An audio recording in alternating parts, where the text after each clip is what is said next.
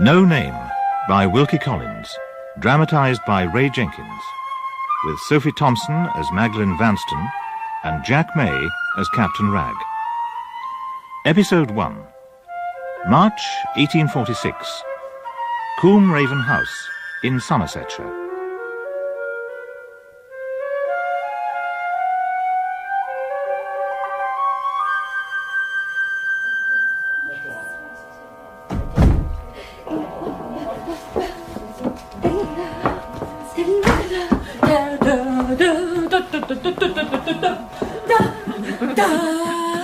Mother! Good morning, good morning, good morning. Late again. Nora, love. Good morning. Magdalen was born with all the senses... Except a sense of order. Good morning, Miss Garth. I'm starving. And what harm has the concert done for you? What form of suffering has last night's dissipation wrought? Suffering? Don't know the word. I'm ready for another one tonight, a ball tomorrow and a play the day after.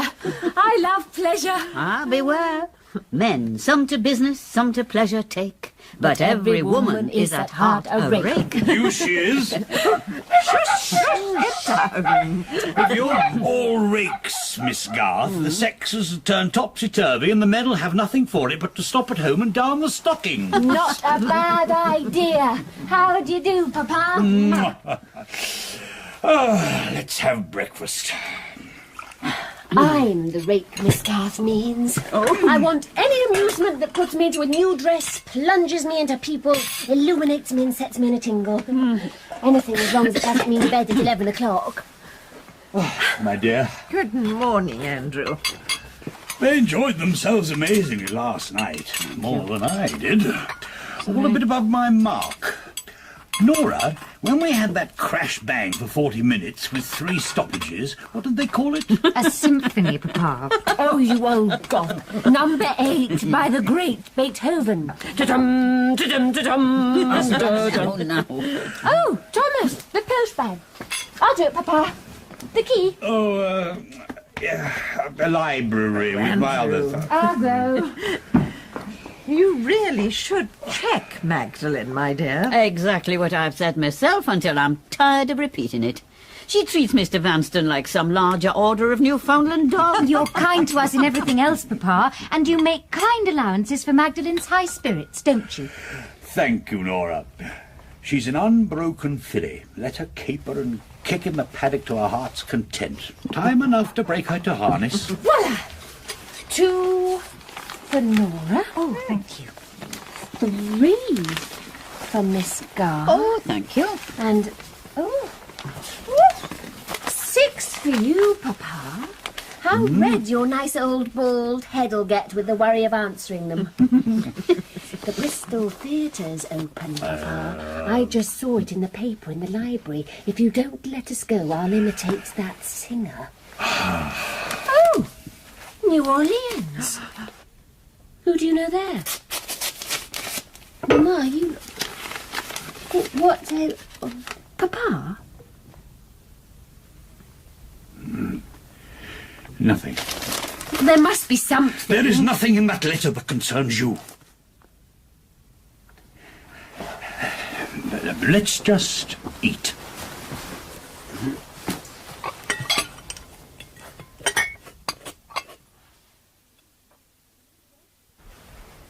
What can have happened? What did Papa mean by being cross with me? May I ask what right you had to pry into your father's private affairs? Right. I have no secrets from him. What business has he to have them from me? I consider myself insulted. If you considered yourself properly reproved for not minding your own business, you'd be a trifle nearer the truth. Now you're like all the rest of the girls in the present day. It's Mama. Not one of you knows which end of us uppermost. My dears, your father and I are going to London tomorrow. Without us? Yes, perhaps for 3 weeks, but no longer. We're going on important family business. Oh, don't hold me, my dear. Mama. This is a sudden necessity, that's all. Now, I have a great deal to do, things to be set in order before tomorrow. Oh, my dear, please, let me go. Oh, and Don't disturb your father.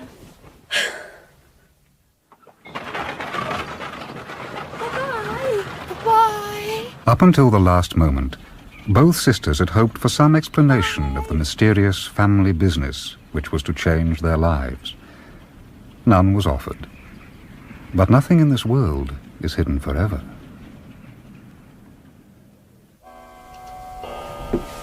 Look up, both of you, if you please, and listen to me. I don't care who knows it. I think we're both of us shamefully ill-used. Magdalene. I've ordered an excellent dinner. And in the meantime, Nora, my dear, you'll find your work and your books in the library. And Magdalene, suppose you leave off tying your handkerchief into knots and use your fingers on the keys of the piano instead. After we've eaten, we'll take the dogs out. And if I see gloomy faces grow any longer, sure as my name's Garth, I'll give your mother written warning and go back to my friends by the mixed train at 12:40.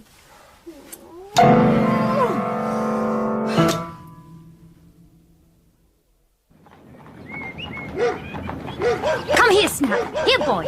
Ben, come here. Oh, Ben. That man in the frock coats are following us. There must be a mile of crepe round his top hat. He keeps on Nora's side of the road. I'm not the main attraction. Don't blame me. Here, boy.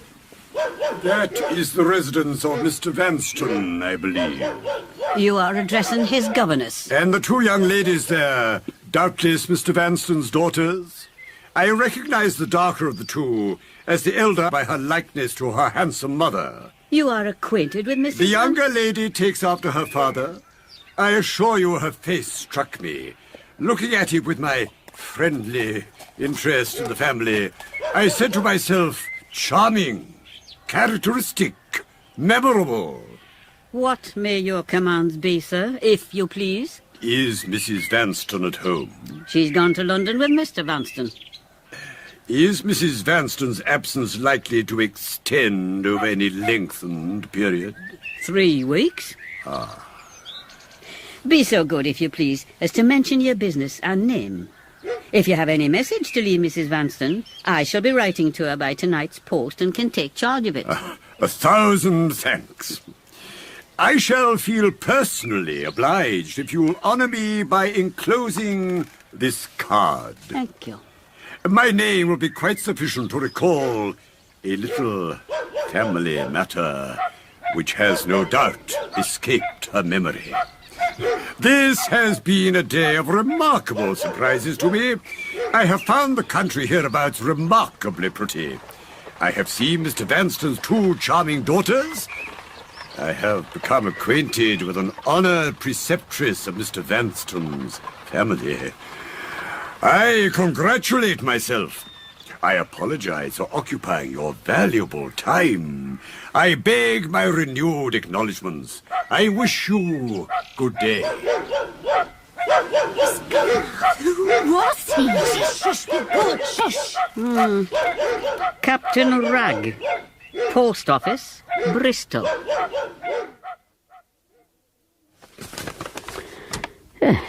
My dear Miss Garth, I'm writing immediately to dispose of any anxiety regarding Captain Ragg. My mother married twice. Her first husband, Dr. Ragg, a widower, arrived with 3 children, and the captain is one of them. Captain Ragg has no claim on me. It's just that to stop him introducing himself to Mr. Vanstone and taking advantage of my husband's generosity, I have from time to time assisted Captain Ragg from my own purse. Oh, you good woman. On condition he never came near the house. He is a man who has reduced his many abilities to disgrace. He was expelled from his regiment. He is a scoundrel, and I've written to him at Bristol. You will see him no more. Now I will set your mind to rest as to our visit to London by making one plain acknowledgement. It concerned the possibility I might again become a mother. My age, the serious illness which afflicted me after the loss of my last boy, meant consulting the highest medical authority. This we have done, and the result is it will be expected towards the end of July, and is the subject of serious future anxiety, to say the least. Dear Miss Garth, this must be kept a secret between us for the moment, if you please. Both Mr. Vanstone and myself look forward to being reunited with you all at Combe Raven on the 23rd. But the letter from New Orleans... Andrew Vanstone's favourite neighbour was Mr. Clare, the possessor of a magnificent library in a tiny cottage on the edge of the Combe Raven estate. There, 3 nights a week, Mr. Vanstone would dispute every imaginable subject under the sun with this pauper with a pedigree, only to meet the next morning on the neutral ground of the shrubbery and be reconciled. His 3 sons Mr. Clare regarded as a necessary domestic evil, and Mr. Vanstone as objects of hearty interest. The only excuse which a poor gentleman has for presuming to exist in the 19th century is the excuse of extraordinary ability. My boys have been addle-headed from infancy. They appear to me to be 3 human superfluities in dirty jackets and noisy boots. Fortunately for the boys, Andrew Vanstone superintended their education, and even found a position for Frank, the eldest. My good fellow, he won't take it. But he shall. You don't look at him with my impartial eyes. He has no mathematics, no industry, no ambition. Frank's a compound of negatives. Hang your negatives. I'll lay you any wage you like he makes the best of it. I think I've got a guinea about the house somewhere. I'll lay you 5 to 1 Frank turns up trumps. It's Frank! Frank? But I thought he was in the north. Frank! Come this way! Magdalene? Miss Nora? Mr. Clare. Mrs. Vanstone, good morning. Dear boy, good morning, sir. Delighted to see you, my boy. What are you doing here? You haven't received the letter, sir? From my employers? Oh, Papa never reads letters if he can help it. I must have stuffed it in, here it is. Papa! The point is this. Despite your father's extreme kindness in believing me and finding me the job, my employers feel it's a waste of time keeping me any longer in employment for which I have no vocation. Oh, but you've been there 3 years. You were liked by everybody. Yes. Ah, come on, sir. Is it your fault you're not an engineer? Plenty of young men begin life with a false start. I wagered your father you'd succeed, and you will. There's plenty of time. What did your father say? I wasn't to interrupt him by making explanations, and I wasn't to frighten the cat, but come here and present his compliments to you, sir, and say I've come back on your hands like a bad shilling, as he always said I would. He keeps his own guinea and he takes your 5, and he hopes you'll mind what he says to you another time. Oh, cheer up, my lad. We'll be even with your father one of these days.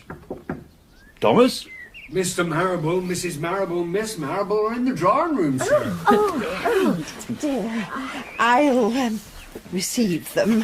Oh, Nora, Magdalene, come and help. Yes, Mum. Please excuse us, Frank. Well, I'll go then, sir, and... No, Frank, don't go.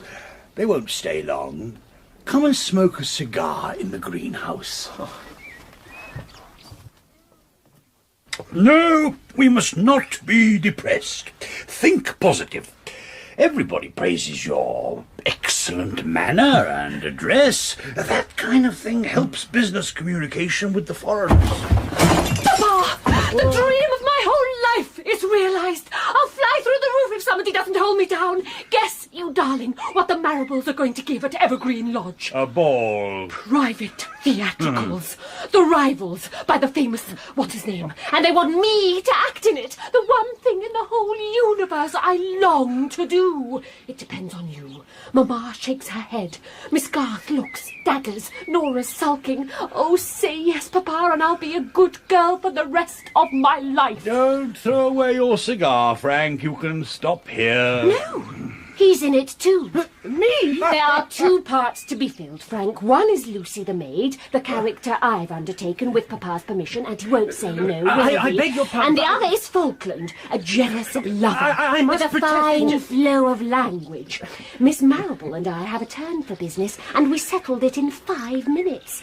Oh, she's a delightful girl. So impulsive, so sensible, and entirely unaffected. And it's her birthday, so come and be introduced. But I've never tried to act. Well, then I'll teach you. What do you know about it? Oh, Papa, be serious. I have the strongest internal conviction I could act every part in the play, Falkland included. Come, Frank, now. Miss Marrable, who had never granted a constitutional privilege to her oppressed parents since the time she cut her first tooth, had appropriated to herself the part of Lydia Languish, and to her favoured swains the principal male leads. An accommodating spinster relative accepted the heavy responsibility of Mrs. Malaprop, and a Miss Featherstone, a lady whose age was unknown, and whose personal appearance was stout, but whose heart was in the right place, volunteered to act the part of the young, sentimental Julia, and brought with her the dramatic qualification of habitually wearing a wig in private life. To these Magdalen and Frank were joined, and handed their parts on the spot. I have 5 scenes. If any more visitors call today, I am not at home. Go somewhere by yourself, Frank, and read over your part, and don't let your attentions wander if you can possibly help it. I shall not be accessible before evening. Thomas? Miss Magdalen? Whatever else the gardener does, he is not to make any floricultural noises under my window. For the rest of the afternoon I shall be immersed in study. And the quieter the house is, the more obliged I shall feel to everybody. Well, Frank? I know I can't do it. May I come in after tea and hear Magdalen's views? Of course you can. And give all our regards to your father. Don't tell him about this acting, please. I'll never hear the last of it. Thank you. What could you possibly be thinking of, Andrew, when you gave your consent? Surely my silence was a sufficient warning. Oh, I don't really see how Papa could have declined under the circumstances. Quite right. Here were these unfortunate people, 2 parts short on one side and Magdalen mad to act on the other. The Marrables are respectable people and keep the best company in Clifton. What harm can she get up to in their house? Let the poor things act and amuse themselves. We were their age once. Andrew. It's no use making a fuss. That's all I've got to say about it. I didn't say to Papa, but the bad result to the acting, in my opinion, will be the familiarity it's sure to encourage between Magdalen and Frances Clare. Nora, you're prejudiced against Frank, my love. I know you're supposed to be jealous, yes, but not dull. You're clever. You can see the difference. I can't. Julia wouldn't love you if you were just dull. I'll play Captain Absolute. Then to cure your anxiety at once, Miss Melville is in perfect health, and is at this moment in Bath. Show surprise and delight. Nay, Jack, don't trifle with me. She is arrived here with my father within this hour. Can you be serious? Frank, you should be pleased. You've got to build up to the last line when you'll be ecstatic. Can you be serious? No. Can you be serious? Can you be serious? I thought you knew Sir Anthony better than to be surprised at a sudden whim of this kind. Seriously, then, it is as I tell you, upon mine honour. My dear friend. Sound pleased. My dear friend. Hello, Dupain. No, you're calling him, Frank. He's a servant. Oh, hello, Dupain, my hat. That means bring me my hat. My dear Jack, now nothing on earth can give me a moment's uneasiness. We will not be discouraged, Frank.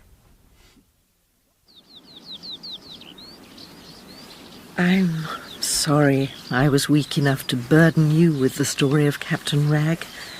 You'll only worry, and that's unfair. May I ask if that's the only source for your being Out of sorts?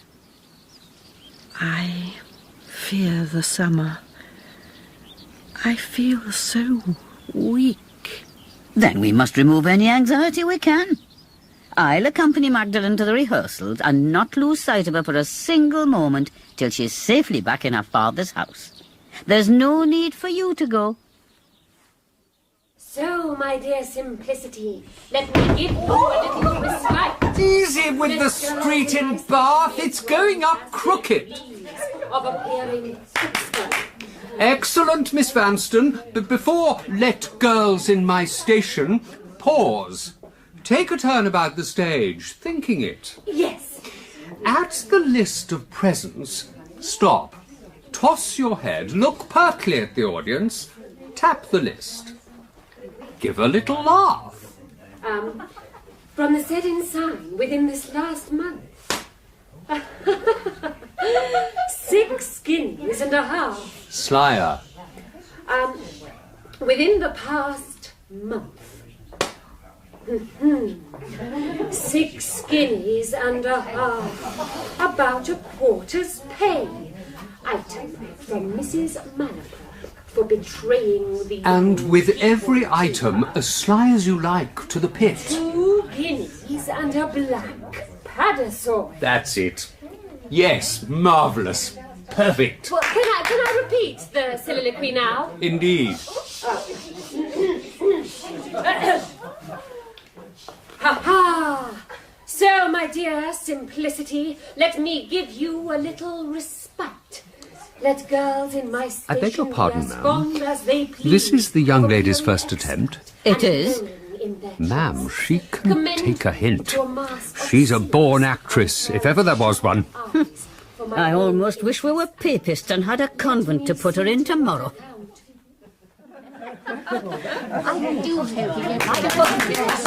Right, ladies and gentlemen, now we've been refreshed, we'll get back... Under a curse. Miss Featherstone has resigned her part. She heard 2 ladies characterize her disadvantages as her hair and her figure. She writes, "It is foreign to her nature to make bad worse by naming names, and the only course consistent with her self-respect is to resign." Mother!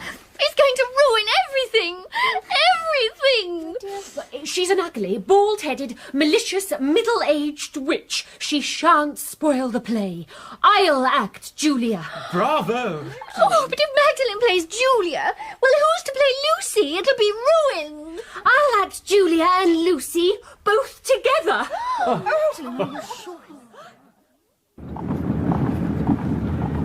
Magdalen, you'll have no time to help me. How am I to do without you? You're Julia's jealous lover. You're always making her cry. Come tonight and make me cry after dinner. You haven't got a venomous old hag in a wig to act with now. It's my heart you've got to break. I'll teach you how. I cannot blame you for defending him, but tell me candidly, Julia, had he never saved your life, do you think you should have been attached to him as you are? Believe me, the rude blast that overset your boat was a prosperous gale of love to him. Gratitude may have strengthened my attachment to Mr. Falkland, but I loved him before he had preserved me. Yet surely that alone were an obligation sufficient. It's the same girl who played Lucy just now. Why? A water spaniel would have done as much.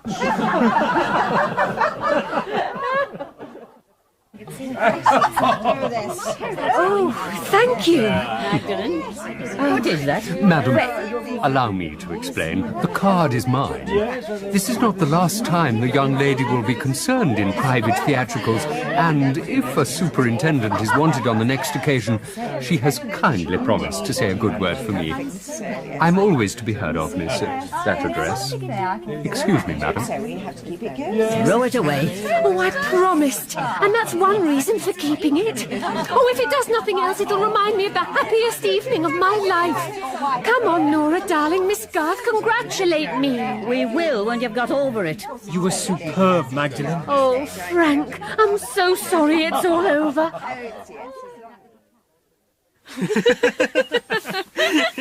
Oh, it's Nora. Where? Call this evening. Yes, I will. Oh, luncheon time already? Have you and Mr. Francis Clare been alone here since 10 o'clock? Oh, how ridiculously formal. Why don't you call him Frank? I asked you a question, Magdalene. Oh, la la, I'm in disgrace. You haven't forgiven me for my acting last night. I couldn't help it, love. I should have made nothing of Julia if I hadn't taken you for my model. It's a question of art. I should have thought twice before I mimicked my sister to an audience of strangers. Exactly. Strangers. How were they to know? Oh, come, darling, don't be angry. You're 8 years older than my 18. You ought to set me an example of good humour. No, of plain speaking. I'm more sorry than I can say, Magdalene, to meet you in the shrubbery at home, talking over the play with my old playmate, whom I've known since I was no taller than this parasol, on his swacky malipos. I'm in earnest. Oh, no doubt of it. Nobody can ever accuse you of making jokes. I have it on my conscience to tell you, and I will tell you. I'm sorry to see a secret understanding growing between you and... Frank, how you do hate him. What has he done to offend you? You pirouette. For shame, Magdalene, you're treating me heartlessly. I am trying to keep my temper. You've always been hard on me and Frank. You talk as if your interests were won already. Oh, what right have you to question me? Whether I like Frank or not, what interest is it of yours? Magdalene, I've watched this Francis Clare. He's unworthy of serious feeling on your part, unworthy of our dear father's interest in him. When father was comforting him and forgiving him the other morning, I saw no shame, distress in him, only thankless, heartless relief, Magdalene. He's selfish, ungrateful, ungenerous. He's only 20 and he has the worst failings of mean old age already. You've taken a perverse hatred. Don't, Nora. You hurt my hand. But I shall never hurt your heart. What have I always told you? A great deal more than I could ever keep in my head. I have always maintained that the one important phenomenon presented by modern society is the enormous prosperity of fools. Over our whole social system, complacent imbecility rules supreme, snuffing out the searching light of intelligence with total impunity, and hoots owl-like in answer to every form of protest. See how well we all do in the dark. One of these days, that hoot will be contradicted, and the whole rotten system of modern society will come down with a crash. God forbid. Well, now for the application of it to my lout. Read this. Ah, Andrew. Frank's got another chance. Oh! There, read it, my dear. I've been over with Mr. Clare. Where? London, the city. A bit of a friend of a rich cousin, that sort of thing. But a great mercantile firm. Oh, it's wonderful. His father's convinced that society's in a conspiracy to force him to the top of the tree. Oh. When? Tomorrow. He'll be received in the office on a very different footing from that of the ordinary clerk. He'll be pushed on at every available opportunity. And the first good thing the house has to offer, home or abroad, will be at his disposal. If he shows common diligence, his fortune's made. Wonderful, wonderful news! Eh, Magdalene? Goodbye, my dear Frank. Oh, goodbye. Bye. Good luck. Frank! Oh, Frank! Take this. It's a lock of my hair. Magdalene, I wish we had more time. Frank. Oh, go and win. Yes. You've always told me, sir, a man's business is to conquer his difficulties and not to talk about them. All the same, I wish I didn't feel quite so loose in my figures. You're right. Yes, and tell you all how I get on. Sir, I'm very much obliged for your kindness, and very sorry I couldn't succeed with the engineering.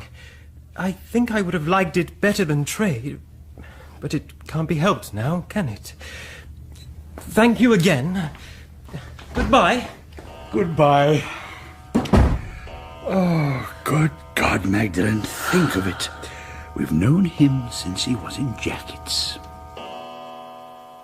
Spring and early summer wore away into the airless nights, cloudless mornings, and sultry days of July, the month Mrs. Vanstone dreaded. I'm back with my lunch. Mr. Frank! Hear his story, all of you. It's reconciled me for the first time in my life to the anomaly of his existence. Go on, Frank. The house feels I need some special stimulus. Yes. They feel I should enter the house of their correspondents in China. China. Familiarizing myself on the spot with the tea and silk trade. For how long? 5 years. 5 years. 5 years. At the end of that period, I'd return. Fit for a position of trust and justified in looking forward to a time when the house would assist me in starting a business for myself. Wonderful! You've agreed? My answer has to be at the office on the 20th. Go, boy, go! I think it's marvellous, Andrew, you're within your wage.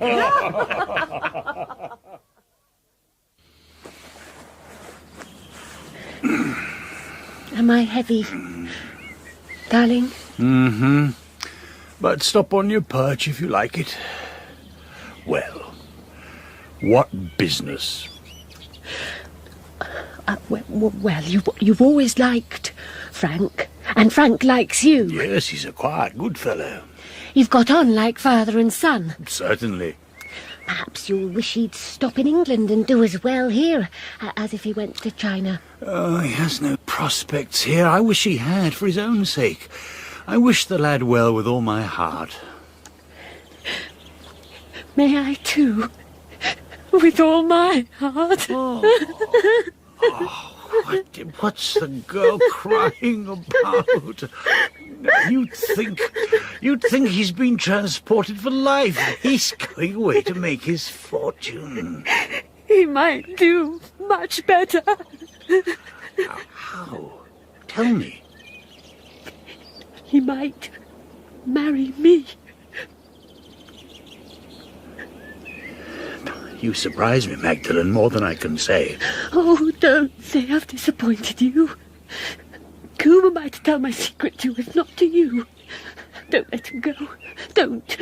He's afraid to tell his father. There's nobody to speak for us except me. Oh, don't let him go. Don't, for my sake. Hush, my love, hush. Are you sure? Oh, what words can say yes for me? I love him. You're both very young.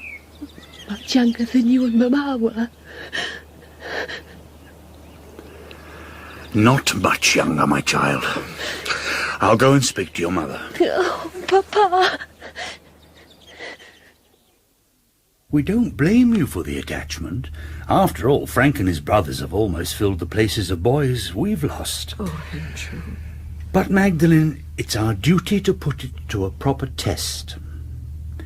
Frank will remain in London for 1 year more. If he fails to justify the confidence placed in him, the marriage scheme will be considered from that moment at an end. But if he succeeds, then the future his present employers have placed before him will be realized by the dowry of a young wife. Oh, Papa. Oh, Mamma. Magdalene, dear. My plan is, if and when the house places a good partnership at Frank's disposal, you will give him the money to buy it out of hand. I shall limit the sum, my dear, to half your fortune. The other half shall be settled upon yourself. My will have the usual divisions. But no gloomy faces. Your mother and I mean to live to see Frank a great merchant. Yes. Yes. Now, come on, leave your mother. She needs to rest. Oh, thank you, Mamma. My dear Magdalene. While you enlighten the son, I must consult the father. You don't think he'll say no? I hope he'll say yes. Why should he say anything else? Papa? You have nothing on your head, my dear. If you want to be in the garden, don't forget how hot the sun is. Don't go out without your hat. Magdalene, I beg you to forgive me. What for? I've heard of your new prospects. I wish to set things right between us. Will you forget and forgive what happened in the shop?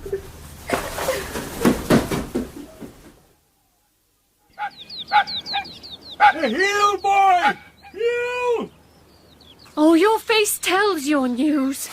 Mr. Clare's been as heartless as usual. Magdalene, whenever you speak of my old friend and neighbour again, bear this in mind. He has just laid me under an obligation which I shall remember gratefully to the end of my life. Sorry. Give me a kiss, then, and I'll tell you in return, Mr. Clare has said yes. Oh, Papa, you frightened me. I'll be right again tomorrow. I'm a little upset. Now let me go, dear. I have a letter to write to my solicitor. Take Snap and find Frank. Oh, come on, boy. Find Frank. Find Frank. Nora? Papa? Are you going anywhere near the post office? Well, we can. I've written to Mr. Pendrell, and I expect him here tomorrow afternoon. We will arrange a room for him as usual, Miss Garth. Of course. Now I've got an engagement at Grailsea Mill on Saturday, but I must be here for Pendrell. I'll go today, that's it. Catch the down train. Don't lose the letter, Nora, dear. No. I won't keep dinner waiting, Miss Garth. If the return train doesn't suit, I'll borrow a gig.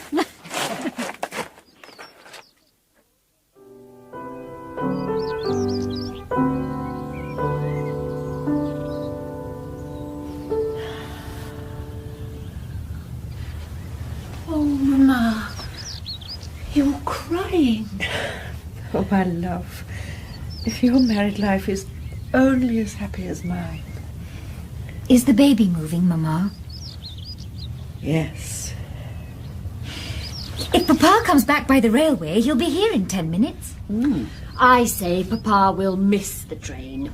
As usual, he'll romp with the miller's children, gossip with the mother, then at the last moment, when he's got 5 minutes left to catch the train, he'll say, "Let's go in and look at the books." He'll find them dreadfully complicated. He'll suggest sending for an accountant. He'll settle the business offhand by lending the money in the meantime, and he'll jog back in the miller's gig.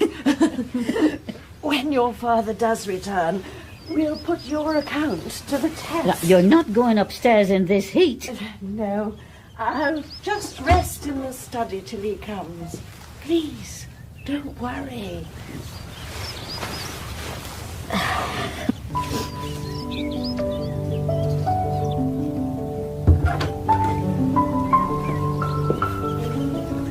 A person wishes to see you, ma'am. Oh, who is it? A respectable-looking man. Oh.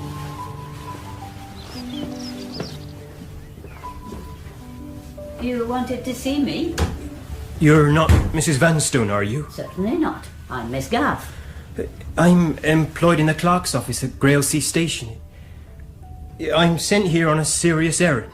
Serious to me? To all in this house. Stop. Tell me the worst and don't speak loud. There's been an accident. The down train at 1:50. The one Mr. Vanstone... Yes, ma'am. I was sent here by the up train. The line was just cleared in time for it.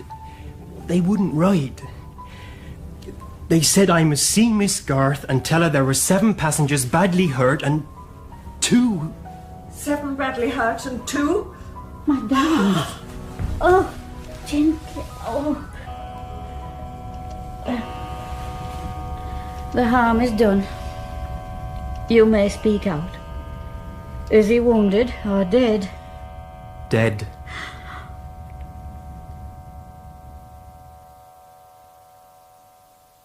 Oh, Mr. Clare. Is she better or worse? No better. If there is any change, it is for the worse. Has the doctor given her up? Well, he's not concealed from us that she's in danger. We can only pray. If you believe in prayer. Sir, at a time like this... Pray as you've never prayed before, for the preservation of Mrs. Vanstone's life and the child's. The lawyer's expected at what time tomorrow? 3 o'clock. Frank will be at the station and bring him to the cottage. We'll have a bed for him.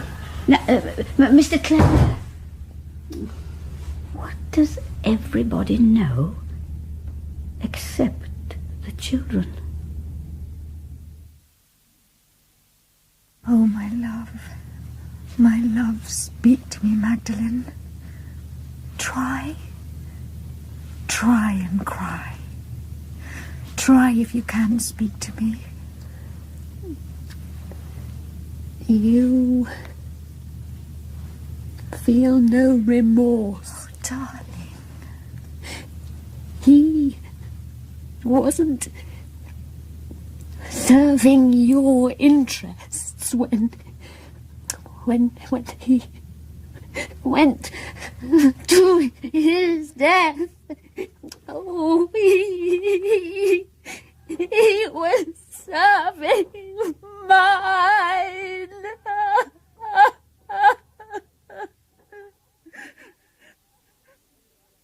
Mr. Pendrell writes, if any change for the better in Mrs. Vanstone should take place, I entreat you to let me know of it immediately. It is of the last importance that I should see her in the event of her gaining strength enough to give me her attention for 5 minutes, and of her being able at the expiration of that time to sign her name.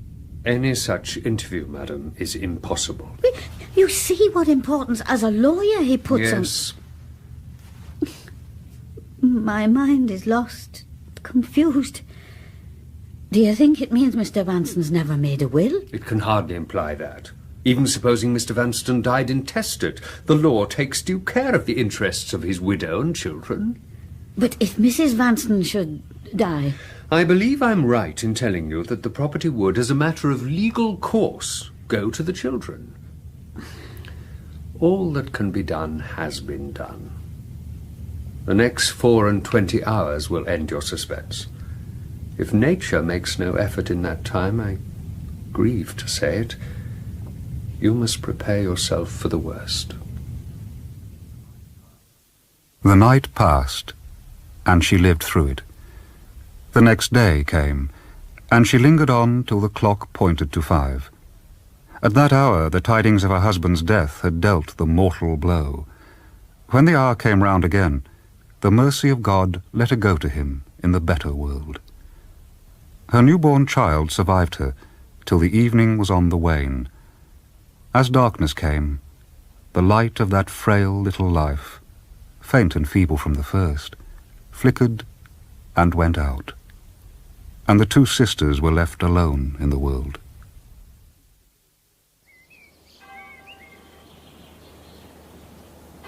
I've had this answer from your employers, Francis. In consideration of what has happened, they'll allow the offer they made to stand over for 1 month.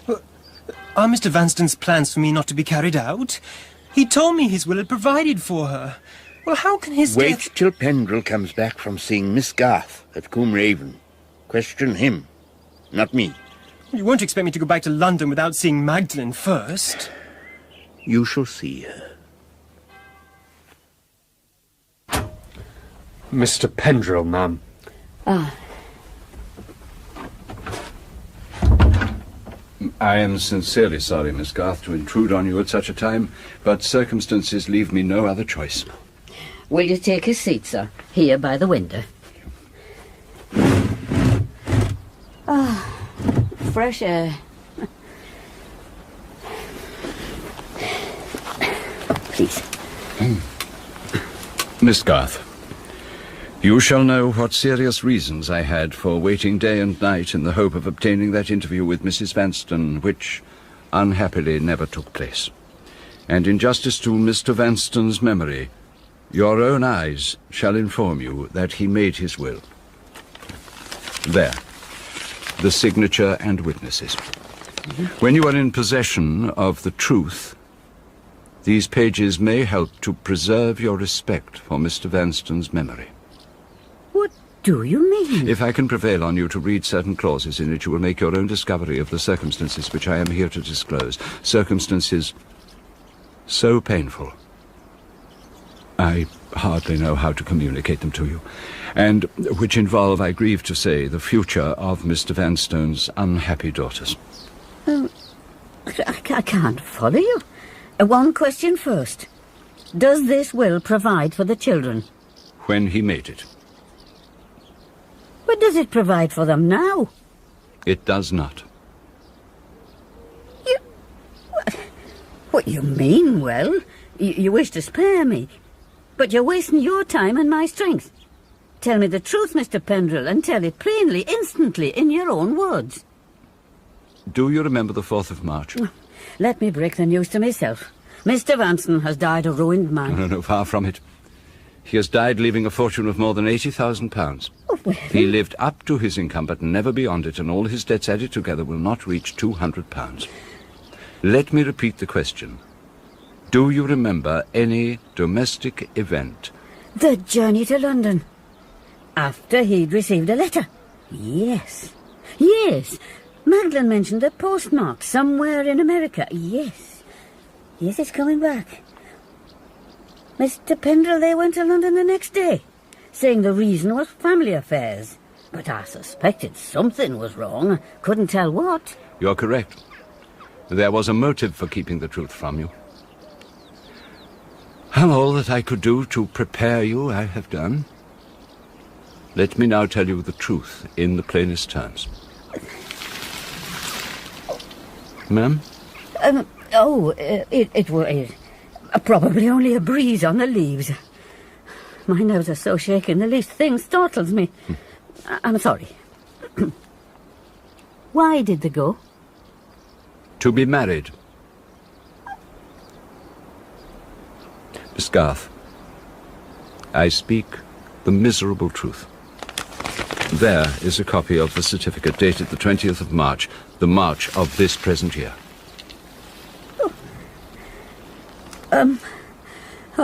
Bear with me a little, sir. I can't believe it yet. If the aspect of Mr. Vanstone's character I'm about to present to you seems at variance with your later experience, bear in mind you knew him first as a man of 40. When I first knew him, he was 19. Pray continue. Mr. Vanstone's father was a manufacturer in the north of England. He married early, and there were 6 or 7 children. Michael, the eldest son, still living, is an old man turned 70. The last, and by many years the youngest, was Andrew. I became the family solicitor when he was 19. Andrew entered the army and was ordered out with the regiment to Canada, leaving, I'm afraid to say, his father and his elder brother seriously at variance. The father was a man of fierce temper. His son had set him at defiance, and the father declared in the most positive terms he would never see Michael's face again. Despite my entreaties and those of his wife, he tore up in our presence the will which provided for Michael's share of his father's inheritance. Meanwhile, I'm equally afraid to say, Andrew became acquainted in Quebec with a woman of great personal attractions who said she came from one of the southern states of America. She obtained an immediate influence on him. He was just 21. She led him on with merciless cunning, and he committed the fatal error of his life and married her. Now, she'd been wise enough to persuade Andrew up to the marriage ceremony to keep their proposed union a secret, but when 3 months later a chance disclosure exposed the life she'd led before her marriage, but one alternative was left to her husband: instant separation. One of Andrew's superior officers, a Major Kirk, if I remember right, found him in his quarters, a loaded pistol by his side. Major Kirk saved the lad's life and hushed up the scandalous affair by a compromise. The marriage being perfectly legal, and the wife's misconduct prior to the ceremony giving her husband no claim to his release from her by divorce, it was only possible to appeal to the wife's sense of her own interests. A handsome allowance was secured her, provided she never appeared in England or used her husband's name. She accepted all other stipulations and, to my knowledge, never annoyed Mr. Vanston. All she wanted when marrying him was money, and money she got. Andrew sold out of the army, and the first intelligence that reached him on his return to England was news of his father's death. To my surprise, a will appeared among his papers, maintaining his vindictive purpose towards his eldest son. Now, speaking in round numbers, the division of property stood thus. Before the mother's death, Andrew had £70,000, and Michael, the eldest, nothing. Oh. As we get on from past to present, my dear Miss Garth, keep in mind the terrible inequality of Michael's inheritance and Andrew's. Andrew's first impulse was to propose dividing his inheritance with his elder brother, but there was one serious obstacle in the way of this, a letter from Michael waiting for Andrew in my office, charging him with being the original cause of the estrangement between him and his father. Andrew wrote to his brother in the most forbearing terms. The answer received was as offensive as words could make it, the offer being regarded as bribery. Michael had inherited his father's temper. After this, nothing more could be done. Michael withdrew to the continent, inheriting his mother's fortune. Michael is now passing the close of his days either in France or Switzerland, a widower with one son. Andrew and he never met again or even communicated by writing. They were dead to each other. You can now estimate Andrew's position. Possessed of a fortune, he was alone in the world. In sheer despair, he let his own impetuous youth drive him on. A woman's falsehood had driven him to his ruin. A woman's love saved him. Let us not speak of her harshly, for we laid her with him yesterday in the grave. I was with Andrew at the ball where they met. She produced the strongest impression on him the moment he saw her. Circumstances were against her from the start. Unhappy at home, her family and friends were mean, underhand people in every way unworthy of her. That meeting that night decided their fortunes. Other meetings followed, and when the confession of love escaped her, Andrew took the one course of all others most dangerous to them both. His frankness and sense of honor forbade him to deceive her. He opened his heart and told the truth. Generous, impulsive, passionately fond of him, she saw and saw truly she stood between him and his ruin. She decided and saved him. She set herself from the first to accomplish the one foremost purpose of so living with him in the world's eye as never to raise the suspicion that she was not his lawful wife. This was accomplished in Ireland, Devon, and finally here. They neither courted nor avoided notice. They were simply happy in themselves, in their children, and in their quiet rural life. Nothing occurred to disturb their happiness until the announcement of his wife's death reached Mr. Vanston in that letter from America which you saw placed in his hand. I have one question before you go on. My heart aches for the children of my love, more than ever my children now. Is there no hope for their future? I can only place the truth before you. The marriage their parents recently entered into destroyed this will and has left the daughters dependent on their uncle. Mr. Michael Vanston? Yes. Their father's bitterest enemy? Oh, how can it be? Give me your attention for a final few moments. Were you in the secret of their marriage when it took place? No, unhappily no. I was at sea on my way to the West Indies, and I didn't return until the middle of June. Barely a month later, the first indication of his marriage reached me in a letter he'd written himself on the day of his fatal accident. We posted it. The reason was the attachment between his daughter and Mr. Clare's son. Yes. Mr. and Mrs. Vanston agreed Mr. Clare should be told before things went any further. In the course of conversation, Mr. Vanston mentioned the financial arrangements he'd made and naturally referred to his will. Mr. Clare, remembering his friend had been married in the March, asked when this will had been executed. On receiving the reply 5 years since, he astounded Mr. Vanstone by telling him the document was worthless. How? A man's marriage destroys the validity of any will he may have made as a single man. The will has to be remade as a married man's. At Bristol I heard of the crash, and then of Mr. Vanstone's death. I was met here by Mr. Clare's son. At the cottage I drew up a will for Mrs. Vanstone. Mr. Vanstone having died intestate, 1/3 of his fortune would go to his widow. As children born out of wedlock, the daughters would have no share. The one chance left was that their mother might sufficiently recover to leave her 1/3 to them. Her death left the infant who survived her by a few hours possessed of the whole of Mr. Vanstone's fortune. On the child's death, the next of kin to the legitimate offspring takes the money. The whole £80,000 has virtually passed into the hands of his paternal uncle, Michael Vanstone. Miss Garth, we must look facts squarely in the face. The law leaves Mr. Vanstone's daughters at their uncle's mercy. They are nobody's children.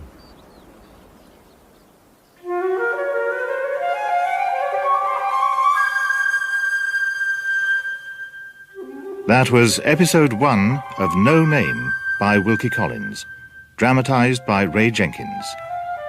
Magdalen Vanstone was played by Sophie Thompson, Captain Ragg by Jack May, Nora Vanstone by Elizabeth Mansfield, Miss Garth by Kathleen Helm, Mrs. Vanstone by Joe Kendall, and Mr. Vanstone by Michael Graham Cox.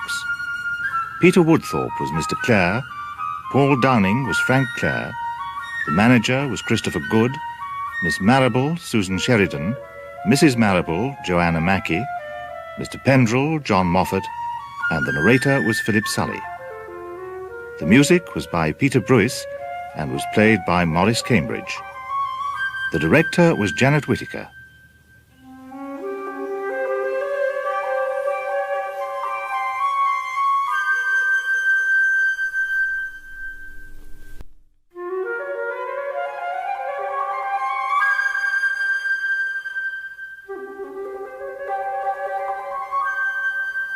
No Name by Wilkie Collins, dramatised by Ray Jenkins, with Sophie Thompson as Magdalen Vanstone, Jack May as Captain Ragg, and Vivian Pickles as Mrs. Ragg.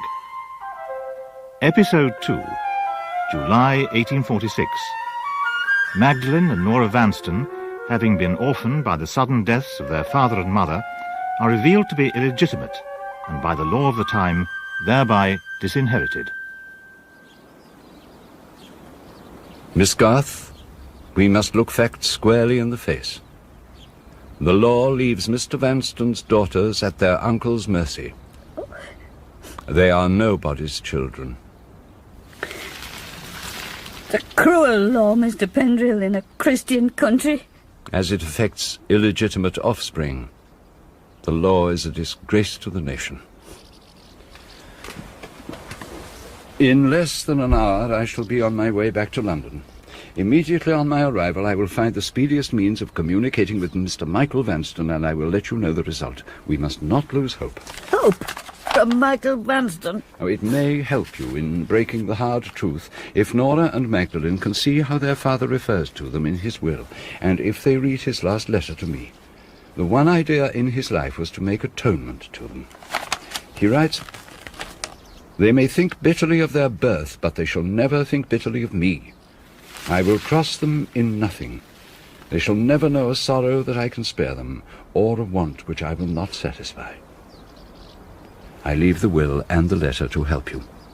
I give them both into your care."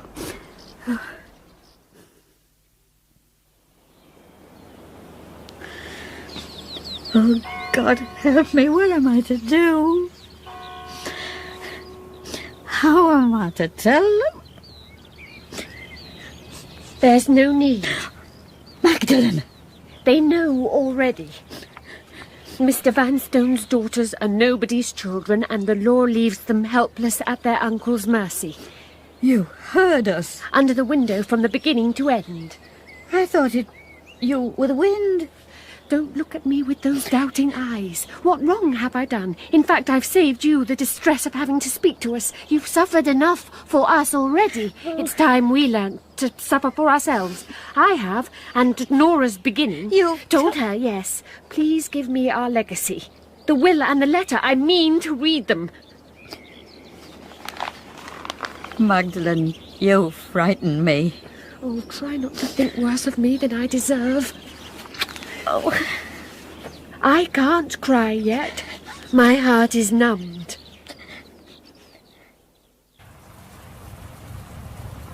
Bad news, ladies. I'm an enemy to all unnecessary suspense. Bad news. Please be seated, Mr. Clare. Thank you, ma'am. Mr. Pendrell. Thank you.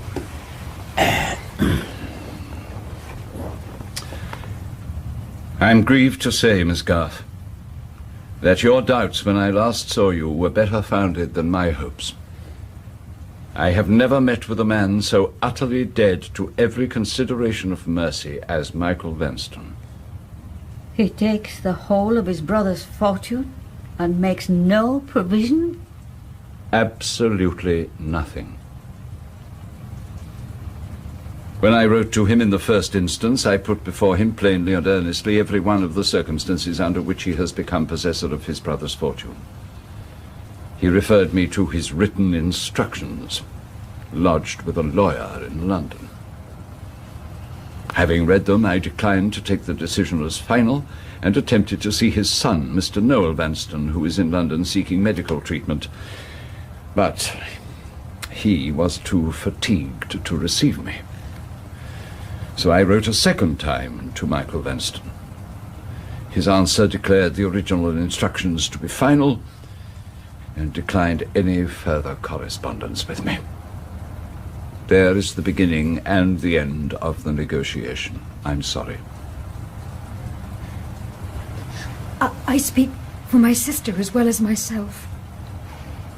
We have tried to restrain ourselves from hoping too confidently, but we are deeply grateful for your kindness. You have a copy with you of my uncle's written orders. Yes? May I see it? Now, pray oblige me by not pressing your request. Why should you agitate yourself? I am sensible to your kindness, sir, but I can bear pain. This decision is more serious to me for private reasons than it is to my sister. He has robbed us deliberately, and I think we have a right if we wish to know why. You've relieved your conscience, Pendrell. Give her the right she claims. It is her right if she will have...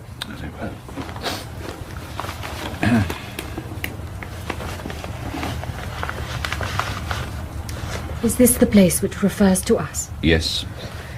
Decide, Nora. Shall I read this out loud or to myself? To yourself. As you wish. I understand that my late brother left 2 illegitimate children, both of them of an age to earn their own living. Various irregular considerations have been urged in respect of these persons by their solicitor. Be so good as to tell him I wish the persons concerned to know, once and for all, that I receive the money not only as my right, but also as a proper compensation for the injustice which I suffered from my father, and a proper penalty paid by my younger brother for the vile intrigue by which he succeeded in disinheriting me. His conduct when a young man was uniformly discreditable and continued to be so. He appears to have systematically imposed a woman on society as his wife, who was not his wife, and to have completed the outrage on morality by afterwards marrying her. Such conduct has called down a judgment upon himself and his children. I will not invite retribution on my own head by associating with them. Let them, as becomes their birth, gain their bread by situations. If they show themselves disposed to accept their proper status, I will assist them to start virtuously in life by a present of £100 each. On the express understanding that the transaction so completed is the beginning and end of my connection with them. May I ask one more favour?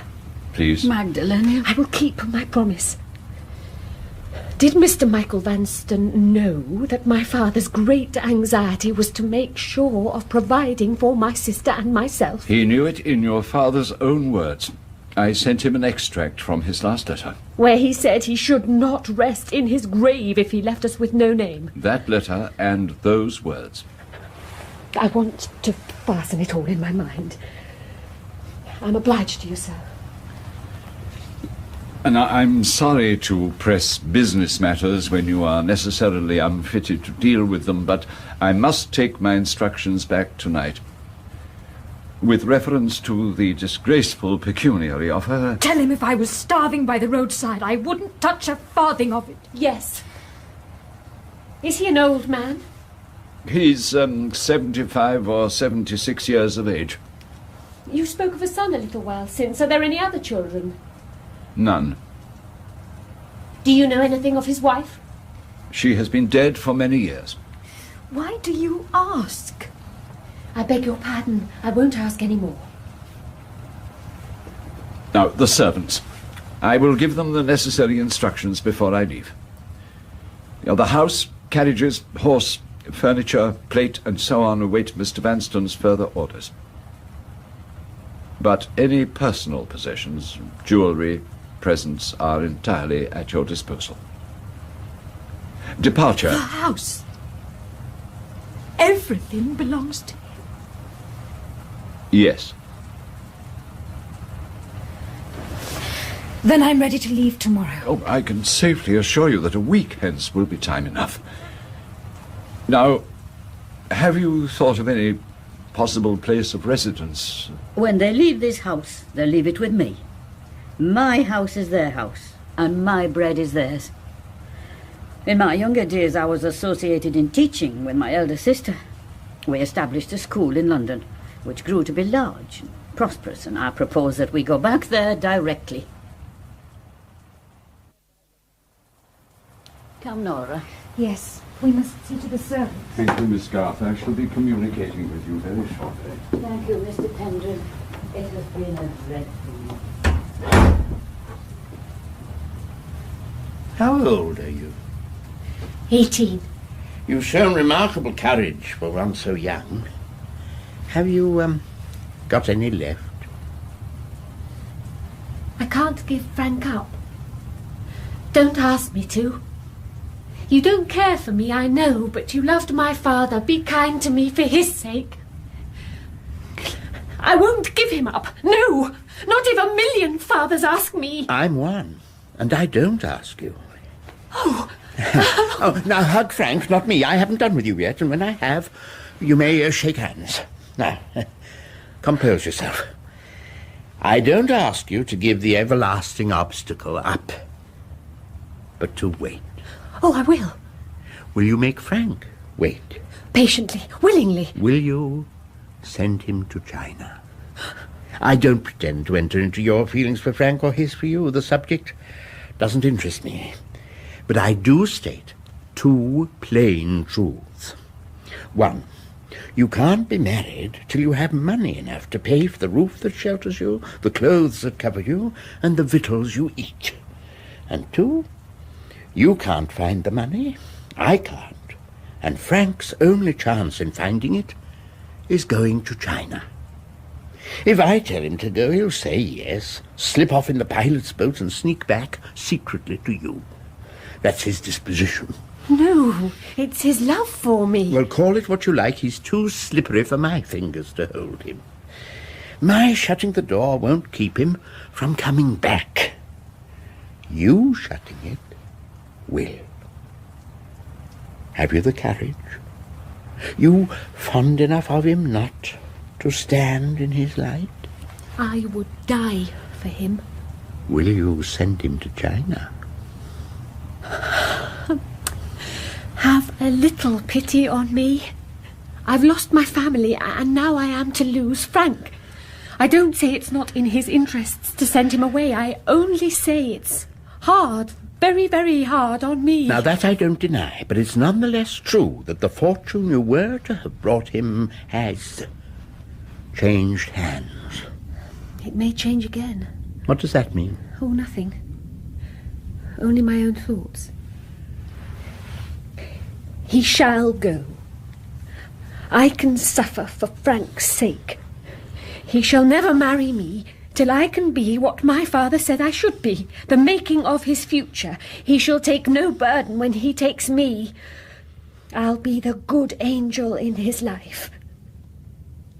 I'll help you. The rain stopped, and we shake hands. There. Suppose there should be some change for the better. So suppose I could come to Frank, as my father said, before the 5 years are out. If it gives you courage, hope on. If this impossible good fortune of yours ever happens, my dear, tell me, and Frank shall come back. In the meantime, you have my promise. Oh, Frank. Mr. Clare? Is it all over? Does Frank go to China? Be careful how you manage that sister of yours. She's one great misfortune to contend with. She's not made for the ordinary jog-trot of a woman's life. I don't say I can see straight to the end of the good or evil in her. I only warn you, her future will be no common one.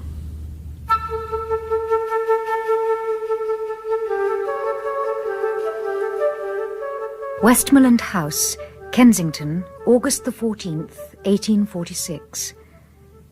Dear Mr. Pendrell, we have left Combe Raven. Oh, what a cruel last night it was. No moon, no stars, such deep stillness. The sense of loneliness quite overpowered me. You will say at 26 I'm old enough to have controlled myself, but I stole into Magdalen's room, just as when we were children. She was sitting with her writing materials before her, thinking. Lie down. I'll soon follow.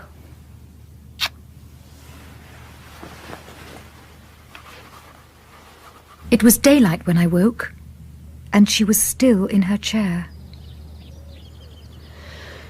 I'll sleep when we've left here. I'll be better when it's all over and I've bid Frank goodbye. You'd better take Father's will and the letter. I've made copies of all he says of us in them. That's all I want for the future. Magdalen is very unaccountable to those who don't know her intimately. I can't help telling the smallest things about her which may, in my judgment, end in making you think of her as I do, as possessing a noble nature. We were all surprised to find a strange letter on the breakfast table, addressed to Miss Garth from Captain Ragg. He expresses as much sympathy on his discovery of our affliction in the newspaper as if he had been really intimate with us, and he begs to know, thus revealing total ignorance of all that has actually happened, whether it is thought desirable that he should be present at the reading of the will. The weather being showery, we arranged that Francis Clare should meet Magdalen in the morning room. At the end of half an hour, I came downstairs. It isn't fair. You keep changing your mind. Why things are changing this way? My love. One minute you love me, and the next I don't want to die. Leave me! Out! Leave! May I ask the reason for this extraordinary violence? No! Be good enough to imagine it for yourself and leave us immediately. What have I done? I can enter into no discussion with you. I only request you to leave us! In this business, all the sacrifices have fallen to my share. I'm the only one who has any heart. All the rest of you are as hard as stones, Magdalen included. Please leave! In one breath she says she loves me, the next she tells me to go to China. What have I done to be treated? Will you please leave? I only want to stay at home. And what's the consequence? Your This was all that passed between us. If he gives any other account, what he says will be false. Mr. Clare told Miss Garth later he would take the necessary measures with your assistance to see him safely on board his vessel when the time came. When I spoke angrily to Magdalen of his conduct, she refused to listen and laid all the blame for the dreadful state in which I had found her entirely on herself. Am I wrong in telling you she has a noble nature? If you had seen how she suffered on our last visit to the grave, you would never doubt her again. I had to take her from the place almost by force. Then she broke free, ran back and tore up a handful of grass in a frenzy, and said something to herself. I felt terrified at the sight of her. Then the paroxysm left her as swiftly as it had come.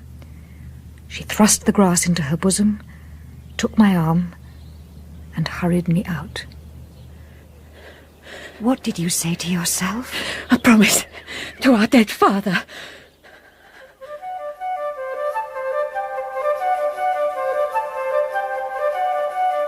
Westmoreland House, Kensington, 23rd September, 1846.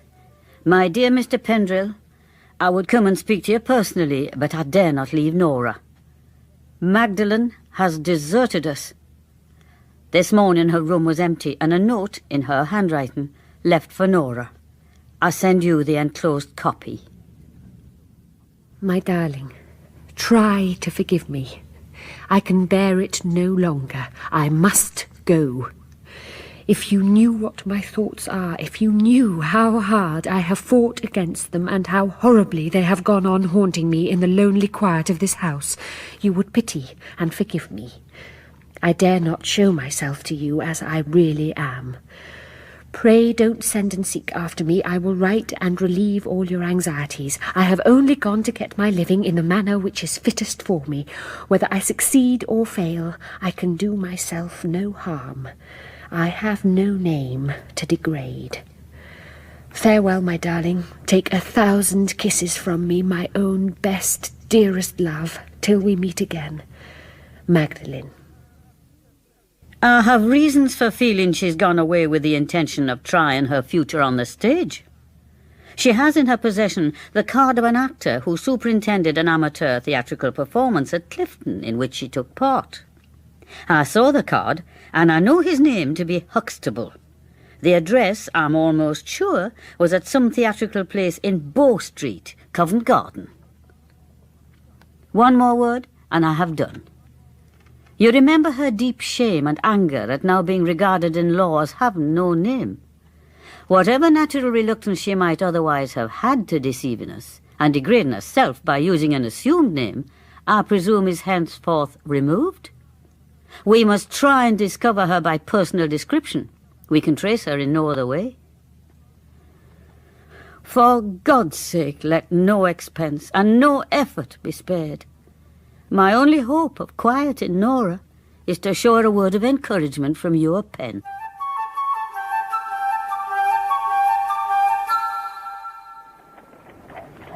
Sergeant Bulmer? We traced the young lady, sir, to the theatrical agents in Bow Street. We know, sir, on her producing Mr. Huxtable's card, the agent wrote his address down for her, and she ordered a cab to drive her to the Great Northern Terminus. We believe she left by the 9 o'clock train, and we followed her by the 12 o'clock. And? I've ascertained, sir, she called at 2:30 at Mr. Huxtable's lodgings in York. Found he was out and not expected back till 8 in the evening. She left, said she'd call again, and never came back.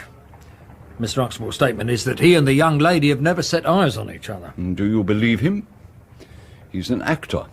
Well, to the best of my knowledge, he's a perfectly honest man, sir. The young lady sets out with a certain object before her. Instead of going on to the accomplishment of that object, she stops short. Why has she stopped? And where? That, sir, is the itch in the case. Then what next? Well, I've left one of my men in daily communication with the authorities, sir. I've also taken care to have the handbills of her widely circulated, and I've completed the necessary arrangements for seeing that the playbills of all country theatres and companies well looked after. Luckily for us, sir, theatres are in a bad way, Except in the large cities, hardly one of them is open, sir, so we can keep an eye on the rest with little expense, sir. I don't by any means despair of finding our young lady, bringing her back to her friends safe and well, sir.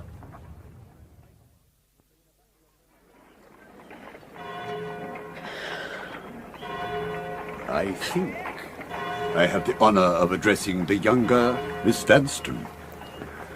Deeply gratified, I'm sure, for more reasons than one. You are mistaken. Pardon me, I am a species of relative. I had the pleasure of seeing you in the spring of the present year. I presented myself on that memorable occasion to an honored preceptress of your late father's family. Permit me, under equally agreeable circumstances, to present myself to you. My name is Ragge, W-R-A-G-G-E, Ragge. I remember your name. Excuse me, I have an engagement. Not in that direction, Miss Vanston, I beg and entreat. That is the way leading to Mr. Huxtable's. H-U-X. Hux. What do you know about him? This is a handbill. There is just enough light left for young and lovely eyes to read by. Allow me. £50 reward. Left her home in London early on the morning of September the 23rd, 1846. A young lady, age 18. Dress deep mourning.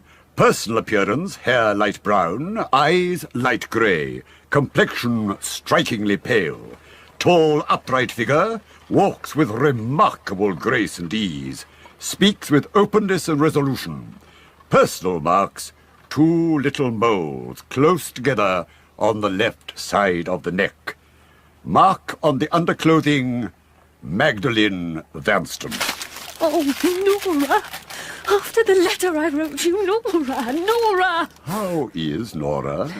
Is the mark of my neck described all over York? At present, I have every reason to believe we have just perused the only copy in circulation. Ah! Torn! And to the wind over the walls! Bravo! The family spirit, Miss Vanston. We all inherit our hot blood from my maternal grandmother. How did you come by it? My dear creature, I've just told you from my maternal... The handbill. I beg 10,000 pardons. Briefly, when it is one of one's regular habits to glean the human field, Miss Vanston, one is more or less fond of haunting large railway stations. I was there today to observe the arrival of the train from London at 20 minutes to 6. A sudden parting of the crowd near the second-class carriages, I push in. A decently dressed man, assisted by porter and policeman, is attempting to rescue printed handbills. Observing £50 reward, I offer to assist. I secrete a copy and follow the gentleman to the ferry at the North Street postern. There I read the handbill, almost betraying myself with a loud exclamation of surprise at your name therein. I now devotedly follow the man. He enters a street, stops at a house, and rings the bell. I, in turn, go to the next house, affect to ring the bell, but in effect, listen. Does Mr. Huxtable live here? Is he at home? No. He'll be back at 8. I think a young lady called here early in the day. Yes? Did she see Mr. Huxtable? No. Said she'd come back at 8. Well, I'll call and see Mr. Huxtable at the same hour. Any name? No. Say a gentleman called on theatrical business. That will be enough. I no longer follow him. This is a family matter. How was a young lady in your critical position, my dear, likely to while away the hours until Mr. Huxtable's return? Visit the Minster? Pass the hour. Waiting room at the station? Too risky. In a pastry cook's, perhaps. But a lovely autumn evening, a light breeze, must be out of doors, but somewhere quiet. What What is the quietest place in York? The place every stranger goes to see. The Walk on the Walls. And here, my dear, lamplit you are. Go on. Shocked to disappoint you, I'm sure. But the fact is I have done. The end. You mean to earn the £50 reward. Smart! Some men might take it seriously. I'm not easily offended. Try again. It occurs to me you might have spoken in earnest. My poor child, how can I earn the £50 before the reward is offered me or the handbills publicly posted? Precious as you are to all your relatives, and myself included, take my word for it, the lawyers managing this case will not pay £50 for you if they can possibly help it. Are you still persuaded my needy pockets are gaping for the money? Very good. There is a train to London at 9:45 tonight. Submit yourself to your friends' wishes and go back by it. Never. That vile handbill has decided me. Oh, I forgive Nora, but not Mr. Pendrell and not Miss Garth. If you are to be your own mistress much longer, you must take some course of action before 8 o'clock. Mr. Huxtable is out of the question. For tonight. But what stops me from writing to him and making my own private arrangements for tomorrow? To get to tomorrow, you must first pass through tonight. Where are you to sleep? There are no hotels in York. For large families, for single gentlemen, excellent ones. The very worst places in the world for beautiful young ladies who present themselves without male escort or maid in attendance and without a single article of luggage. My luggage is at the cloakroom. Think. Pray think. Do you really suppose that the people who are looking for you haven't an eye on the terminus? We are within 5 minutes of my present address. Allow me to offer. No? You distrust me. Good heavens, is it possible you've heard anything to my disadvantage? That you are a rogue.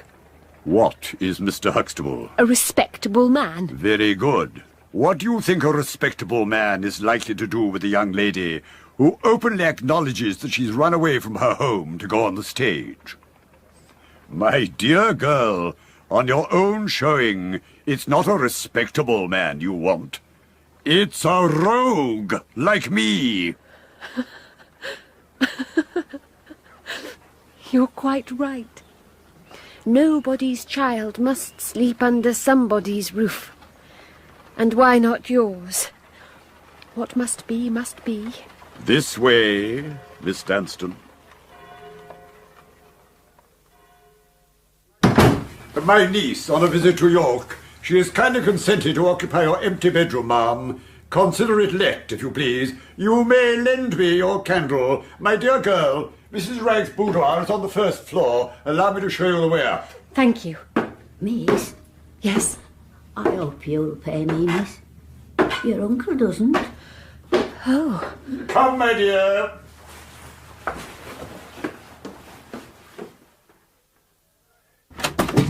Mrs. Ragg! Mrs. Ragg! Oh! A female figure with faded blue eyes slowly rose. When she had at last attained an upright position, she towered to a stature of 2 or 3 inches over 6 feet.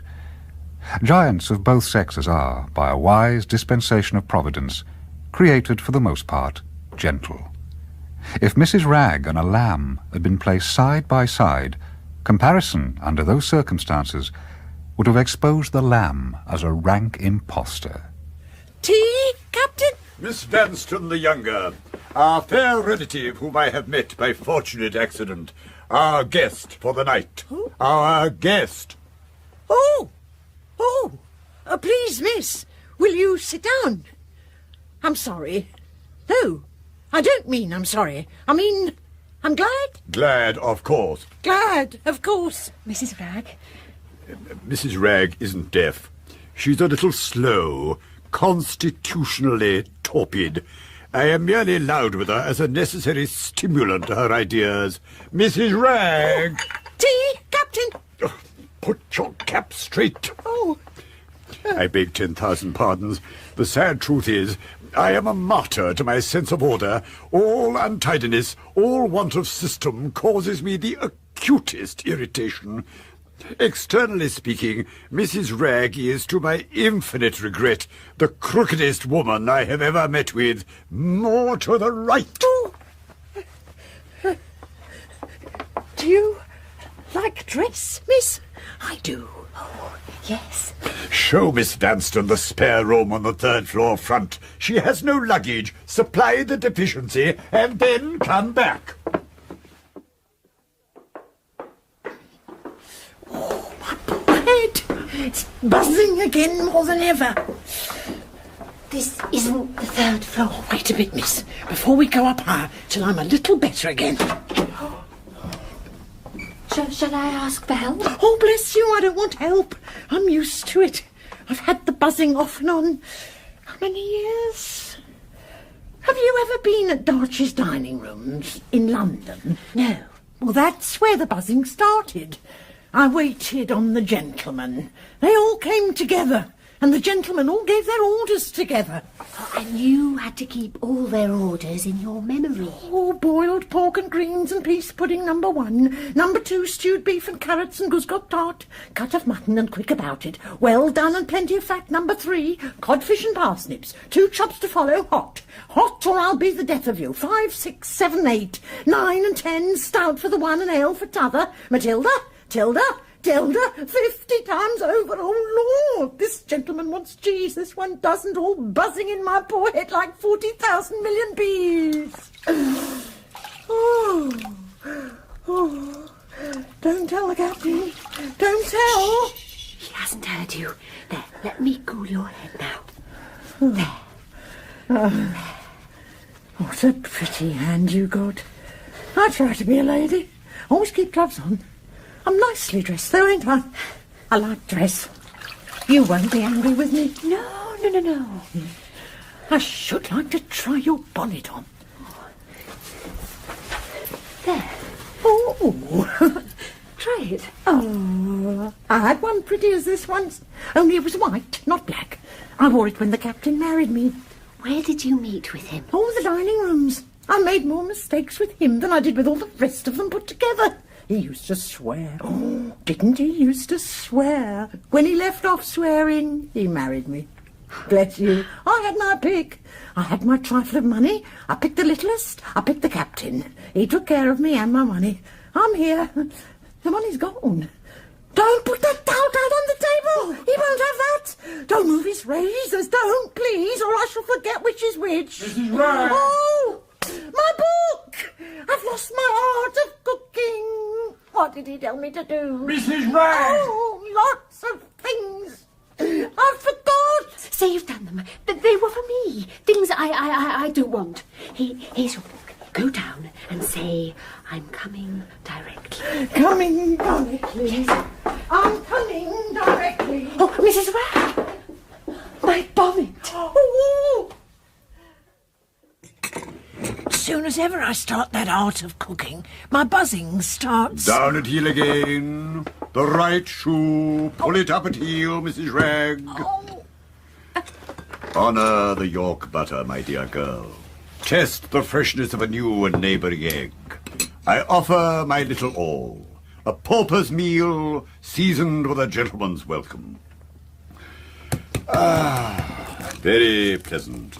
I feel quite in the bosom of my family. Now, who and what am I? A rogue. No, a swindler. Definition, a moral agriculturist, a man who cultivates the field of human sympathy. Shall I continue to put my profession frankly? Yes, and I'll tell you after, frankly, what I think of it. Here I am, a needy object. Is it or is it not the duty of a Christian community to help the needy? If you say no, you shock me. If you say yes, why am I to blame for making it do its duty? What, your pockets are full and mine are empty and you refuse to help me? Sordid wretch. Do you think I will allow you to violate the sacred obligations of charity on my person? I say distinctly I won't. Those are my principles as a moral agriculturist. Admitting of trickery, certainly. But am I to blame if the feel of human sympathy can't be cultivated in any other way? Consult my brothers in the mere farming line. Do they get their crops for the asking? No, they must circumvent arid nature, exactly as I do sordid man. They must plough and sow, top dress and bottom dress, surface drainer and the rest of it. Then why am I to be checked in the vast occupation of deep draining mankind? Infamous! Is the Yorkshire crop a particularly rich one at the present? A hit, a palpable hit. Oh, sit straight, Mrs. Ragg. More to the left. More still. That'll do. My dear girl, here or elsewhere, the crop never fails. But one can't always gather it in. After years of successful self-dependence, the penalties of celebrity are beginning to attach to me. My books tell me Leeds, TWK, Scarborough, TWK, Harriet, TWK. Too well known. What books? Oh, trust me or not as you like. I trust you implicitly. You shall see. Buzzing comes back in a heap. Listen what he's ordered for his breakfast tomorrow. Omelette with herbs. Omelette with herbs. Put a piece of butter the size of your thumb into the frying pan. Look at my thumb. Look at yours. Whose size does she mean? Upright, Mrs. Ragg. It is my nature to be orderly, and so I am. I must have everything down in black and white. My commercial library. In appearance complicated, in reality simplicity itself. I merely avoid the errors of inferior practitioners. I never plead for myself, and I never apply to rich folk. Those with small means have generous impulses. The rich, never. True. Fourpence in Rothschild's pocket is safer than in that of the woman who is crying stale shrimps in Skeldergate at this very moment. Book 1, District. Book 2, Cases I Plead. 3, People who said yes or no to above pleadings. 4, Adopted handwritings, false testimonials, and so on and so on and so on. My outgoings and incomings, wind and weather, fluctuations in my health or Mrs. Ragg's head. So, my dear girl, the swindler's mill goes.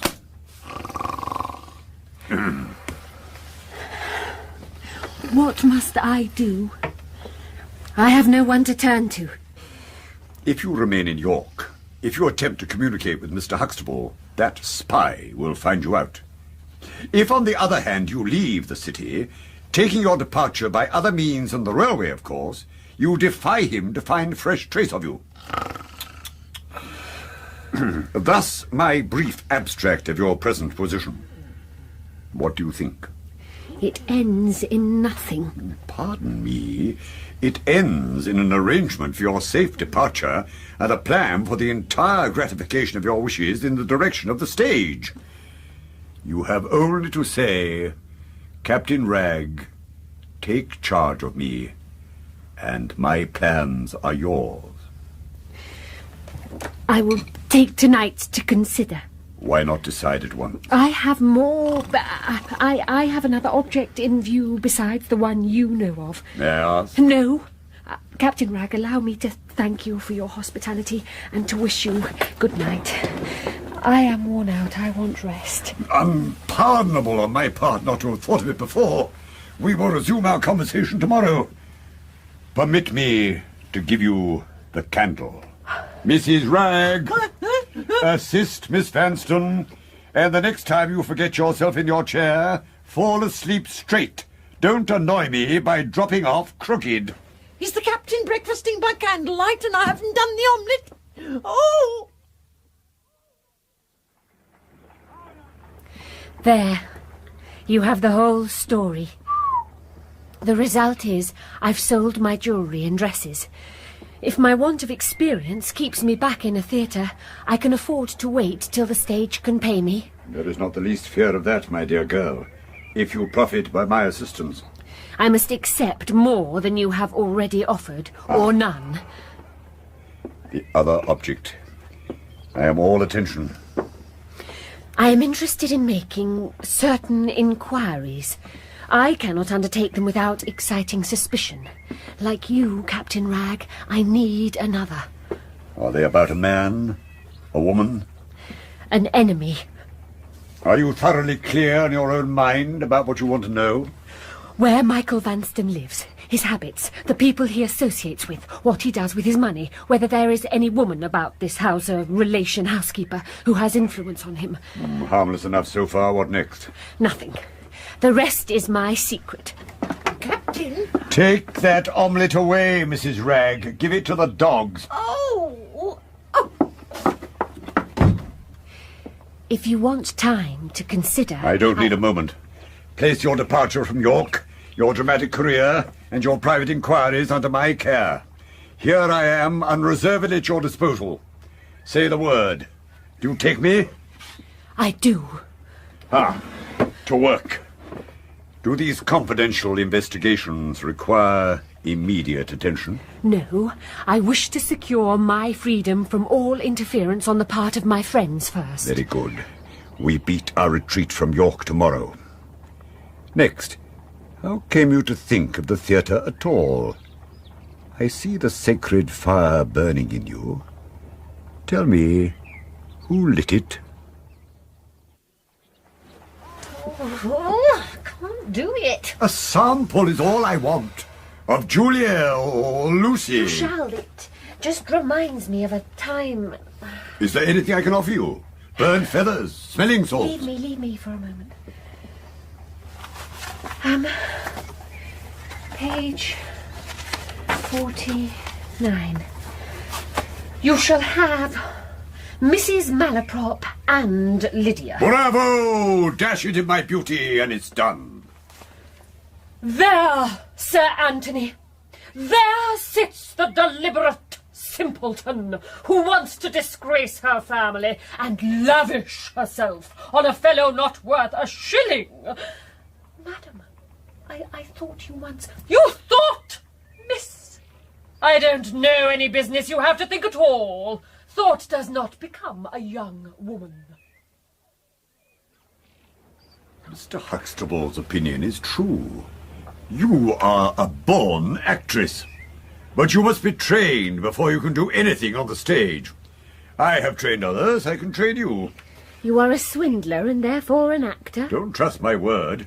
Trust my eye to my own interests. You shall pay me from your profits half your salary for the first year, third for the second, and half the sum you clear by your first benefit in the London theatre. A month to 6 weeks' study, a quiet country place, secure from all interference.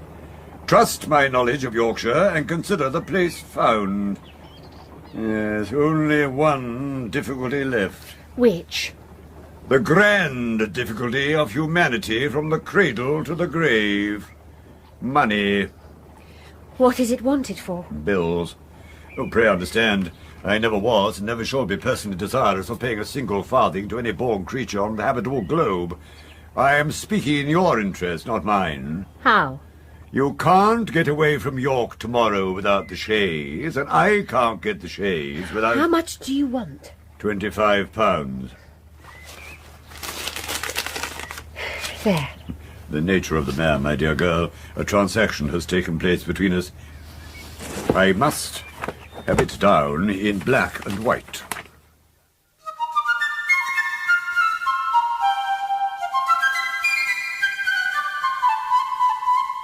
Chronicle of Events. Preserved in Captain Ragg's dispatch box, October 1846. We are residing in the secluded village of Ruswarp, near Whitby. Mrs. Ragg and Miss Vanstone preceded me here, and the next day I followed them alone with the luggage. On leaving the terminus, I had the satisfaction of seeing the lawyer's clerk in close confabulation with the detective officer whose advent I had prophesied. I left him in peaceable possession of the city of York. Miss Vanstone is an extraordinary mimic. She has the flexible face, the manageable voice, and the dramatic knack which fit a woman for character parts and disguises on the stage. This experience of her reminded me of an old program of sketches, monologues, and verses I had written for a fellow comedian as given by a woman. Now I have a woman, so train her in the art of dramatic disguise, provide appropriate dresses for different characters, develop her singing, give her plenty of smart talk addressed directly to the audience, astonish the public with a young lady at home, which depends from first to last on that young lady's sole exertions, commit the entire management of it to my care, and what follows?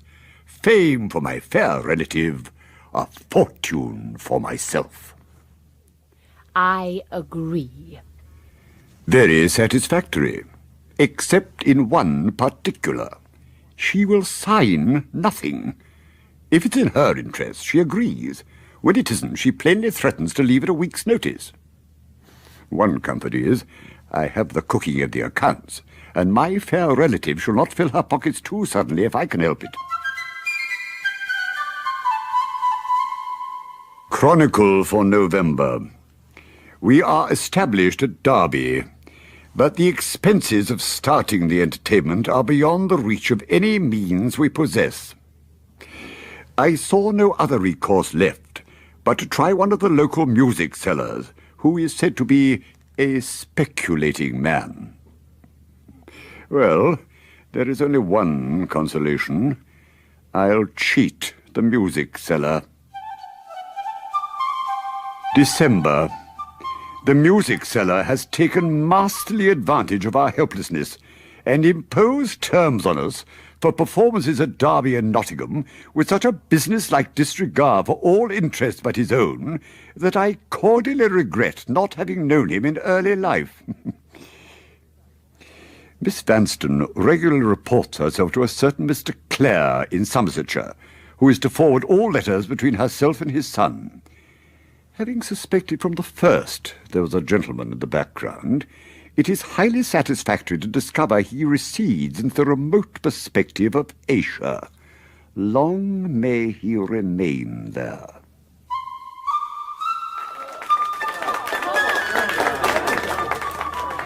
My gifted relative has made her first appearance in public and laid the foundations of our future fortunes. Her personal appearance settled the question before she opened her lips, eyes in a blaze, and made up to outblush her own rouge. She rushed full gallop through her changes of character, her songs and her dialogue, making mistakes by the dozen, and never stopping to set them right, carrying people along with her in a perfect whirlwind, and never waiting for the applause.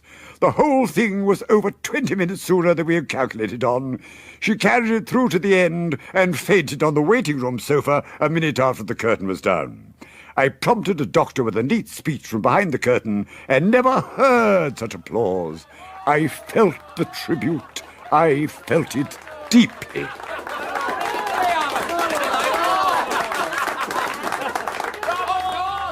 Needless to say, my first proceeding was to bowl out the music seller on the spot. I was supported by our gifted Magdalene. I will personally engage myself to no man, and I only share profits with you while it suits me. Besides, I haven't employed the music seller to make my inquiries. I have you. I don't like her steadily remembering those inquiries in the first bewilderment of her success. It looks infernally ill for the future. January 1847. She has shown her cloven foot already. I propose we take our entertainment next week to Newark. No. Pass the face cream, please. Why, pray? There will be a week's delay before I appear again. But the results of For Nottingham... you to make your inquiries. There is, of course, my dear, the question of expenses. Take my share from Derby. I wonder who first picked a mule as the type of obstinacy. How little that man must have known of women.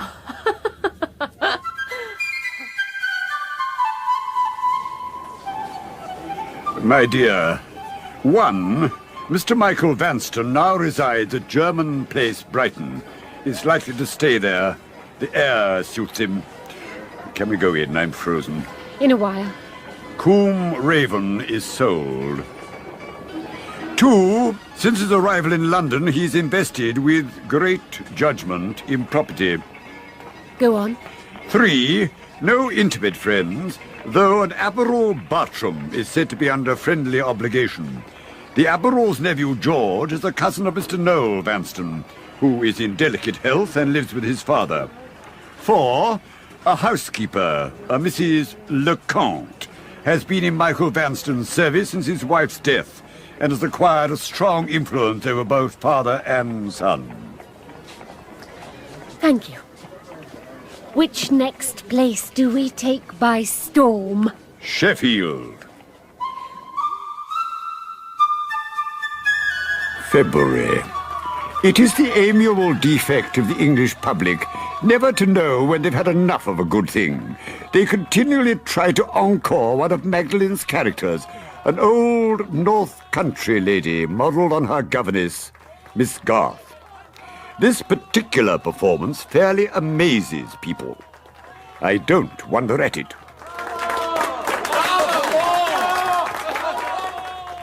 But in the very height of our prosperity, my perverse pupil sticks to her trumpery family quarrel. Twice, to my knowledge, she has written to Michael Vanston. Both letters have been returned unopened.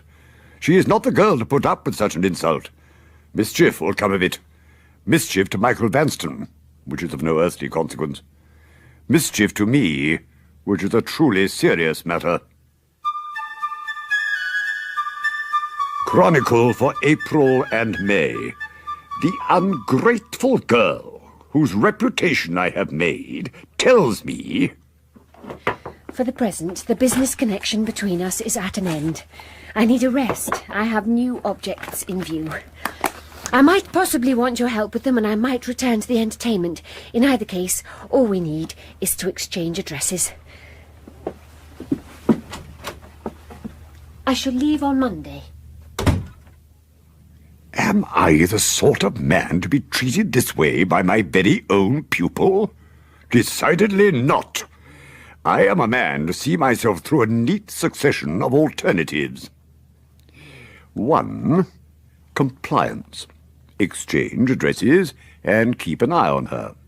2. Be fatherly and threaten to tell her sister. 3. Use the information I possess by making it a marketable commodity between Mr. Michael Vanston and myself. At present, I incline towards the last course. I will suspend my chronicle of events until Monday. Will you help me with my bag? Miss Vanston, before you leave... I haven't the time. Allow me to read from the obituary column. On the 29th inst. at Brighton, Michael Vanston, Squire of Zurich, aged 77. I presume now, my dear, we go on with our performances. No. With my inquiries into the dead man's son. Mr. Noel Vanston. Yes.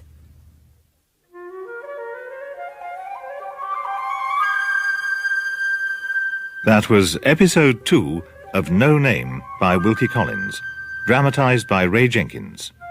Magdalen Vanston was played by Sophie Thompson, Captain Ragg by Jack May, Mrs. Ragg by Vivian Pickles, Nora Vanston by Elizabeth Mansfield, and Miss Garth by Kathleen Helm.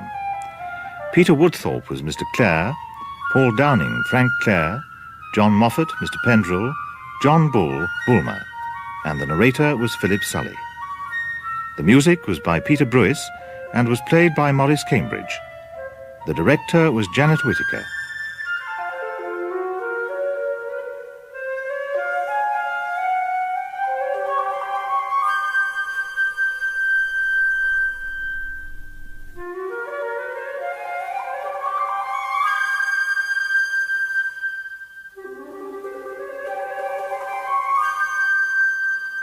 No Name by Wilkie Collins, dramatised by Ray Jenkins, with Sophie Thompson as Magdalene Vanston, Jack May as Captain Ragg, Eleanor Bronn as Mrs. Leconte, and Nigel Anthony as Noel Vanston. Episode 3, June 1847. Magdalene Vanston and her sister Nora have been orphaned and disinherited because of illegitimacy. Magdalene has determined to try and wrest her inheritance from her cousin Noel Vanston with the help of Captain Ragg.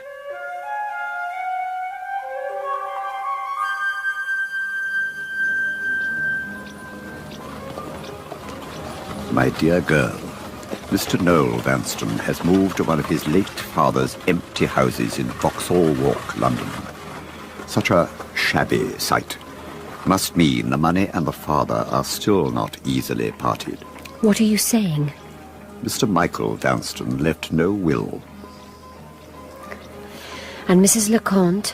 Remains in the same housekeeping capacity. If there had been a will, there is no doubt, I learn, she would have received a handsome legacy. So, she is entirely dependent on Mr. Noel Vanston's gratitude. Indeed. Chronicle of Events, the 21st of June. Magdalene has written to Mr. Noel Vanston by today's post. June the 25th. The answer has come. As an ex-military man, a diversion was naturally employed to get at it. Mrs. Leconte writes that her employer's delicate health and recent loss prevent him from replying personally. Any further letters will be returned unopened. Any personal application will result in an immediate appeal to the police. And she has tried to avoid giving unnecessary pain by addressing Miss Vanston as a matter of courtesy by the family name.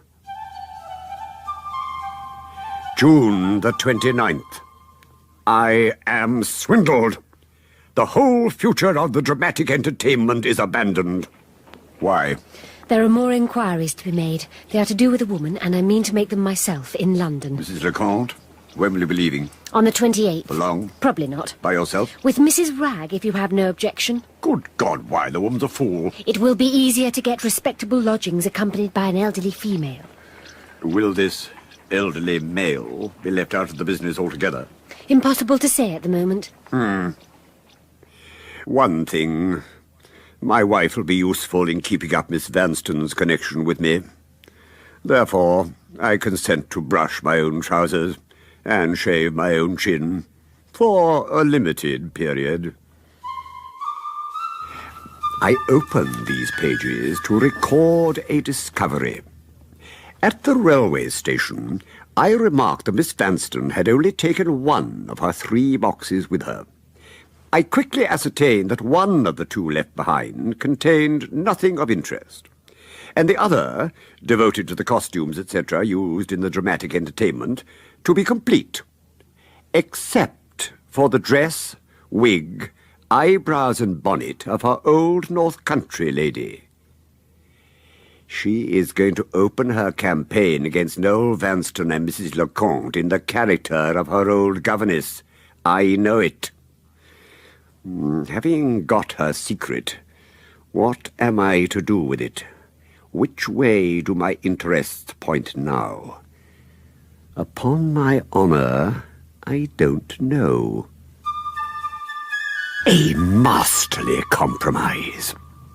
I have today dispatched to London an anonymous letter to Mr. Vanston, warning him, in the most alarming language possible, that he is destined to become the victim of a conspiracy, and offering him information necessary to secure his own safety if he makes it worth the writer's while. On the same day as Captain Ragg completed the last entry in his Chronicle of Events, a woman appeared at the window of one of the houses in Vauxhall Walk and removed from the glass a printed paper which had been wafted to it, announcing that apartments were to be let, 2 rooms on the first floor. They'd just been taken for a week certain by 2 ladies who had paid in advance. Here's all the things I'm going to buy when I'm out shopping tomorrow. Lend us your pencil, please. Why are you at the window all the time? Just watching. Well, the blinds all down opposite. What can there be to see? Pencil? You won't be angry, will you? I want to mark 'em. It's by your elbow. No cookery book. No buzzing in my head. No captain to shave. I'm all down at heel. My cap's on one side and nobody pulls me out. Here's a holiday.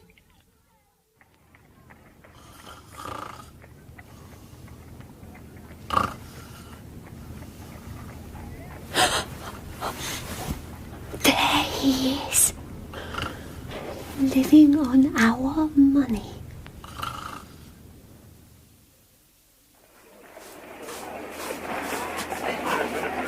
It was kind of your daughter to take my friend shopping. I'm very grateful. You giving her money to buy a parasol helped, I tell you. And what does your day bring? Me? Oh, bless you. The kids will be back for food at 1, and I've got enough to do out the back. It won't be too quiet for you. It's what I wish for. Magdalen's mind was fully alive to the vast difference between a disguise worn by gaslight before an audience and one assumed in daylight to deceive the searching eyes of 2 strangers. Wig fitted, false eyebrows carefully gummed, the lines and markings of age followed next, but in broad daylight looked plainly false. A veil is adopted, and the impropriety of keeping it down while speaking to other persons she solves by deliberately disfiguring herself, reddening the insides of her eyelids so as to produce an appearance of inflammation none but a doctor at close quarters could have detected. Lastly, the quiet grey cloak leaves her facing the house opposite, nothing but an ailing, ill-made, unattractive woman of 50 years of age. Would Nora know me if we met in the street? No, not even Nora.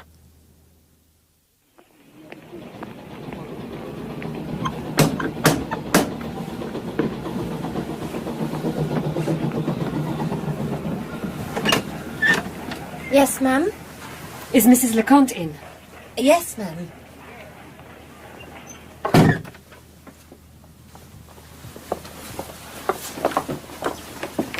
Will you wait in here, please? Thank you.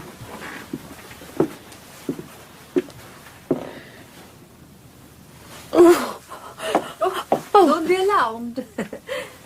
My white toad hurts nobody. He's quite safe in the tank. I apologize. Mrs. Leconte. Have I the pleasure of addressing the lady who called an hour ago? Miss Garth? Yes. Accept my excuses for receiving you here, but we leave for the seaside tomorrow, and it's not been thought worthwhile to set the house in proper order. Pray, sit down. I suffer, as you see, from a complaint of the eyes. I must beg your permission to wear my veil down and sit away from the light. Yes. And to what circumstances am I indebted for the honour of this visit? I lived for many years as governess in the family of the late Mr. Andrew Vanston of Combe Raven, and I come here in the interests of his orphan daughters. I am surprised you can bear the light out of doors without a green shade. It keeps me eyes too hot at this time of year. May I ask again? In what way do you believe your errand can possibly concern me? Because Mr. Noel Vanston's intention towards the 2 young ladies were made known to them in the form of a letter from yourself. Oh, you are mistaken, ma'am, in supposing I exercise my influence in this painful matter. I am the pen Mr. Vanstone holds, if you will excuse the expression, nothing more. If you wish to speak to him on the subject of the young ladies, no, poor things. I'll call them the Miss Vanstones. What is it to me whether their parents were married or not? I'll mention your name. He is in the parlour. if I'm not taking undue advantage of your kindness. On the contrary.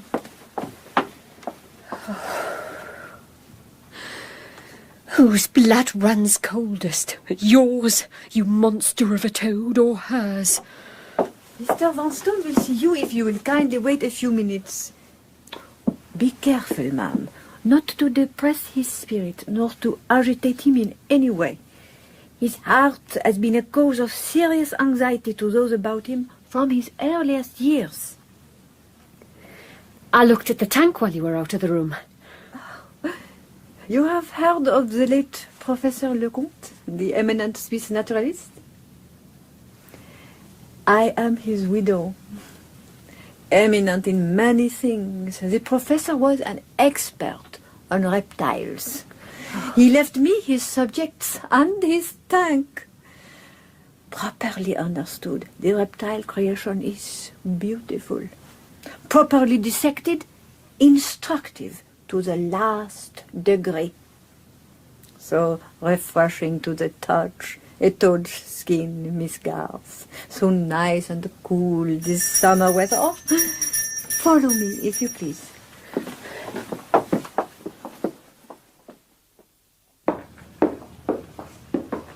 Miss Garth, sir. Ah, take a seat, Miss Garth. I'm Noel Vanstone. You wish to see me? Here I am. May I be permitted to retire, sir? Certainly not. Whatever you say to me, ma'am, you say to her. Lecomte is a domestic treasure. Mind what you're about, ma'am. Your sleeve nearly knocked my Persian candlestick. Sit down, Lecomte. Mrs. Lecomte is like the curios here, one of my father's bargains. Do you like my father's dressing gown? Perhaps you're no judge of texture. You'd prefer to talk about your pupils. Are they fine girls? Plump, fresh, full-blown English beauties? I really must beg permission to retire, sir. You speak of the poor things in that way. Oh, you good creature. You would observe, she pities the two girls. I don't go as far as that myself. Splendid strawberries. Consider Miss Garth as a favour to me, sir. Thank you, but I make no claim to be treated with any extraordinary consideration. I am a governess, and I don't expect it. All I beg Mr. Vanstone, for his own sake, is to hear what I have to say to him. You understand, sir? Miss Garth has some serious warning to give you. If you come here to intimidate me, you come to the wrong man, doesn't she, Lecomte? Indeed, sir. But perhaps I have misunderstood Miss Garth's meaning. My object in coming here is to warn Mr. Vanstone against the course he is now taking. Don't. If you want to help those poor girls, talk in that way. There. You hear the unsolicited testimonial of a person who has known me since childhood. Take care, Miss Garth. I have known the two sisters since childhood. You have nothing to dread from the elder, but the younger has already declined to submit to your father's decision and now refuses to be silenced by Mrs. Lecomte's letter. Take my word for it. She is capable of giving you serious trouble if you persist in making an enemy of her. Well, she's done it already. One of her letters to my father was a threatening one, wasn't it, Lecomte? She expressed her feelings, poor child. They are words, nothing more. I know her better than you do. In the letter she wrote you, sir, is there anything unbecoming or false? Isn't it true the girls have been cruelly deprived? I don't attempt to deny it. Is it not true that the law which has taken the money from the sisters whose father made no second will has given it to you whose father made no will? Surely this is hard. Very hard. Harrowing. But how Miss Moonstone discovered that my late respected master made no will, I am at a loss to understand. But I'm interrupting you. The letter, I have seen it. Ask your sense of justice to give the sisters what their father's will intended them to have, half the money, leaving you free to keep the other half yourself. That is the proposal. Why have you refused to consider it? I've lived for too long in the continental atmosphere to trouble myself about moral points of view, ma'am. My course in this business is plain. I've got the money. I'd be a born idiot if I parted with it. Those are your last words. Precisely so. Dear Mr. Noel, let me suggest what you call it in English a compromise. Follow your dear father's example. Do what he did. No more, no less. Miss Garth, if he gives £100 each to these unfortunate... Then he'll repent the insult to the last hour of his life. You mean well, Mrs. Leconte, but my pupils will accept no such compromise. I'm sorry to have spoken so violently just now. I beg you will excuse me. What more can I do? May I retire, sir? I must have a glass of water. Don't go yet, Miss Garth.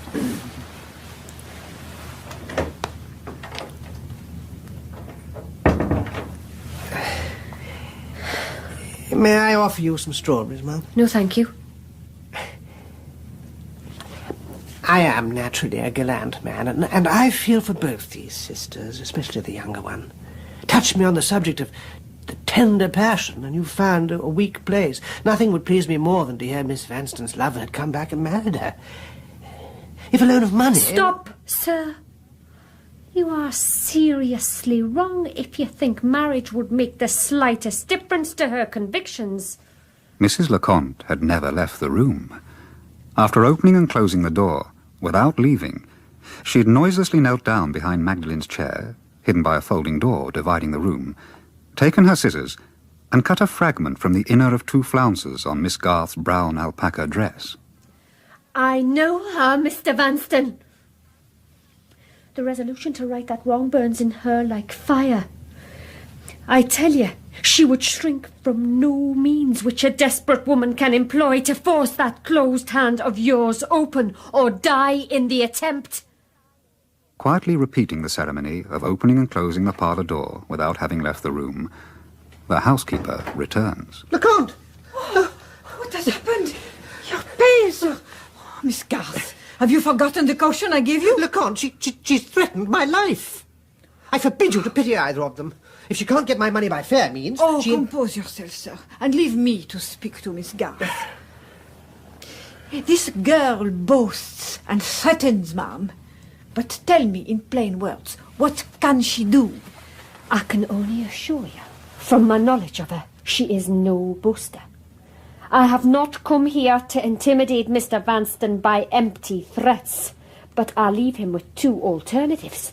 Share the fortune with Mr. Andrew Vanstone's daughters, or face the consequences. Good day. Rest yourself, Mr. Roy. Isn't you most Are you residing in London, ma'am? No, in the country. If I wish to write to you, where can I address my letter? The post office, Birmingham. A word of advice, ma'am. You are a bold and clever woman, but you are risking more than you think. I hold you in the hollow of my hand. What do you mean? Time will show. Oh, and do try the golden ointment for that sad affliction in your eye. Good afternoon. Afternoon. Mr. Noel Vanstone, Esquire? I'll take it. Thank you. Ma'am. Have you got rid of Miss Garth? Oh, she is as much Miss Garth as you are.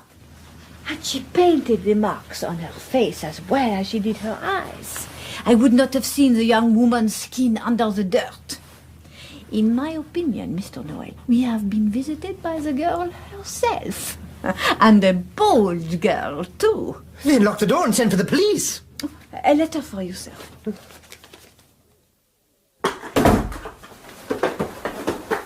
are you? Mind the parcels.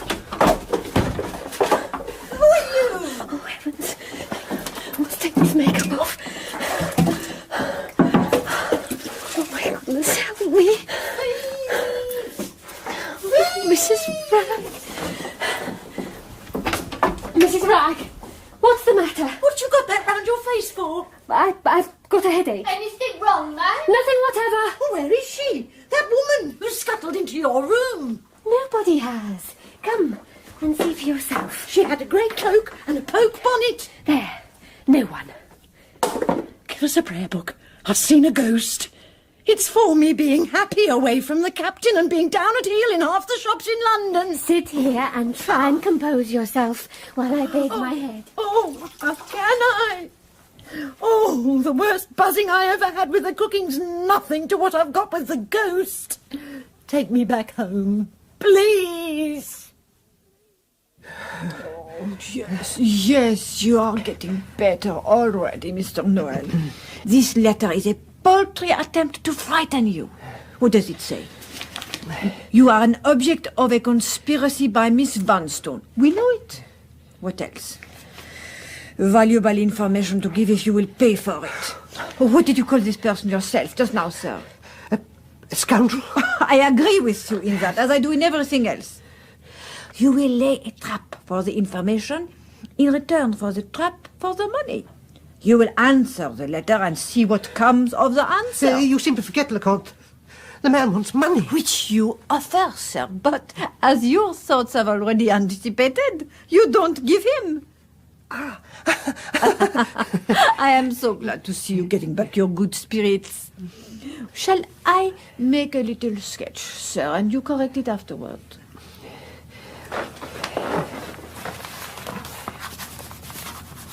I will not offer the scoundrel money. There's no trouble in being liberal when you know you won't have to pay. Don't dictate, Leconte. You are the master, sir. What have you written? An unknown friend is requested to mention by advertisement an address at which a letter can reach him. The receipt of the information which he offers will be acknowledged by a reward of... What sum of money do you wish me to set down, sir? £100? Good heavens, £5 will do. Sir, we must... Money matters are my business. My father was master before me, and I am my father's son. Leconte, I am my father's son. £5. Huh? It's only me. Oh, I thought it was the ghost again. If I close my eyes tonight, I'll go to sleep straight as my legs will let me. I hope I shall be forgiven. If ever a woman wanted as little forgiving as you do. Well, come on. I want to see what you've been buying today. Open this one. What is it? Did you get it a bargain? Dirt cheap.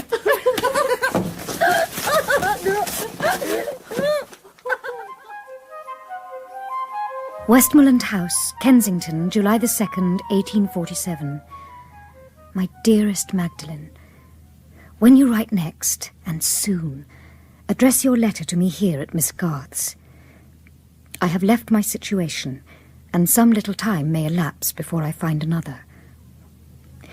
You were discovered performing in public at Derby by one of the solicitors of the family. They tried to make it a condition of my further employment that you should never visit me, meet me, or walk out with me near the children. I so much resented the slur on you. I had to leave. I've saved a little money, Magdalen, and I should so like to spend it staying a few days with you. My heart aches for a sight of my sister. The way to happiness is often very hard to find. Harder, I almost think, for women than for men. I think my way now is the way which leads to seeing you again.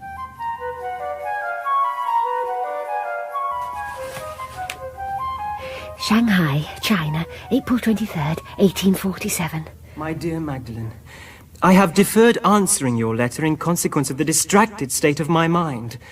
My prospects in China are all at an end. The firm to which I was brutally consigned has worn out my patience by a series of petty insults, and I have felt compelled to withdraw my services, which were undervalued from the start. My returning to England under these circumstances is out of the question. It matters little what becomes of me. I am a wanderer and an exile entirely through the fault of others. With no prospects before me and no chance of coming home, what hope can I feel of performing my engagement to yourself? None. I write this with tears in my eyes. You shall not link your fate to an outcast. Accept these heartbroken lines as releasing you from your promise. Our engagement is at an end. Oh, Frank. The one consolation which supports me in bidding you farewell is that neither of us is to blame. You may have acted weakly under my father's influence, but I'm sure you acted for the best.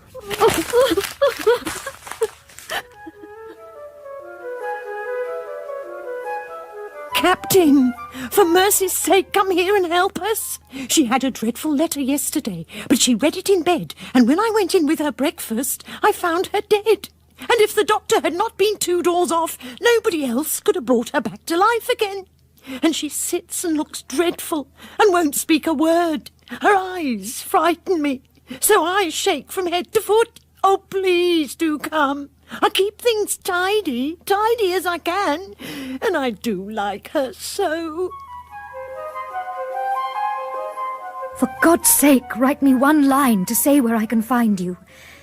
I've just heard from old Mr. Clare. Oh, Magdalen, the thought of you alone among strangers, heartbroken, never leaves me. No words can tell how I feel for you.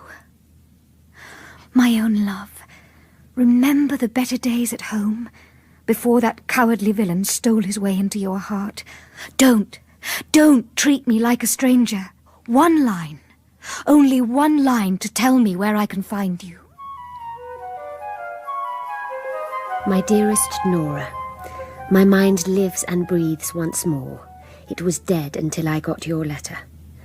The shock I have suffered has left a strange quietness in me. I feel as if I have parted from my former self. My darling, I think no woman ever knows how utterly she has given herself up to the man she loves until that man ill-treats her. Strange, but if he repented and came back to me, I would die rather than marry him now. But it grates on me to see that word coward written against him in your hand.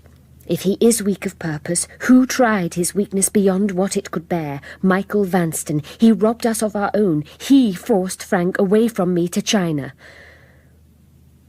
You will say, after what has happened, it is well that I have escaped. My love, there is something perverse in me which answers no. Better to have been Frank's wretched wife than the free woman I am now.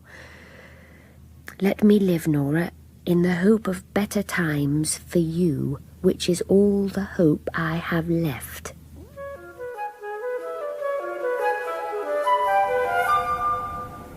Forgive me, Captain, for the way I received you when you arrived. You were ill, my dear girl. All forgiven. Thank you. And you wish to employ me once again? Say the word. Blood counts. 1. I want you to get rid of every article of clothing used in the dramatic entertainment. Ah, I anticipate bad news. I have done with our performances forever. 2. I want you to trace Mr. Noel Vanston to his seaside residence. Then find a small furnished house near him.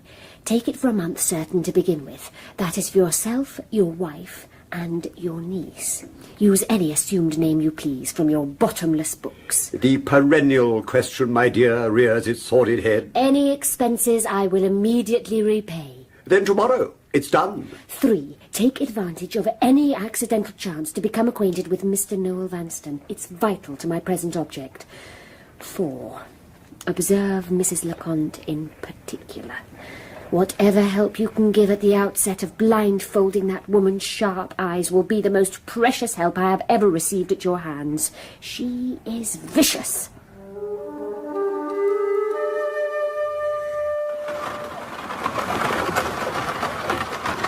Welcome to North Shingles, Aldborough. How near does he live? The 5th one down. May I speak now? Stand straight and listen. Do you know whose skin you're in at this moment? What is your name? Matilda. Nothing of the sort. It's Julia. Oh! Who am I? Hold that bag of sandwiches straight or I'll pitch it into the sea. Who am I? I don't know. I am Mr. Bygrave Thomas. You are Mrs. Bygrave Julia. That young lady who travelled with you from London is Miss Bygrave Susan. Oh, spare my poor head till I've got the coach out of it. Don't distress her. She'll learn it in time. Oh. Now, show me everything. You look fatigued. I'm afraid the journey has been too much for you.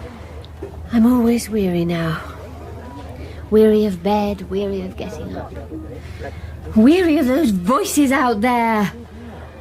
Where can we go and talk? There's perfect quiet within half a mile. Take me there.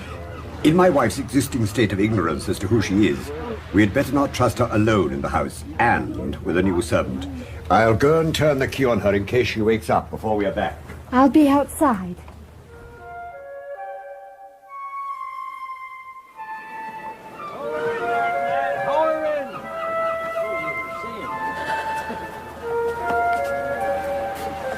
Good evening. I beg your pardon? I said good evening. Oh. Come away, Robert. You're distressing her. Come away, man. A friend of yours? What? No. Certainly not. A fine-looking man. Does he belong to this place? I'll find out. It's of no consequence. We can't be too careful about strangers. Good day, sir. That gentleman, is he a local man? He's a captain, sir. Captain Kirk, Reverend Stephen brother-in-law, sir. Thank you, good sirs. He's the brother-in-law of the vicar, the sea captain, name of Kirk. He's off back to China at the end of the week. No time to bother us. What do I care about the man or his ship? Which way? Allow me. The eyes of our neighbors are upon us. The least your niece can do is take your arm. Shall I introduce you? No, wait and hear what I have to tell you first. Sir, Mrs. Lecomte, good evening. Sir. Fine girl, Lecomte. You know I'm a judge of that sort of thing. Fine girl. Yes, sir. Indeed.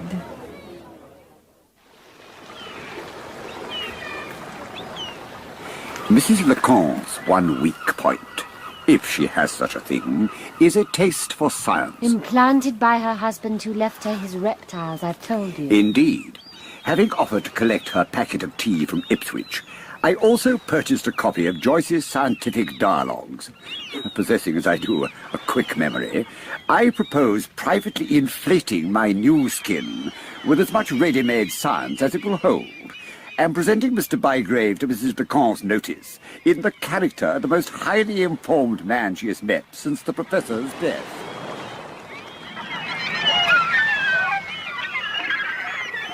The money is mine by right. Just so. But the means of arriving at that right which were hard with the father are easier with the son. Perfectly. Write me down an ass for the first time in my life. But hang me if I know what you mean. I mean to marry him. I've lost all care for myself. I have only one end in life now, and the sooner I reach it and die, the better. I will take the short and vilest way. Marrying him as my niece, Miss Bygrave? Yes. And after the marriage? I shall no longer need you. Until then, I need you to preserve your own new skin and mine, and prevent Mrs. Lecomte from discovering who I am. The rest is my responsibility only. I pay all our expenses here, and on the day of the marriage you take a farewell gift of £200 away with you.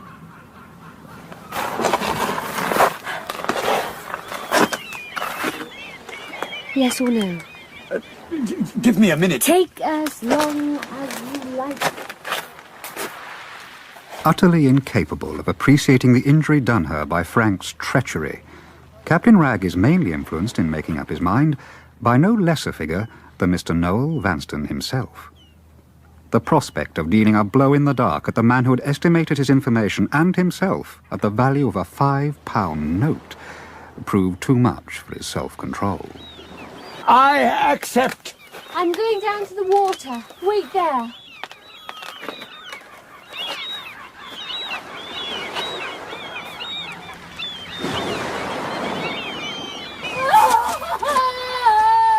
Miss Vanstone!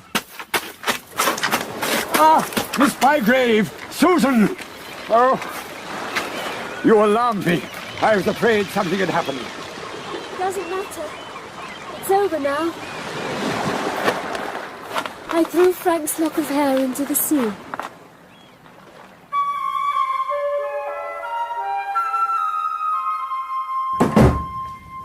Lizzie.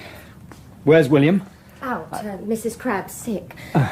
But he did have time to tell me about the young lady he had to pull you away from. Robert? Robert Kirk, is it serious? You can't think me half such a fool as I do myself. I'm 40. I didn't set eyes on her for as much as a minute altogether, and here I've been hanging about the place till gone nightfall on the chance of seeing her again. Skulking. I'm bewitched. Lizzie, I'm old enough to be her father. There's not a woman alive who's good enough for you. What's her name? Bygrave. Do you know it? No, but... I asked for the paper at the inn for the list of visitors.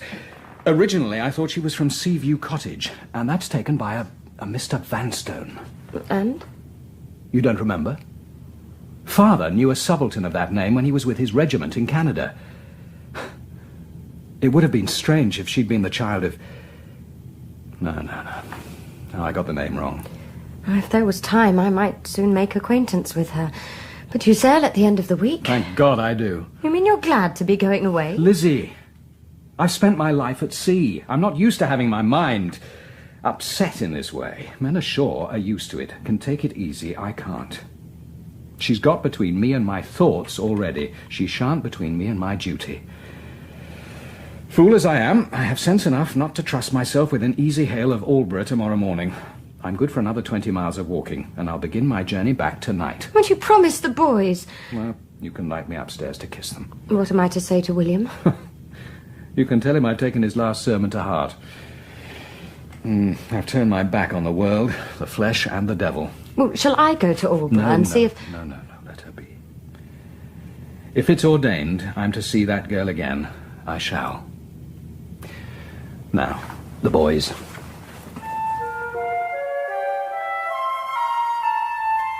I can lock up my wife with her patterns, hammer her new skin into her head, but I can't hammer the ghost out of it.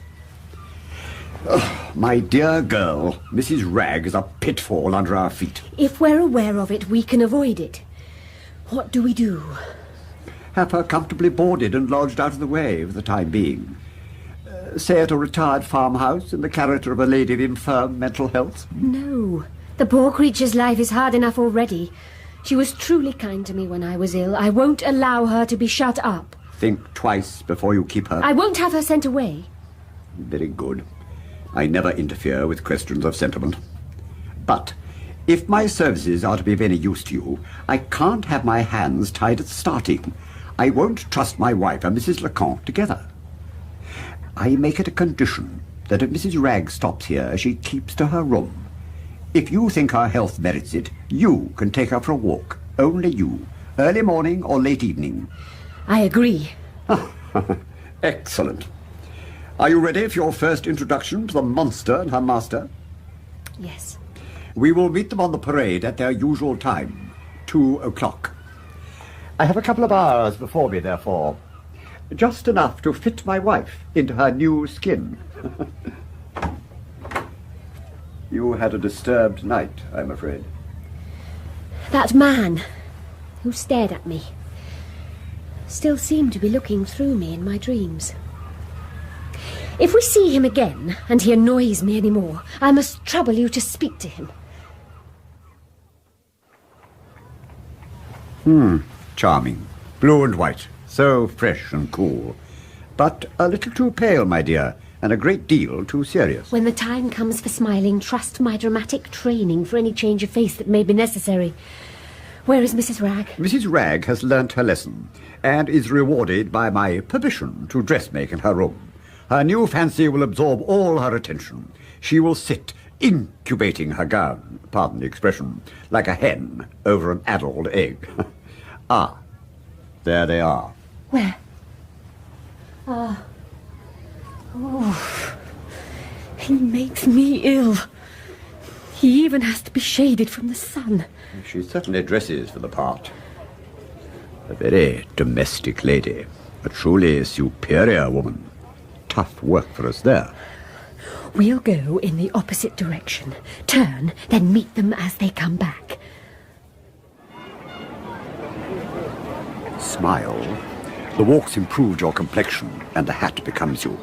Speak to her enough to see if she recognizes your voice. And don't take too much notice of Vanston while her eye's on you. Steady. Good day, Mrs. Lecomte. Good day, sir. I'm sorry to see you suffering. Mrs. Lecomte, permit me to introduce my niece, Miss Bygrave. Ma'am? My dear girl, this is Mr. Noel Vanston, our neighbour. Sir. Charmed. You possess the continental facility of manner, Mr. Vanston. I match you with the blunt cordiality of an old-fashioned Englishman. The ladies mingle together in harmonious variety, like flowers in the same bed. Pardon my flow of spirits, the notorious effect of the iodine in the sea air, Mrs. Lecomte. You arrived yesterday, Miss Bygrave, did you not? My aunt and I came here yesterday evening. We found the latter part of the journey very fatiguing. I dare say you found it too. You complained of headache, sir, a few minutes ago. Will you go inside and rest? Well, I fancy I feel a little stronger, Lecomte. I can go on a little. I found a new interest in the day, Miss Bygrave. Don't desert us, or you will take the interest away with you. Shall we walk? That would be charming. A busy sea, Mrs. Lecomte. The true greatness of England, ma'am. Pray observe how heavily some of those vessels are laden. I'm often inclined to wonder whether the British sailor is at all aware, when he has got the cargo on board, of the hydrostatic importance of the operation he has performed. My father had the house built on piles. I have reason to believe they are the strongest piles in England. Nothing, I don't care what the sea does, nothing can possibly knock them down. Then if the sea invades us, we must all run for refuge to you. I could almost wish the invasion might happen. It is northwest and by west, too. You will remind me of the experiment of that illustrious philosopher who measured the velocity of a great storm by a flight of small feathers. My dear madam, I grant all your propositions. I beg your pardon, sir. You kindly attribute to me knowledge that I don't possess. Oh, ma'am, my remarks apply to the temperate zone only. I am amazed, sir, by the range of your information. Have you extended your inquiries, sir, to my late husband's branch of science, the reptile creation? Too vast a subject, ma'am. The life and labours of such a philosopher as your husband, Mrs. Lecomte, warn smatterers like me not to measure themselves with giants. May I inquire whether you possess any scientific memorials of the late professor? I have his tank, sir, and one of his subjects, a little foreign toad. Oh, objects of public interest. And as one of the public, I acknowledge my curiosity to see them. You are very good, sir. In honoring my husband's memory, you honor me. May I make a request, sir? Yes, of course, of course. Mr. Bygrave honors me by wishing to see my little world of reptiles. May I show it to him? By all means, Lecomte. You are an excellent creature, and I like to oblige you. Lecomte's tank, Mr. Bygrave, is the only tank in England. Lecomte's toad is the oldest toad in the world. Sir. Will you come and drink tea at 7 o'clock tonight? And bring Miss Bygrave with you. Come punctually, and pray, wear that charming hat. I presume Mrs. Bygrave is too tired to come out today. Shall we have the pleasure of meeting her tomorrow? There is some remote mischief at work in my wife, which doesn't express itself externally, ma'am. She sees no society. Our medical attendant, I regret to say, absolutely prohibits it. Very sad. The poor lady must often feel lonely. Oh, no. Mrs. Bygrave is a naturally domestic woman. When she's able to employ herself, she finds unlimited resources in her needle and thread. Indeed. I have great hope from the air of this place. The iodine, as I have already observed, does wonders. Do you make a long stay at Albrecht, sir? It all depends, my dear madam, on Mrs. Bygrave. I trust we shall stay through the autumn. You are settled at Seaview Cottage, I presume, for the season. Oh, you must ask my master. It is for him to decide, not... Oh, you know as well as I do, Lecomte. It all depends on you. Lecomte has a brother in Switzerland who is severely ill. If he gets worse, she'll have to go and see him. I can't accompany her, and I can't be left in the house by myself. If it depended on me, I should stay at Aldborough all through the autumn.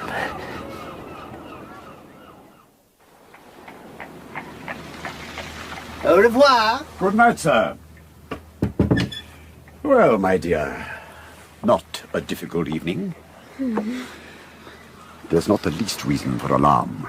Mrs. Lecomte may fancy she's heard something like your voice before, but your face evidently bewilders her. Keep your temper, and you keep her in the dark. Keep her in the dark. And I put £200 in your hands before the season's out. Her brother lives in Zurich. He's a bachelor, possesses little money. If he will oblige us by breaking up altogether, he will save us a world of trouble with the monster. As soon as the candle was out, darkness seemed to communicate some inexplicable perversity to Mrs. Lecomte's thoughts. Past, present, wondered. The face and figure of the young girl, unforgettable. The death of her master.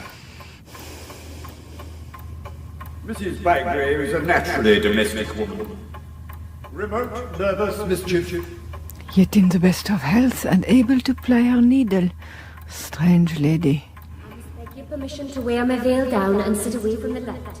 You can perform the experiment I have just mentioned to your own entire satisfaction. With a bladder, an exhausted receiver, and a square bottle. Strange trio. The man's a scoundrel. I agree with you in that. You seem to forget, Lecomte. The man wants money. You will lay a trap for the information in return for the trap for the money. I hold you in the hollow of my hand. I make no claim to be treated with any extraordinary consideration. I am a governess. Miss Garth has some serious warning to give you. I know her, Mr. Vanston. The resolution to right that wrong burns in her like fire. I tell you, she would shrink. Miss Moonstone again.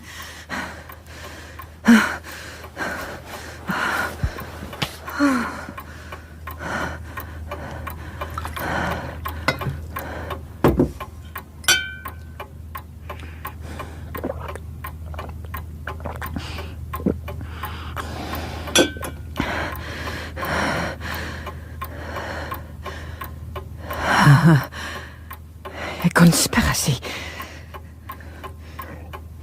But I need evidence. And as for you, Mr. Bygrave, you have trifled with the sacred memory of my husband. On my life and honor, I will make you pay for it. Good morning. What is it? A letter from Seaview. Read it. Mr. Noel Vanston wishes us to drive with him along the coast today, sharing the expense of the carriage. Oh. Hidden enmity yesterday and open friendship today. Which means Mrs. Lecomte is even sharper than I thought her. She has found you out. How? If she hadn't, she'd keep Mr. Noel Vanston far from your claws. She may know more of your voice than we supposed she knew. Anyway, she wants to test you. So, yesterday Joyce was my all-in-all. Today he's finished. Are you leaving me to my own devices? My dear girl, can't you accustom yourself to my dash of humour yet? Ready-made science is out because I'm sure she is done believing in me. My honour is concerned in bowling out Mrs. Lecomte. It's become personal. The woman actually thinks she can take me in. By God, I've never been so insulted in my life. Listen, we'll go to Dunwich. I'll rain proofs of us being Bygraves on Vanston's feeble little brain till it aches with conviction. And me? You will, 1, not be caught napping. 2, distrust everything Mrs. Lecomte says. And 3, exert all your fascinations. Wear your hat, wear your smile, lace your figure tight, and tie the miserable little runt to your apron strings, and tie him fast.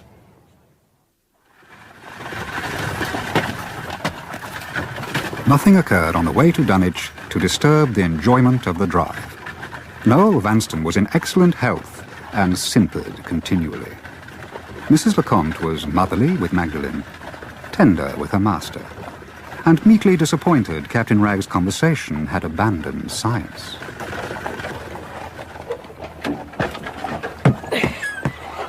Allow me, Lecomte. Oh, sir, I think Miss Bygrave... She will forgive me. This, after all, is your idea. Beware of the cat. She will show her claws on the way back. Miss Bygrave? Oh, thank you, Mr. Vanston. But I'm sure my master took the other path, Mr. Bygrave. Oh, we'll meet with them again, ma'am. All paths lead to home. Allow me. Wonderful ruins, ma'am. Indeed. And how perfect the German Ocean looks. Have you ever lived in London, sir? I will satisfy you, ma'am, on that point, if you, first, will oblige me on another. I have voyaged far and wide, but never have I had the pleasure of knowing your late husband's seat of scholarship. Ah, Geneva. What can I tell you? We have the privacy, ma'am, the time while the younger ones besport themselves, and, I trust, the disposition. Everything. Tell me all. Well? Oh, he has kissed my hand. Don't let him sit next to me on the way home. I've borne all I can bear. Spare me for the rest of the day. I'll put you on the front seat, side by side with me. She wants to find out if we've ever lived in Lambeth. I'll admit it, and the whole world. After leaving London, my worthy brother was established for 20 years in the mahogany and logwood trade of Belize, Honduras. He died there, and is buried in the local cemetery, beneath a neat monument of native wood carved by a self-taught Negro artist. 19 months later, his widow died in Cheltenham, and Susan is their only child. May I inquire, Miss Bygrave, whether you know anything of a lady named Miss Garth? Why should I? It is a coincidence your uncle should have once resided in Vauxhall Walk. We lived there before we came here. A person, Miss Bygrave, presenting herself, we believe, under that name, paid us a visit under very extraordinary circumstances. 10,000 pardons, my dear madam. I see in my niece's face, in her pulse, one of her violent neuralgic attacks has come on again. No, please. My dear girl, why hesitate among friends to confess that you're in pain? What mistimed politeness. Oh, Miss Bygrave. Darting pains on the left side of the head, sir. Pull down your veil, my dear. Coachman! Coachman, slow down! Oh, where's your smelling bottle, Leconte? And coachman, drive carefully, or you shan't have a halfpenny if you shake the young lady.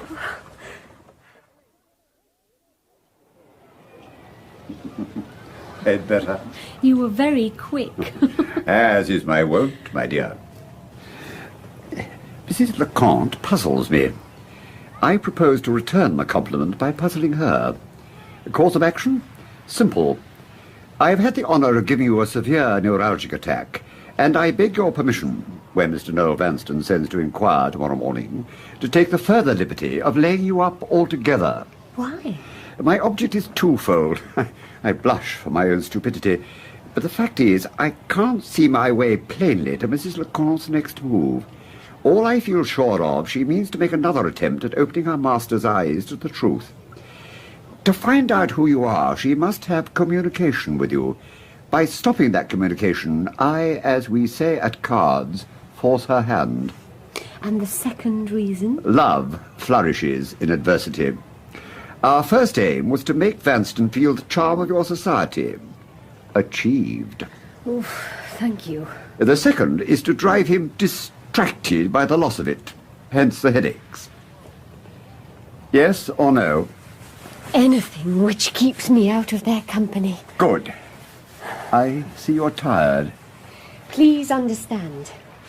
She has hurt me to some purpose. She's given me the courage to go on. Excellent.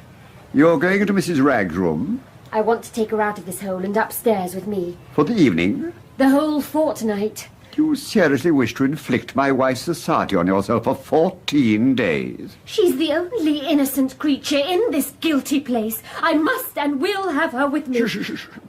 Pray don't agitate yourself. Take Mrs. Ragg by all means. I don't want her.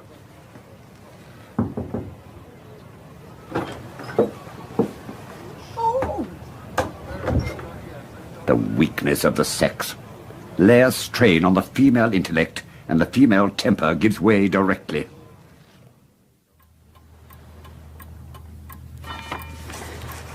And the interview was terminated at the point where the disguised woman threatened my employer.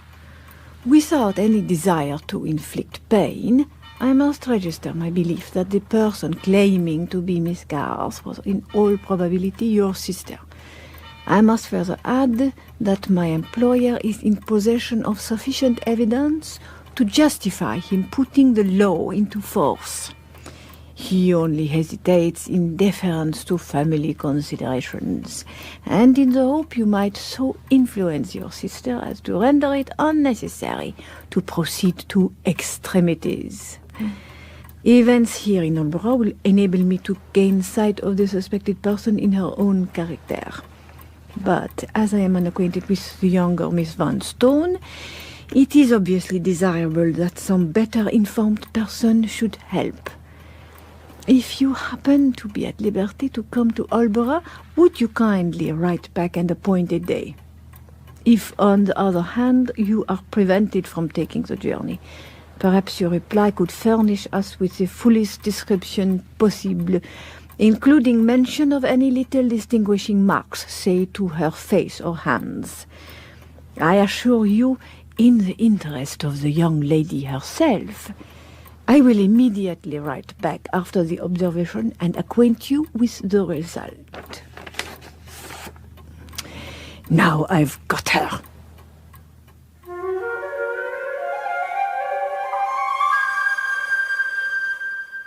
That was episode 3 of No Name by Wilkie Collins, dramatised by Ray Jenkins.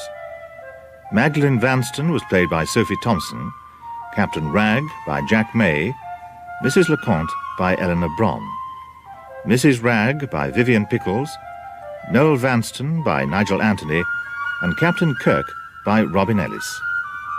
Nora was Elizabeth Mansfield, Frank Clare was Paul Downing, Lizzie was Alice Arnold, the vicar Joe Dunlop, the landlady Susan Sheridan, and the narrator was Philip Sully. The music was by Peter Brewis and was played by Maurice Cambridge. The director was Janet Whittaker.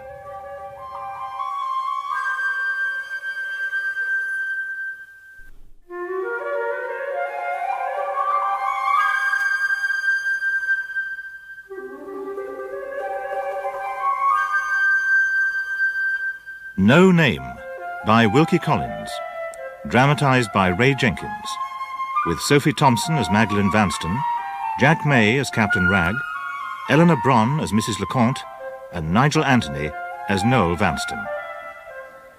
Episode 4, July 1847. Magdalene Vanston has disguised herself as Miss Susan Bygrave in an attempt to win back her inheritance from her cousin Noel Vanston. She has Captain Ragg to help her, but Noel Vanston is protected by his housekeeper, Mrs. LeConte, who sees through Magdalene's disguise.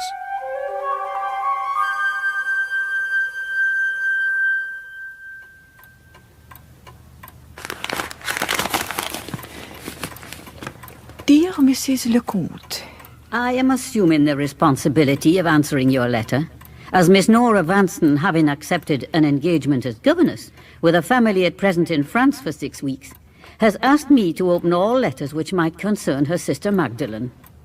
Unfortunately, I'm unable to travel to Aldborough as you suggest, and am therefore enclosing the description of her sister you seek. Please note, I have as a very obvious distinguishing mark mentioned 2 little moles on her neck. May I take this opportunity, madame, of formally denying any connection between myself and the person in disguise who made use of my name? I have never in my life been in or near the neighbourhood of Vauxhall Walk, London. My dear, dear Miss Garth, I thank you. Together with the fragment from the brown alpaca dress still in her possession, this was proof enough for Mrs. LeConte to face her master with the conspiracy against him. But one obstacle still stood in the way of finally unmasking Miss Vanston, or Miss Susan Bygrave: her present seclusion within her own room. I have ventured to intrude on you to express the regret with which both my master and I have heard of Miss Bygrave's illness. Is there no improvement? No, ma'am. I have had some experience, Mr. Bygrave, in nursing. If I could... Thank you. There is no necessity for our taking advantage of your kindness. May I inquire the nature I regret to say, ma'am, it began with Susan's neuralgic attack in your carriage. Is it serious? Indeed. An odd coincidence, sir.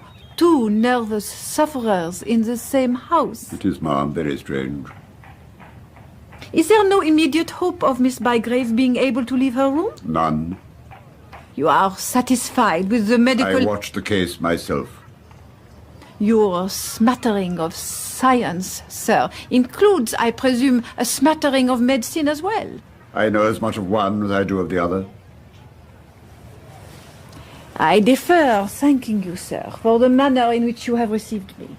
But I leave pleased in the knowledge that the absence of a medical attendant in the house must mean Miss Bygrave's illness is much less serious than I had supposed it to be when I came here. I never contradict a lady, ma'am. Good day. And now for the idiot. I acknowledge that we are in a false position, sir. But I tell you plainly, your housekeeper is the cause of it. Leconte? Far be it from me to breathe a word against her. She's no doubt a most excellent and trustworthy woman. But she has one serious failing common to persons at her time of life who occupy her situation. She is jealous of her influence over her master, although you may not have noticed it. No, I beg your pardon. My observation is remarkably quick. Nothing escapes me. She is jealous. Yes or no? Yes. Susan is a sensitive girl, sir, and not wishing to be the apple of discord in our household, she has decided to avoid Mrs. Leconte's company for the future. Oh. Don't misunderstand us. The attraction of your society remains the same. But what must Miss Bygrave think of me? Damn, I'll send Leconte away on the spot. Humour her, sir, but keep her away. She just sees you paying courteous attention to a handsome young lady, and poor soul... Miss Bygrave must not be allowed to suppose I'm afraid of my own housekeeper. No such idea has ever entered her head, I assure you. Might I have the happiness of seeing her today? Out of the question. But tomorrow, I propose taking her out before the heat of the day begins. Not merely to avoid embarrassment after what has happened with Mrs. Leconte, but because the morning air and quiet are essential in these nervous cases. Yeah. If you would care to join us at 7 o'clock. Yeah, of course, of course. Mrs. Leconte must know nothing of the impression she has produced on my niece. I have only mentioned it to you to account for my apparently churlish conduct and to satisfy your own mind. You have formed the same opinion as mine on the subject of Miss Bygrave's illness? Certainly not. I consider yours to have been both hasty and prejudiced. And I was received by Mr. Bygrave like a gentleman. You will be visiting North Shingles again? If I please, yes. Do I need your leave first, Leconte? Oh, by no means, sir. You are master. Indeed, I have a private reason for wishing you should see Miss Bygrave again. If you will excuse my fancy and indulge it, you will do me a favor for which I shall be very grateful. What fancy? Sir, if you will kindly put this morsel of paper in your waistcoat pocket and open and read it for the first time when you are next in Miss Bygrave's company, and say nothing that has passed between us, I promise to explain myself after. Mm-hmm. Oh, thank you, sir. Mr. Bygrave? Mr. Vanston. Miss Bygrave is well enough for our walk, I hope. She's dressing. I'm a plain Englishman, sir. You don't meet me this morning as cordially as yesterday. There is something unsettled in your face. Has your housekeeper been trying to poison your mind against me or my niece? No, it's not that. Well, it's difficult. If you have secrets to keep, sir, you have only to say, and I do not intrude. No, it's not that. At the same time, you recall yesterday I admitted you to my frankest and fullest confidence. Why don't you let me explain? I mean no offence. Oh, none taken, sir. Sarah! What are you doing? Tell Miss Bygrave that our walk this morning is put off, and I won't trouble her to come downstairs. Wait, sir. Before that message is delivered. May we... Sarah? Yes, sir. Wait. Yes, sir. You're so hasty, Mr. Bygrave. Family failing. Blood of the Bygraves. You won't wait and hear what I have to say. Oh, we are alone as you wish. Pray proceed. I was asked to read this when I was next with Miss Bygrave, and not till then. I have read it. Here. Oblige me, Mr. Noel, by comparing the young lady now in your company with the personal description following these lines, and which has been communicated to me by a friend. You shall know the name of the person described, which I have left a blank, as soon as the evidence of your own eyes has forced you to believe what you would refuse to credit on the unsupported testimony of Virginie Leconte. I am not usually a betting man, but on this occasion I will lay you any wager you like. There is madness in your housekeeper's family. Madness? I see the cunning of insanity. A far more alarming reason, sir, than I had supposed on Mrs. Leconte's behaviour to my niece. It's clear Miss Bygrave resembles some other lady who has seriously offended your housekeeper, and is evidently now confused with my niece and her poor wandering mind. With my habits of observation, it couldn't possibly have escaped me if Leconte's mad. Then let's put her description to the test. Hundreds of girls have tall figures, light grey eyes, but 2 little moles close together on her neck. Those moles, sir, supply us with what we scientific folk call the crucial test. The crucial test? Exactly. When my niece comes down, you have my full permission to take the liberty of looking at her neck. Oh. I'll go upstairs, and if her hair is dressed low or a frill is too high, I will have them removed. Will you please await me in the parlour? Excuse me.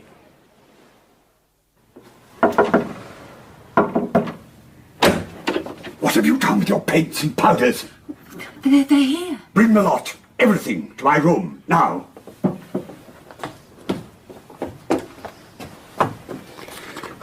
Black eye. Black eye. Ah. Sit down. We are about to be found out. Somehow Leconte knows about the moles on your neck. How?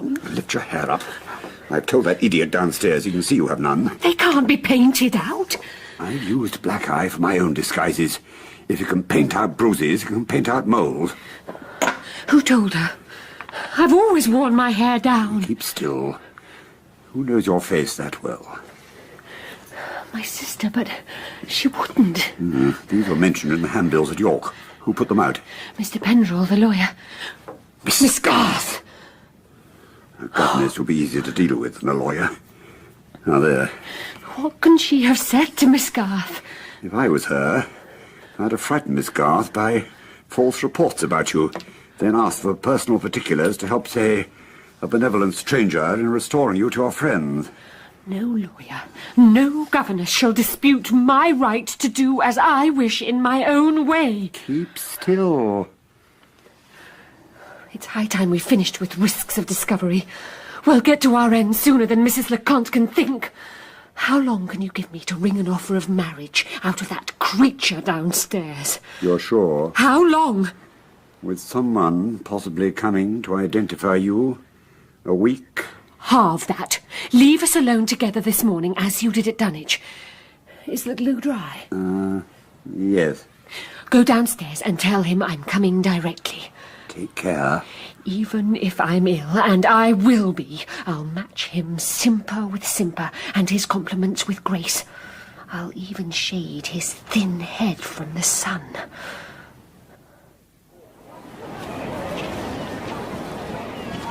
Do you believe happiness to be an attainable state, Miss Bygrave? Yes, I do. Do you, sir? Until today, I must confess, no. Arrived at, Miss Bygrave, wholly as a result of your company. Oh, thank you. I've never enjoyed a walk so much in my life. Well, back home again, my dear. I hope you too feel the better for it. It was a perfect walk. Oh. I thank you, Mr. Vanston, for your charming company. Oh, my pleasure, my pleasure. But now you must excuse me. I have to assist my aunt. Oh, yes, of course, of course. Well, sir, did you remark the mole? None. Such a perfect countenance. I'm half inclined to think my infernal housekeeper is mad. May I join you early tomorrow again? By all means, sir. But, excuse me for returning to the subject. What do you propose saying to Mrs. Leconte? I don't know. What would you do, Mr. Bygrave, if you were in my place? Is Mrs. Leconte an early riser? No, she's lazy in the morning. I hate idle women. Then let her discover you in the garden. Well, as if I hadn't been out. Exactly. If you're forced to give an answer on the crucial test, say Mr. Bygrave's niece and her description are at variance in the most important particular, and beg that the subject may not be mentioned again. Oh. The next day the proceedings were repeated, but this time Noel Vanston went home rapturously kissing a keepsake. He had taken tender possession of one of Miss Bygrave's gloves. For the first time in his life, he had now passed hours of happiness in the society of a beautiful girl without afterward a single humiliating remembrance to lower him in his own esteem. My eyes feel weak this evening. I hope you won't object if we dispense with candles for a few minutes. Oh, not at all, my dear.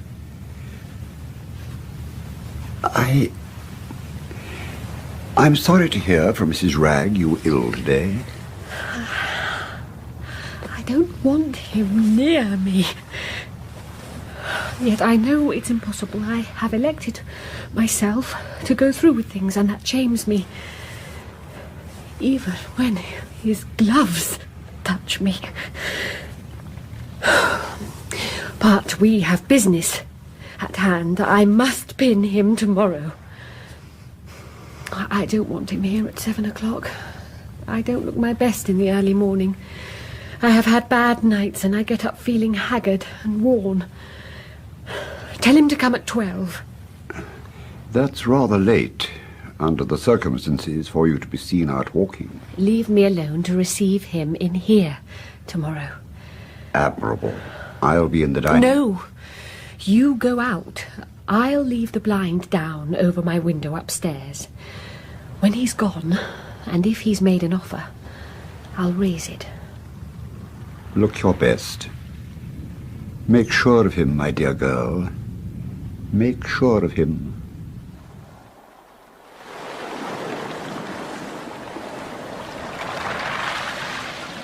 Hidden on the beach the next day, Captain Ragg watched Noel Vanston emerge from North Shingles.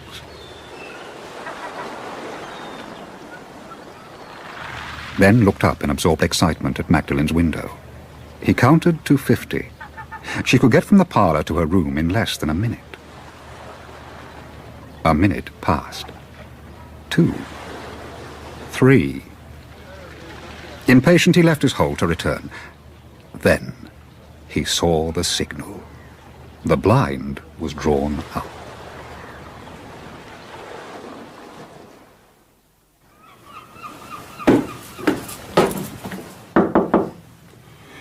Warmest congratulations, my dear. Mr. Noel Vanston is coming at 2 o'clock. No doubt to make his proposals in due form. Miss Vanston? Give yourself no trouble about settlements. Leave the use to which he is to put his money for the future in my hands. I'll be managing that. Don't frighten him over money. What my father intended we should have, he will give back. Delighted as I am with the turn of events, there is one little difficulty we have overlooked, sir. Have you found it necessary to inform Mrs. Leconte of the new tie which you now propose to form? Oh, I hate awkward situations. I'm not afraid of her. Pray don't suppose I'm afraid of her. No need to explain, sir. A common story. Here is a woman who has grown old in your service, who has tried in all sorts of underhand ways to presume on her position. A woman, in short, whom your natural kindness has allowed to claim a right of property in you. Property? She'll make me pay for my father as well as myself. Take another glass of brandy, sir, I insist. Thousands of pounds sterling out of my pocket. Gently, gently. The woman knows nothing so far, and the money's not gone yet. No, I'm only nervous about it. An unpleasant scene will result, no doubt about it. Inevitable, sir, if your opinion of her sanity is well-founded. Especially after what happened today. There were no moles on her neck. Had you shown my note to Mr. Bygrave before the experiment was tried, sir? No. No, I didn't. You are keeping the truth from me, Mr. Noel. You are trusting strangers and doubting your old servant and friend. Every time you go to Nurse Shingles, every time you see Miss Bygrave, you are drawing nearer and nearer to your destruction. They have got the bandage over your eyes in spite of me. But I tell them, and I tell you, before many days are over, I will rip it off. Oh, my niece, sir, is the innocent victim of this woman's increasing hatred and distrust. I am not easily thrown off my balance, but I acknowledge you alarm me for the future. Well, why should we tell LeComte at all? Can't we be married without letting her into the secret? You mean it, sir? Yes, yes. I am accustomed to set my face against clandestine proceedings of all kinds. But there are exceptions to all rules. Your solution would spare you embarrassment and financial claim from our housekeeper, plus the removal on my side of annoyance to my niece. I'm not against hasty marriages where a mutual flame is fanned by an adequate income. So the preliminaries must be hurried along.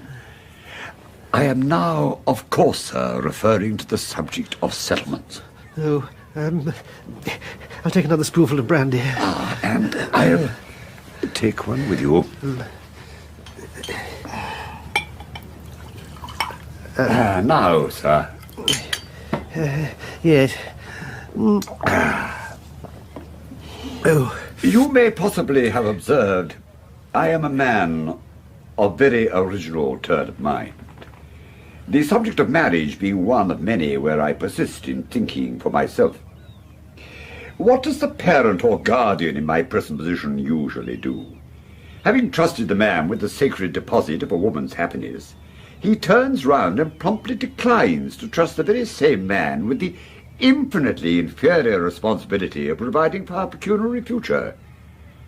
I call such conduct inconsistent and unbecoming. Give me your hand, sir. Tell me on your own word of honour that you will provide for your wife as becomes her position and your means, and the whole question of settlements is decided between us from this moment at once and forever.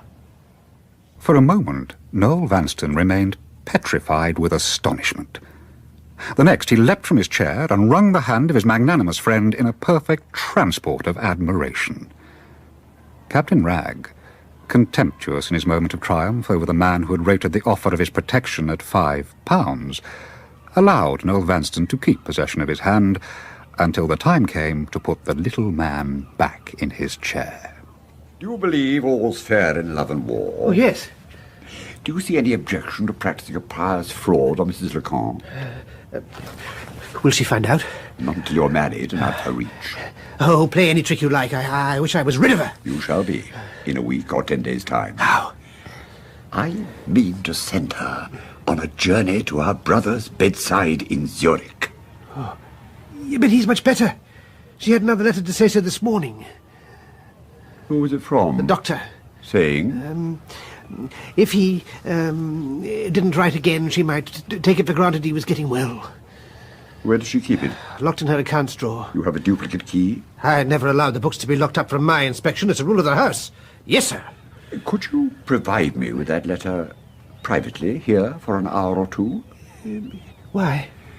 Have you any friends in Zurich who could post a letter for us to her from there? Well, yes, 2 spinsters. They hate LeConte, but... though I'm not usually wanting in penetration, Mr. Bygrave, I don't altogether see your drift. You shall. My dear madam, since I last wrote, I deeply regret to inform you that your brother has suffered a relapse. The symptoms are so serious that it is my painful duty to summon you instantly to his bedside. I am making every effort to resist the renewed progress of the malady, and I have not yet lost all hope of success. But I cannot reconcile it to my conscience to leave you in ignorance of a serious change in my patient for the worse, which may be attended by fatal results. With much sympathy I remain, etc., etc. Our pious fraud. Yeah, perfect. But one bad mistake. What? The doctor writes in French. Perhaps you meant me to translate it. You can't manage without my help, can you? Indeed, no. I'm fluent. Just a few strokes of the pen. The date? Will depend on the time a letter takes to get to Zurich. I have no experience on that point. But I have. 5 days. Date the letter in French. 5 days on from tomorrow. I shall need to practice his handwriting. Have you foreign notepaper? Yes. Then that is all I need trouble you to do. I suppose I may have the happiness of seeing Miss Bygrave tomorrow? We must be careful. I don't forbid it tomorrow, but I make no promise beyond that. Permit me to remind you we have got Mrs. LeConte to manage for the next 10 days.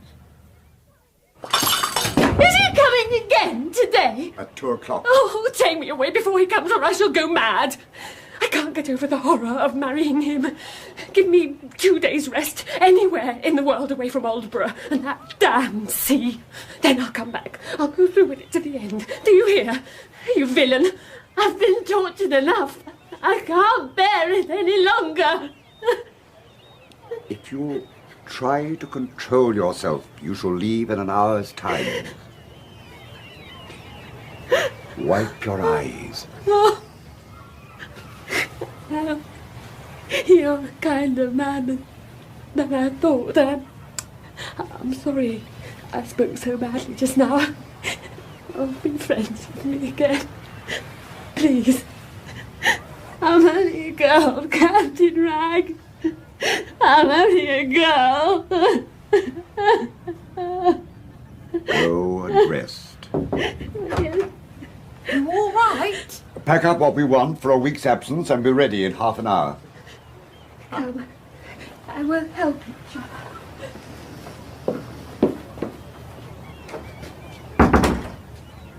Bah, damn the breakfast. She shall not move me. I am a swindler. I won't tell you where we are going, because, 1, I haven't yet made up my mind, and 2, if you don't know where our destination is, Mrs. LeConte can't worm it out of you. She's watching us now. Oh. Tell her I am taking my niece on a short visit to some friends to try a change of air.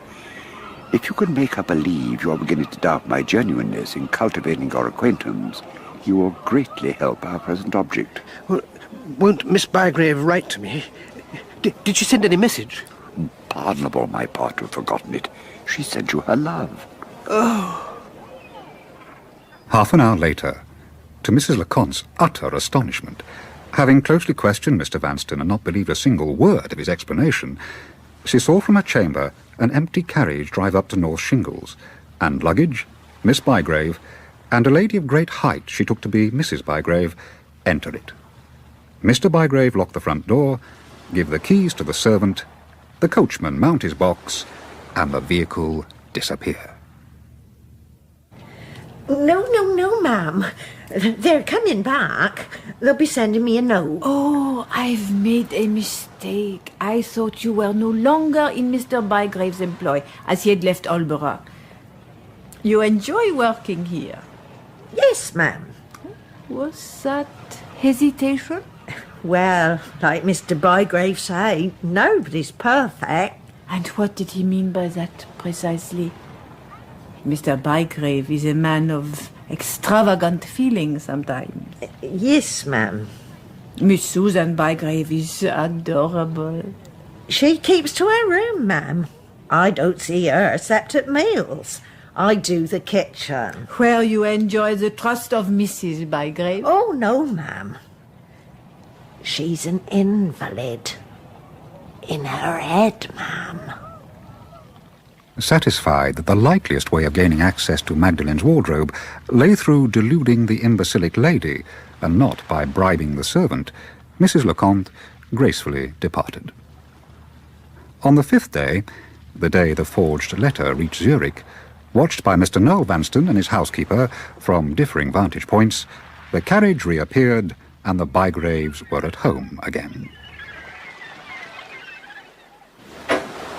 May I speak with the master of the house, please? Ah, my dear Mr. Bygrave. Ah, sir, I won't enter. The reason for annoying you at this moment is the relative with whom we've been staying the last few days possesses 2 pictures, gems, by the old masters, which he is willing to dispose of. If you, sir, as a connoisseur in such matters, wish to see the gems, they'll be visible in half an hour's time. Delighted. Ah, Miss Bygrave. No gems? Gems, Mr. Vanstone? Am I not jewel enough? Gems by the old masters. I know of no gems, my dear sir. Oh, it's just that your uncle... Oh, I see. You'd prefer to talk art with Mr. Bygrave than idle female nonsense with me. Oh, no. Soon you will return my glove. Never, my sweet lady, no. Then I'm at your disposal. Here we are free spirits. Bury your need for Mr. Bygrave, Mr. Vanstone, as I will any thought of Mrs. Lecomte. Does she still frown? Oh, Mr. Noel. If I may say so, I've never seen you so beautiful. Thank you. Your break has done you so much good. It has brought me back to you. Now, tell me how you passed your hours while my back was turned. The little man was enchanted.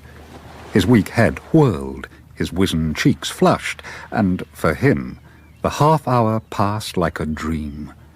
And when she left him, to obey a prearranged signal, miser as he was, he would have given at that moment 5 golden guineas out of his very pocket for 5 golden minutes more of her presence. Ah, Mr. Vanstone. Since we last spoke, sir, I've been reckoning up the chances for and against us as we stand at present. Ah. If you are still here when that letter from Zurich arrives, all our plans will die. If your housekeeper had 50 brothers all a-dying, she'd throw the lot over sooner than leave you alone with us as neighbours. You're leaving again? No, sir. You must leave. Oh, Have you told Mrs. Lecomte you're beginning to think yourself mistaken in me? I've done worse. I disgraced myself by saying I doubted Miss Bygrave. Oh, go on disgracing yourself, sir. Did I speak loud enough this afternoon for Mrs. Lecomte to hear me? Oh, yes. She opened her door upstairs. The gems were an admirable pious fraud. Thank you, sir. When you get back to Seaview, tell her the gems were worthless. I'd try to sell them to you as originals. You tell her you suspect me of being little better than an imposter. Oh, she won't believe me. Oh, wait a little, sir, wait. Go out tomorrow with her, usual time. I'll meet you on the parade. You cut me. She still won't believe it. The day after, day 7, since we sent the Zurich letter, decline to go out walking. You dread the annoyance of meeting me again. You wish you'd never met the Bygraves. And when you've well worried her with your moaning, ask Mrs. Lecomte on a sudden if she can't suggest a change for the better. Oh, she'll have it ready. Some place she wants to go to this autumn? Every year. To Admiral Bartram's. Have patience with me, sir, but who is he? An old friend of my father's. My father laid him under obligation when they were young. I'm one of the family at St. Crew. My room's always ready. Not that there is a family, only my cousin George. I've been sharper than my father. I haven't lent George money. Anyway, LeConte adores the Admiral. He treats her like a lady. The address? Oh, St. Crew in the Marsh, near Ossory, Essex. Ossory. Couldn't be better. Mrs. LeConte suggests St. Crew. You take the next day to consider it. Then the last thing at night, you make up your mind to go to St. Crew the first thing the next morning, leaving Mrs. LeConte to pack up your curiosities, yes. settle with the tradespeople, and follow you the next day. The day she receives our letter from Zurich.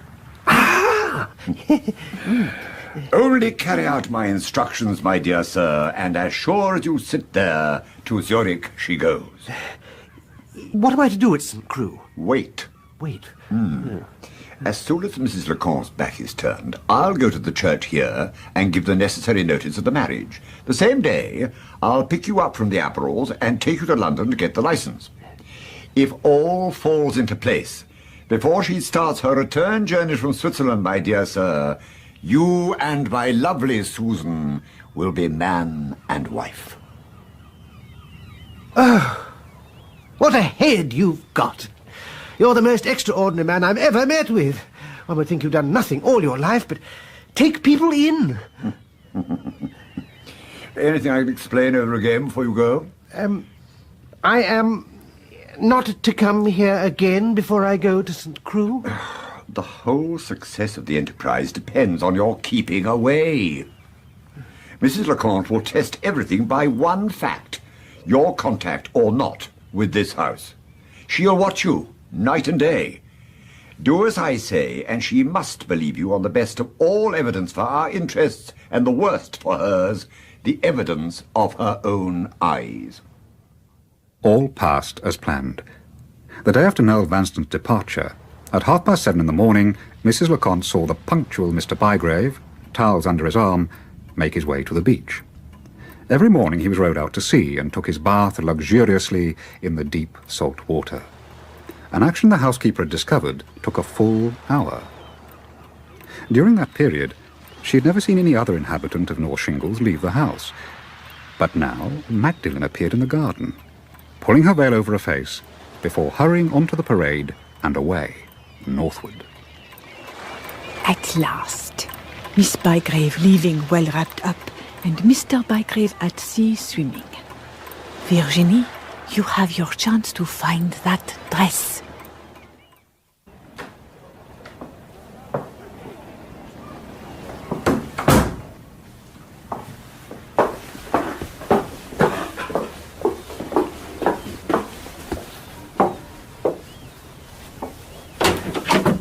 I beg 10,000 pardons.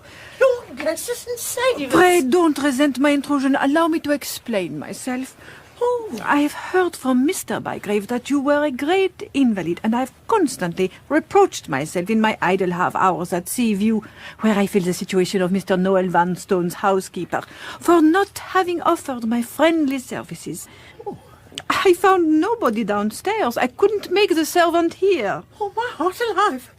How nice you're dressed. Oh, I see I distress you. Oh, dear me, you are unpicking that dress again after it has been made. That is my experience entirely, Mrs. Bygrave. Some dresses are so obstinate. They seem to say, no, you may do what you like with me, I won't fit. That's what this gown's been saying to me ever since I put scissors into it. I know I've got an awful big bag, but why should a gown be weeks on hand and then not meet behind you after all? Oh, it hangs over my bosom like a sack, it does. I think our bosoms, ma'am, our great difficulty. Now, shall I make my experience of use to you? Oh, yes. Shall I say in plain words what I think? Yes. This bosom of yours is an enormous mistake. Oh, don't say that. It's an awful big one, I know. But it's modelled for all that from one of Magdalen's. Then there must be some serious mistake in the making of your niece's dress. Can you show it to me? Oh, bless your heart, yes. Here. There. See? Plaits on her bosom, and plaits on mine. And mine are the biggest, and my head's buzzing already. Oh, tell us, like a good soul, what's to be done. Perhaps I'm too big for the pattern. There's half too much of me, Mum, anyway, you measure. Many's the good cry I've had when I was a growing girl. My dear madame, I assure you, you possess a commanding figure, a Minerva. Plaits are for Venus, folds for Minerva. Your niece has other dresses here. We may find a Minerva pattern among them. Oh, that's a lot. They may do for Venus and Minerva, but they won't do for me. Surely there's another one left.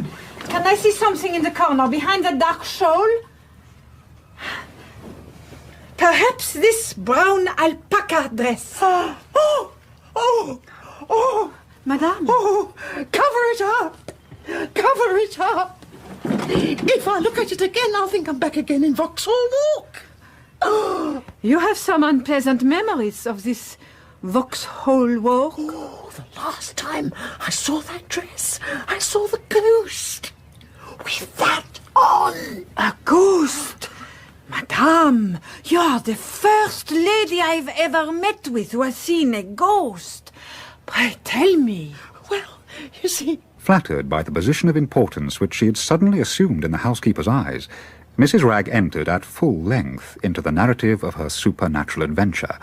But the faster and faster the minutes flew by, the nearer came the fatal moment of Mr. Bygrave's return from the beach, until, with Mrs. Ragg hopelessly wading deeper and even deeper into increasingly confusing detail, there were 2 minutes left to get clear of the house. Why stay with the idiot? She had her proof. Oh, and the buzzing in my head. Oh, horrible! You freeze the very marrow of my bones. Good morning. Where are your manners? What do you mean by pitching my gown at me? You nasty foreigner, you ought to be ashamed of yourself. Mrs. Leconte glided rapidly along the garden path and out onto the parade, where she stopped. Captain Ragg stood motionless, his towels in his hands. Rightly knowing his first impulse would be to make instant inquiries in his own house, Mrs. Leconte made her way back to Sea View as composedly as if nothing had happened. To find, next to her solitary breakfast plate, the forged letter awaiting her. That the word instantly was underlined twice leaves me no choice on a matter of life or death but to save precious hours for my journey to Zurich by writing to you, sir. I have discovered to an absolute certainty that the person calling herself Miss Susan Bygrave is no other than the woman who visited us in disguise at Vauxhall Walk. The infamous conspiracy with which you were threatened in London has been in full progress against you, under Mr. Bygrave's direction, at Aldborough. For your own sake, suspend your flirtation with the young lady until my return. If, when I come back, I fail to prove to you that Miss Bygrave is the woman who wore the disguise and used threatening words to you, I will engage to leave your service at a day's notice and resign every claim I have to your grateful remembrance on your father's account as well as on yours. I make this engagement without reserve of any kind. Your faithful servant, Virginie Leconte. In the interest of saving his money, he'll keep away from her. Checkmate, Mr. Bygrave. The battle is over. The game is played out. Why did you leave her? I had to get out. I hadn't slept. I had a fever. What I told you would happen has happened. They met. Disaster. Now, Mrs. Leconte, whither are you bound? Zurich or St. Crew? There's only one way to find out. How? If she's going to St. Crew, she'll tell the ghost story herself. If Switzerland, she'll write him a letter to keep us at bay. Don't leave Mrs. Ragg to strangers. I am Mr. Bygrave of North Shingles. I think you have a letter addressed to Mr... Once the letter's been posted, sir, nobody out of the office touches it on any pretence whatever. Oh, granted with all my heart. I don't want to touch it. I only want to explain myself. A lady has posted a letter addressed to Noel Vanstone, Esquire, Admiral Bartram, St. Crew in the Marsh, Essex. She wrote in a great hurry, and she's not quite certain whether she added the name of the post town, Ossory. It is of the greatest importance that the delivery of the letter should not be delayed. I'll oblige you, sir. Now, Noel Vanstone, Esquire, Admiral Bartram, St. Crew in the Marsh. Ossory, Essex. The lady's made no mistake, sir. The address is quite right. Oh, a million thanks, my good sir. A million thanks. Nothing but a timely consideration of the heavy debt he owed to appearances prevented Captain Ragg from throwing his tall white hat up into the air as soon as he found the street once more. All further doubt was at an end. Mrs. Leconte was on her way to Zurich. Monday will be your wedding day. I shall now collect the idiot from St. Crew and take him to London for the license.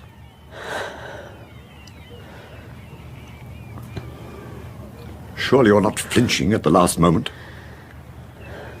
You planned this marriage of your own free will. I won't have the responsibility laid on my shoulders.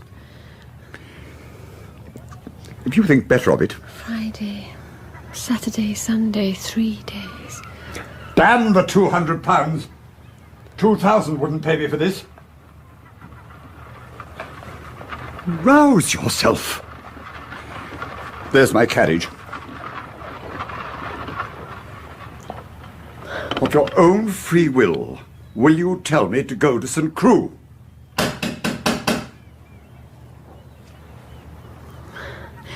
Go. Miss Bygrave is not well. Tell your mistress to go to her.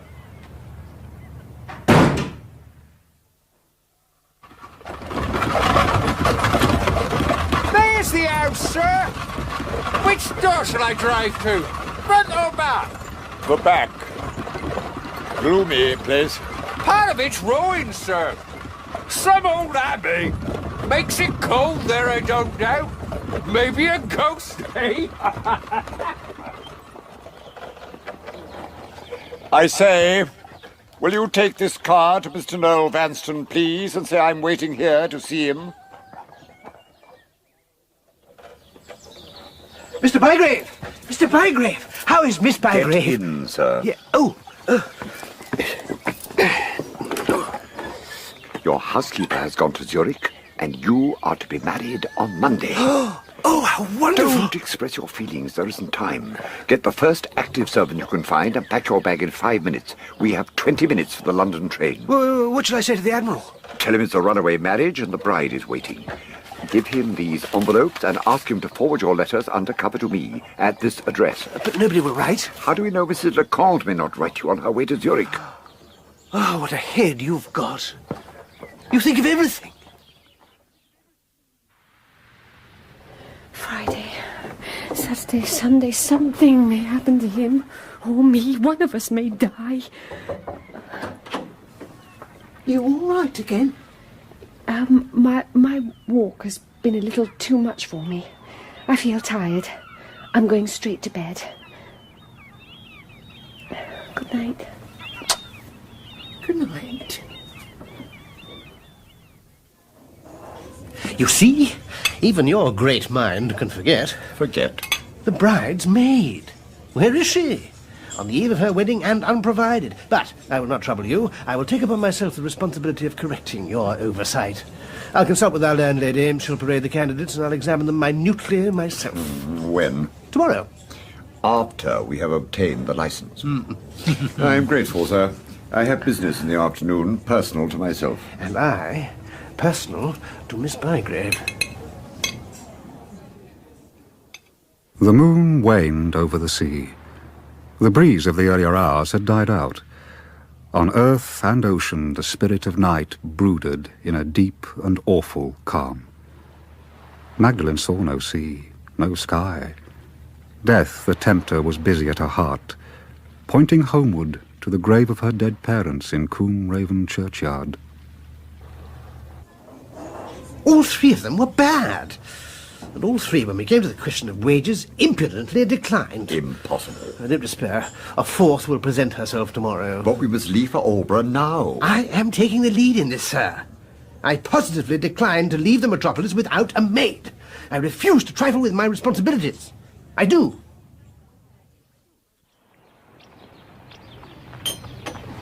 Yes, ma'am?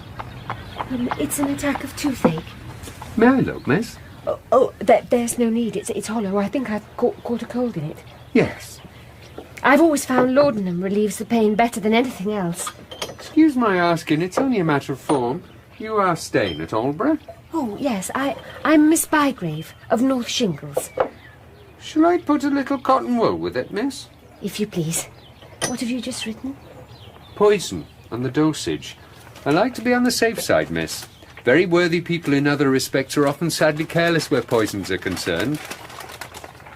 3p, miss. Is there danger even in such a small dose? There can be death, ma'am. Let him be the strongest man in England. Thank you. Oh, there'll be no fear of accidents at North Shingles. I'll keep the bottle locked in my dressing case. If it doesn't relieve the pain, I must come back to you again. Thank you. Good afternoon, miss. The fourth candidate, Louisa, a young woman of small expectations, passed Noel Vanstone's examination, finally convincing him of her value by accepting the wages offered without demur. In his own room, Captain Ragg pocketed Mrs. Leconte's letter to Noel Vanstone, forwarded from some crew.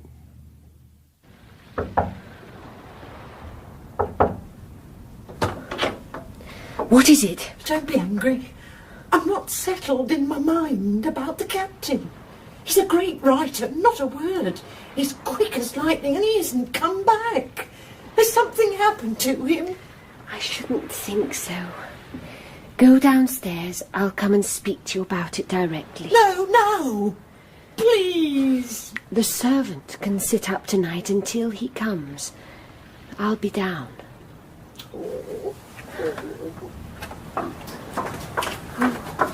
Why not? Why may something not have happened to one of them? Time enough still, little bottle, before Monday. As the night advanced, the noises ceased indoors, and Magdalen's restlessness began to return. She tried to quiet herself by reading, but books failed to fix her attention, so she turned to the newspaper next. Page after page were turned mechanically, until her attention was caught by an account of an execution. She won't draw my beer. She took up with my fellow servant, David Crouch. I went to see her on the Saturday and said I'd marry her like she wanted as soon as we could be asked in church if she'd give up Crouch. She laughed at me. She turned me out of the wash house, and the rest on 'em saw me turned out. I was not easy in my mind. I went and fetched my gun and loaded it. I went out into Pettit's Piece again. I thought I'd try my luck. I mean, try whether to kill her or not, by throwing up the blade of the plough into the air. If it falls flat, I'll spare her, and if it falls point in the earth, I'll kill her. I took a good swing with it, and I shied it up. That fell point in the earth. I went and shot her. That was a bad job, but I did it. I hope the Lord'll have mercy on me. I wish my mother had my old clothes. I have no more to say. From the window, she could just see the gravel walk in the darkness. Then the black night seemed to open over the sea and showed her the blade of the plough hurling into the air. The murderer was standing where the laudanum was hidden, then vanished.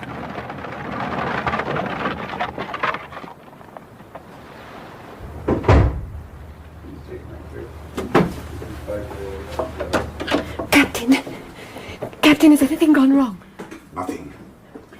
Noel Vanstone took 5 hours to choose a maid for you from a field of 1. No accident is likely to happen between now and Monday? None whatever. The marriage is a certainty. Certain. Yes. Good night. Your fingers are cold. You sat up too long. You'll not sleep. Oh, I shall sleep. Sounder than you think. By 2:00, a long letter to her sister was written, and a note to Captain Ragg.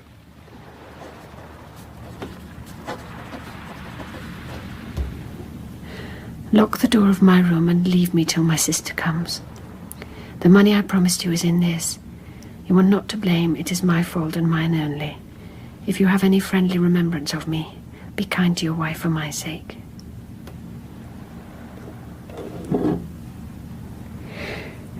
Death. In this drop of brown drink.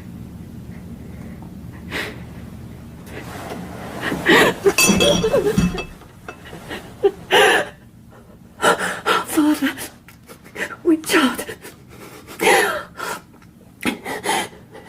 Our Father.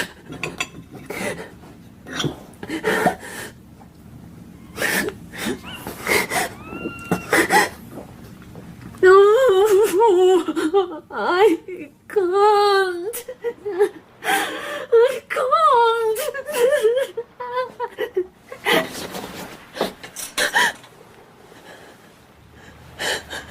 The broad grey dawn floated on her over the quiet eastern sea.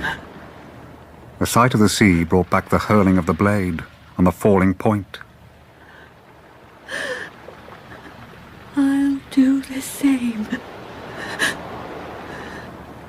But on what chance? A little fleet of coasting vessels slowly began drifting towards the house, all following the same direction with the favouring set of the tide. She seated herself with her back towards the direction from which the vessels were drifting, with the poison before her and her watch in her lap. I'll count the ships passing. If in half an hour the number's even, I'll live. If uneven, I die. 1. The first came, high, dark, and near in the mist. Then silence. 2. 3. 12 minutes. 3 ships. Then the next vessel passed, darkest and nearest of all. 5. 6. 24 minutes. 25. 26. 27. 28. And the next uneven number glided into view. 7. 29.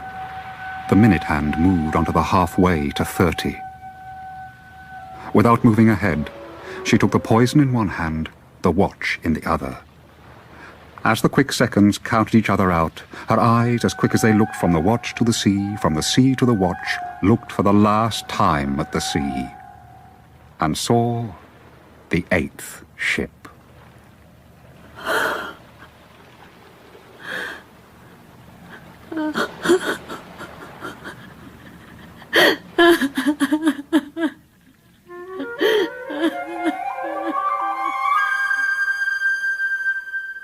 That was episode 4 of No Name by Wilkie Collins, dramatised by Ray Jenkins.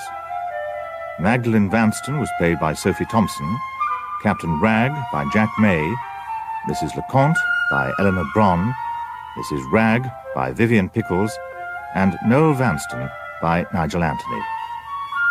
Kathleen Helm was Miss Garth, Simon Bullock, the postmaster, Christopher Good, the chemist, Joe Kendall, Sarah, and the narrator was Philip Sully. The music was by Peter Brewis and was played by Maurice Cambridge. The director was Janet Whittaker.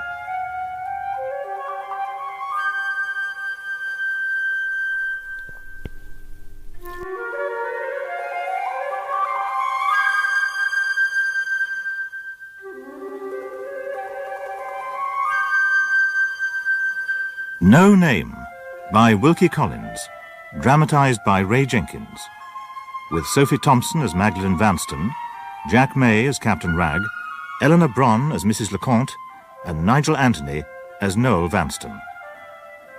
Episode 5, August 1847. Magdalen Vanston is about to marry her cousin, Noel Vanston, who believes her to be called Susan Bygrave and no relation. The deceit is being perpetrated because Magdalen is seeking to win back her inheritance, which has gone to Noel Vanston on the discovery of the illegitimacy of Magdalen and her sister.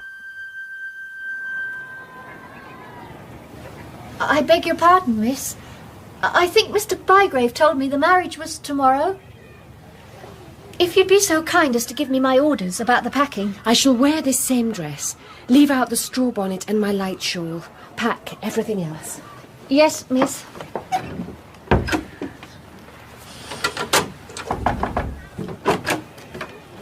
You ever hear anything like it? Like what? This marriage. You ever hear of a young lady being married without a single new thing on her back? No veil, no wedding breakfast, no favours for the servants. It's downright wicked. I don't care who hears me. Oh, I'm only a poor girl, but I wouldn't marry the best man alive without a new gown. Oh, look at this brown thing. I'll pack her. Oh, you're not going to pack this, are you? If I took it up in the skirt... Let that alone. What did you say? It belongs to my mistress, and I have orders to pack everything. You're not helping me by being here. You're in my way. Well, if these be your London manners, give me Suffolk. Give me Suffolk.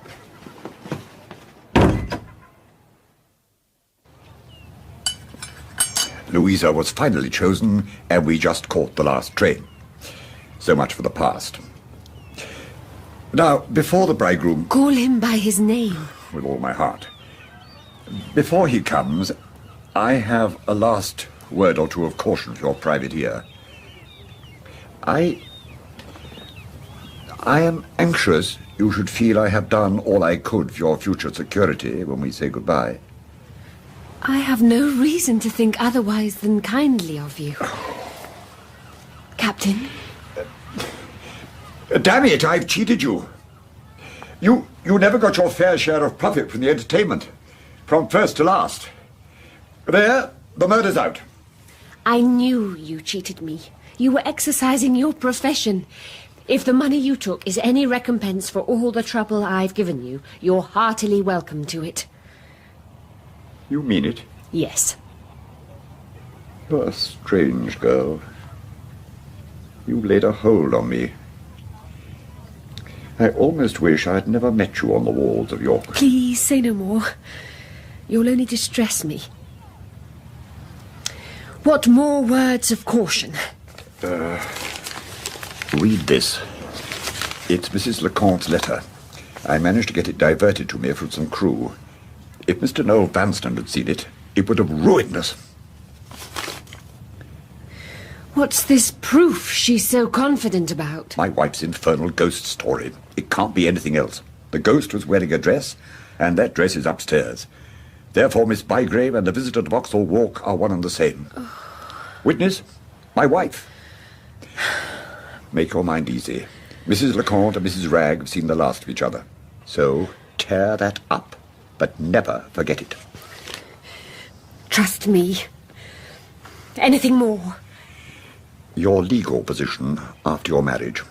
I took a lawyer's opinion on the point while Mr. Vanston was confusing maids. And? If he ever discovers you have knowingly married him under a false name, he can apply to the ecclesiastical court to have the marriage declared null and void. Further point, if he dies or you die, and no application has been made to the court, neither survivor would have power of disputing the marriage. But remember, in the lifetime of both of you, if he claimed to have the marriage dissolved, the chances are he'd win. That's him. One last thing. Your age. He asked me before he got the license. I told him you were 21. And he made the declaration accordingly. Never mind about me. After tomorrow, I'm invisible. But never you forget, when you wed, you were of age. I've done my best. A cloudless, lovely day, Mr. Bygrave. Happy the bride on whom the sun shines. You come bearing gifts, sir? Bridal offerings. This casket, sir, is ancient, one of my father's bargains. Reposing inside is a carbuncle brooch set in silver, another of my father's bargains. You have slept well? May we take a turn for a few seconds? Willingly. One responsibility, Mr. Bygrave, weighs heavy. Where am I going to spend my honeymoon? I could use one of my father's empty houses, but they're to let. Can I put myself in your hands? Given the British Isles, where would you pitch your tent, sir? No. Sir? You really must excuse me. For some time past, I have been living in an atmosphere of deception to suit your convenience.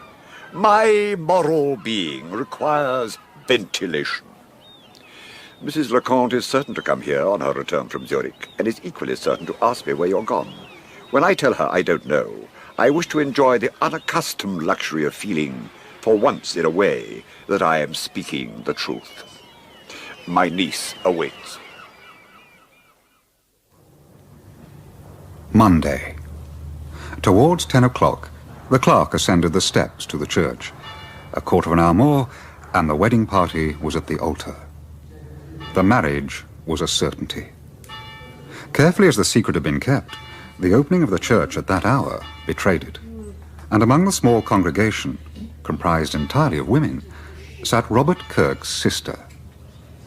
For the first few minutes of the ceremony, the haunting terror of Mrs. Lecomte's possible presence spread from Noel Vanstone to Captain Ragg and to the clergyman who investigated the license more closely. Dearly beloved, we are gathered here in the sight of God. Only Magdalene remained outwardly undisturbed, as if all sources of human emotion were frozen up within her. Wilt thou love her, comfort her, honour and keep her, in sickness and in health, and forsaking all others, keep thee only unto her, so long as ye both shall live? I will. Wilt thou have this man to thy wedded husband, to live together after God's ordinance in the holy estate of matrimony? Wilt thou obey him and serve him, love, honour, and keep him in sickness and in health, and forsaking all others, keep thee only unto him, so long as ye both shall live? I will. It was done. The children of the two dead brothers, implacable enemies, were man and wife. Take care. You're not to blame. Matilda, you've been very good to me, my dear. I thank you kindly. My dear, are you ready? I'm frightened for you. Oh, my darling, I'm frightened. Don't be. I must go. Allow me. Goodbye, everybody. Goodbye.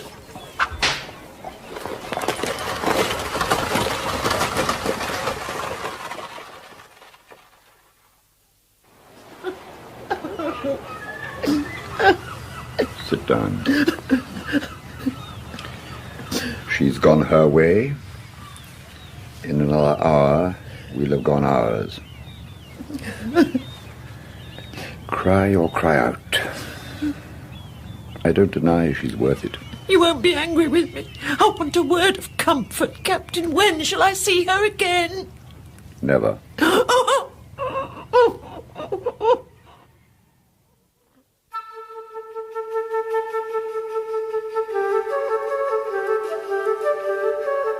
St. Crew, September the 4th, 1847. My dear Noel, 2 plain questions from your bewildered cousin George.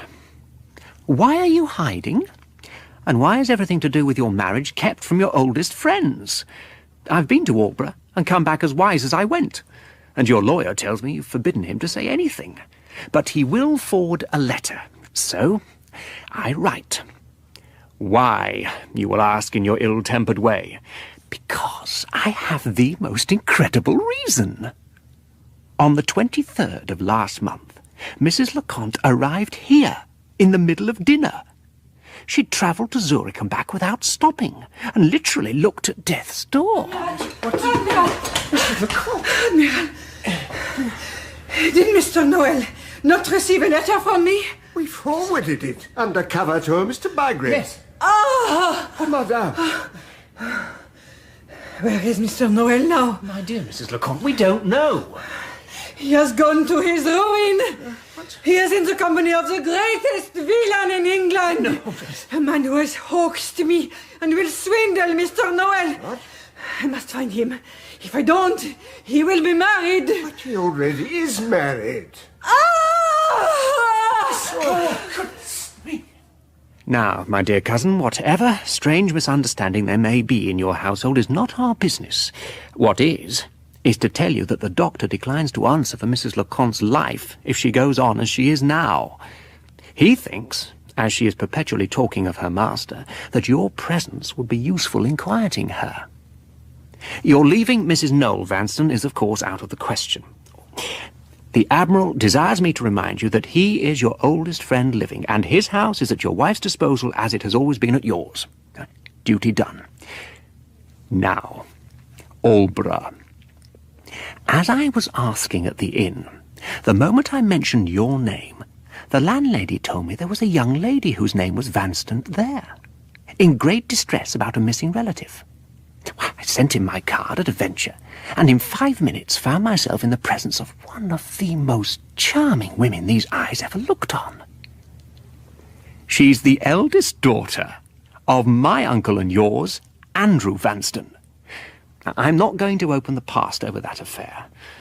Besides, my spendthrift habits bar me from passing judgment on others. She is in her second situation as governess with the Tyrrells of Portland Place.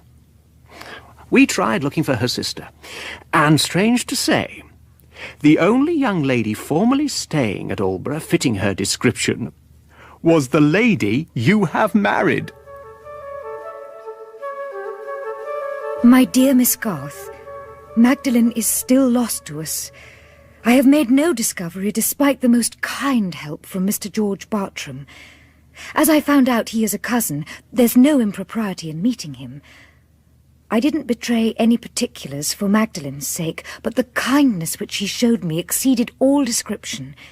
He's not more than 30, I should think, and in face and figure he reminds me of the portrait in the dining room at Combe Raven of father when he was young. He's trying to trace Mr. Noel Vanstone, but what makes me wretched, and why I want you to come here, is the description people gave me of Miss Bygrave, the girl Noel Vanstone married, is startlingly like Magdalen's. From Mr. John Loscombe, solicitor, to George Bartram, Esquire. Lincoln's Inn, London, September the 6th, 1847.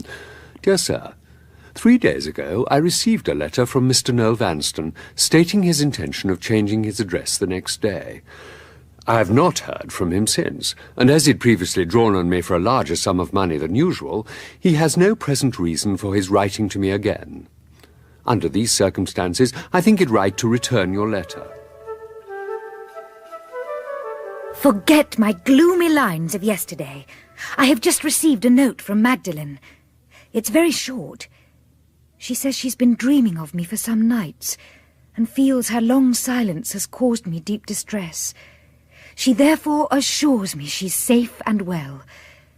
It's not dated, but the postmark's Allenby, which I found is in Cumberland. I can't write back, as she expressly says she's on the eve of departure, and is not at liberty to say where she's going next. After all the suspense, the happiness of seeing her handwriting again fills my heart, and keeps all other feelings of alarm out of it. Mr. George Bartram called on Mrs. Tyrrell again today. Thank you so much for coming, Miss Moonstone. Mr. Pendrell. We must squeeze what we can into the time available. Now, this morning, Mrs. Lecomte, formerly Mr. Noel Vanstone's housekeeper, called here seeking your address. She wishes to speak to you privately on the subject of your sister. Magdalen? I acknowledge that I determined to withhold the address as soon as... But why? You will make allowance for your old friend, and not take it amiss if I express my strong disapproval of your allowing yourself on any pretence whatever to be mixed up for the future with your sister's doings. But I must see Mrs. Lecomte. Mr. Pendrell, I'm not unmindful of your kindness, but my sister, do what she may, is still my sister. I can't desert her. I can't turn my back on anyone who comes to me in her name. Please, give her my address. Let me at least recommend that you stipulate Miss Garth be present. Yes. Please inform Mrs. Leconte we will both receive her at Portland Place tomorrow at 4 o'clock. And the clerk only had time during Mr. Loscombe's temporary absence from the office to look at the beginning and end of the document. It was one used to make a will, was witnessed and signed by Mr. Noel Vanstone. It has been ascertained at the end of September Mr. Loscombe was absent from his office. Now, if he was then employed in supervising the execution of his client's will, it follows clearly he was in the secret of Mr. Noel Vanstone's address after he disappeared on the 4th of September. And if you can do nothing on your side, it may be desirable to have the lawyer watched on ours. And this I am prepared to arrange. Awaiting your further instructions, Madame Leconte, I remain yours faithfully, Alfred de Blériot, private investigator. Dear Mr. Pendrell, Mrs. Leconte has just left us. If it was not too late to wish, I would, from the bottom of my heart, that Nora had taken your advice and had refused to see her. She came brutally to the point. When I wrote to you, Miss Vanstone, on the subject of your sister some little time since, Miss Garth was so good as to answer for you. Madame? What I feared then has come true. Your sister has disappeared in company with my master and is now in a position of danger which may lead to her disgrace and ruin at a moment's notice. It is my interest to recover my master, yours to save your sister. Tell me, for time is precious. Have you any news of her? I've had a letter, but there was no address. A postmark? Yes, Allenby. Where is that? In Cumberland. You have entered into no particulars, Madame. You have only frightened us. Not without cause. The end of your sister's resolution is achieved. She has married Michael Vanstone's son under a false name. Mr. Pendrell, I implore you to help in quieting Nora's anguish. She is less frightened by Mrs. Leconte's revelations than by the fact that her answer, wrung from her under pressure, may prejudice Magdalen. I reassured her that if Mrs. Leconte can trace her master by the postmark, we can do likewise. I entreat you to take the same steps now as you took at York to rescue the miserable girl, whatever objections you may have personally. A trustworthy person, whom I have myself instructed, will start for Allenby today. Dear Madame Leconte, I have the pleasure of informing you that Mr. and Mrs. Noel Vanstone have been traced to Belial Cottage near Dumfries. Before leaving Allenby, my people discovered a stranger in the place pursuing the same inquiries. Considering the stranger might deprive them of all credit, he was cleverly turned back southward on a false scent.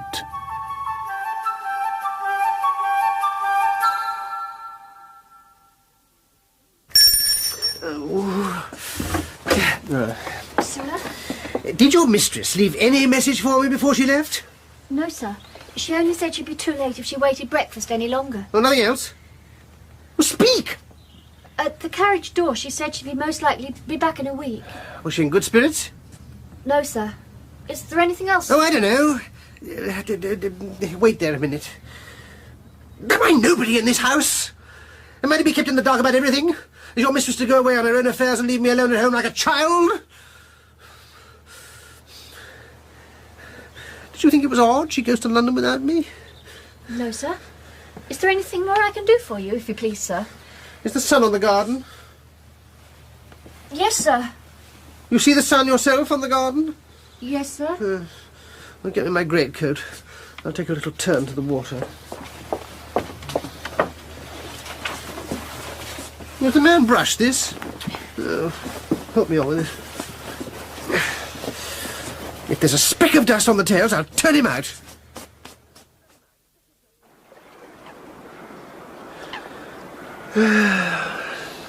You were happier with me, sir.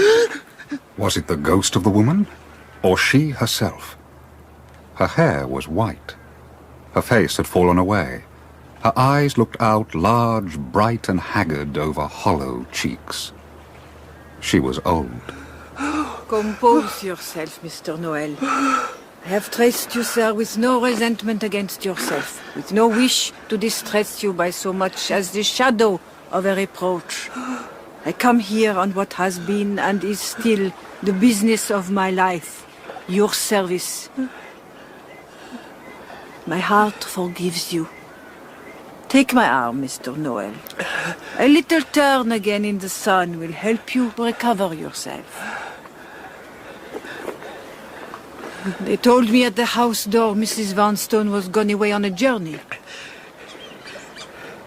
Is she gone for long? I always meant to do something for you. You would have heard from me before long. I don't doubt it, sir. But for the present, never mind about me. You and your interests come first. How did you find me out? It's a long story, sir. I will tell it to you some other time. She's gone for a week. Why? I can't answer for her. Mrs. Noel Vanstone treats me like a child. If she's gone to friends, I'm left to guess they are her uncle and aunt. The worst mischief you ever did yourself was sending me to Zurich. I didn't do it. It was all Mr. Bygrave. You admit he has deceived me. I'm glad to hear that. I will prove he has deceived you. Oblige me, sir, by holding one side of my bag. What? I bristle from head to foot with proofs. Do you know this writing, sir? I don't understand. On the day you left for St. Creux, and after I'd obtained admission to Mr. Bygrave's house, I had some talk in private with his wife that proved my suspicions of Miss Bygrave were right. I wrote directly to you at St. Creux. Here is proof that the letter was sent on to you under cover of Mr. Bygrave. Did he give it to you? No. First proof. One more, with your kind permission, sir, before we come to things more serious. I gave you a description at Aldborough of a person not named and asked you to compare it with Miss Bygrave. If the question is not indelicate, may I ask the present state of your knowledge on the subject of your wife's neck? I don't know.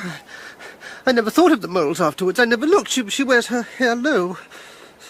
I saw a neat young person in the cottage. My wife's maid, Louisa. Did you or your wife engage her? I did. While I was away? Yes. Then you cannot possibly suspect me of conspiring to deceive you.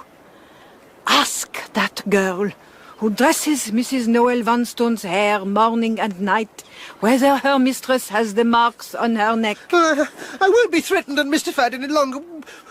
What have you come to say against my wife? I've come to open your eyes, save your fortune and perhaps your life.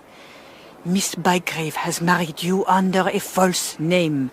The disguised woman who threatened you in Vauxhall Walk, as certainly as I stand here, is now your wife.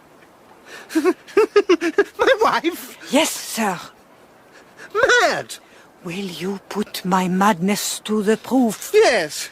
Check what I have told you with her maid, who dresses her hair every day. It's like a scene in a novel. It's like nothing in real life. Is the mark there? Yes. Take me to the wardrobe in your wife's room.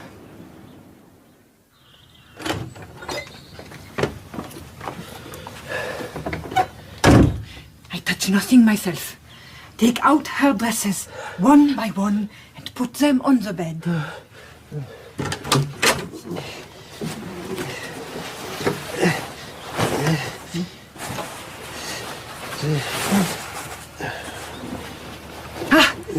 Lay that brown alpaca dress down, sir.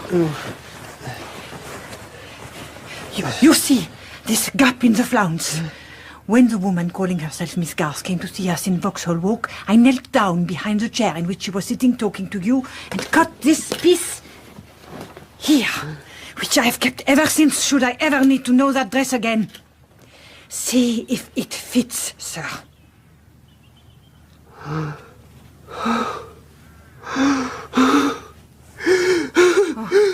Oh, is it the left side, sir? Save me! Oh, look, oh, save me! Has your wife any eau de cologne? Mi salvo l'atelier. From the recesses she snatched 2 bottles. One marked sal volatile, and the other she laid aside without looking at it. With its dark liquid, it lay there, waiting its turn.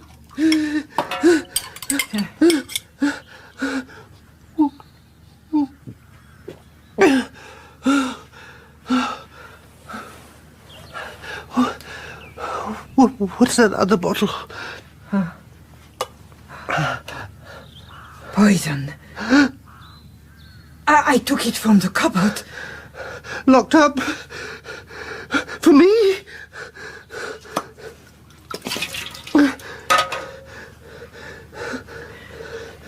Let's go downstairs and try and forget this dreadful discovery.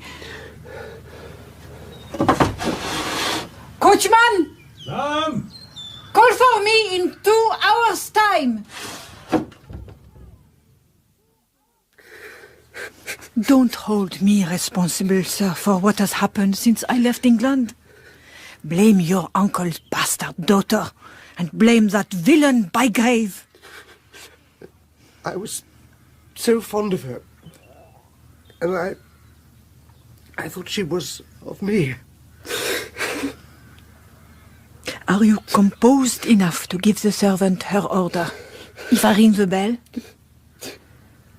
It is necessary for the object I have in view for you that nobody should see you ill in body or troubled in mind. Ring. We have much to do, sir. Yes, sir. Bring in the lunch for 2. Yes, sir.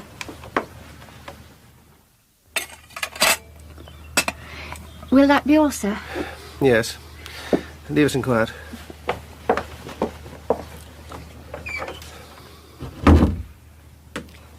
The proof of what I have revealed, you accept, sir? Yes. Have you made your will, sir? In your wife's favor? Yes. You have left her everything you possess? No. She put her own limits to her interest in it. £80,000, not a penny more. Your eyes are opened, sir. And you will not fail to remark, as I do, that the Combe Raven property happens to reach the same sum exactly as the legacy which your wife's own instructions directed you to leave her. If you are still in any doubt of the motive for which she married you, look in your own will. There it is. There is only one obstacle now left between that woman and the attainment of her end. Your life. Oh, don't frighten me. Oh, you good creature, you excellent Leconte, tell me what to do. I'll do anything to save my life. Have you writing materials? Oh, yes, here. Sir, you must get the start of all possible accidents. And when the carriage comes back, leave this house with me. Oh yes. Why do we want pen and ink? Recognize your position, sir. You must destroy your wife's interest in your death by making another will. She shan't have a farthing. But how? Loscombe's in London. I considered this matter carefully before I came to you, and I provided myself with the confidential assistance of a friend. Not a lawyer by profession, but he has had his own sufficient experience of the law. He has supplied me with a model. Here, I will dictate from it. Well, no, I think I ought to see it first. It would be more satisfactory to my own mind, Leconte. Oh, by all means, sir. I revoke, absolutely, and in every particular, my former will executed on the 30th September 1847. And I hereby... No, not too fast. I'm sorry. Hereby appoint Rear Admiral Arthur Everard Bartram of Saint-Croix-in-the-Marsh, Essex, sole executor of this my will. Now, sir, the disposal of your fortune.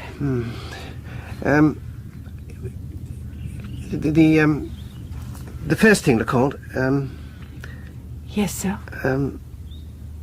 well, the first thing is to make some provision for you. Thank you, Mr. Noel. The difficulty is to say how much.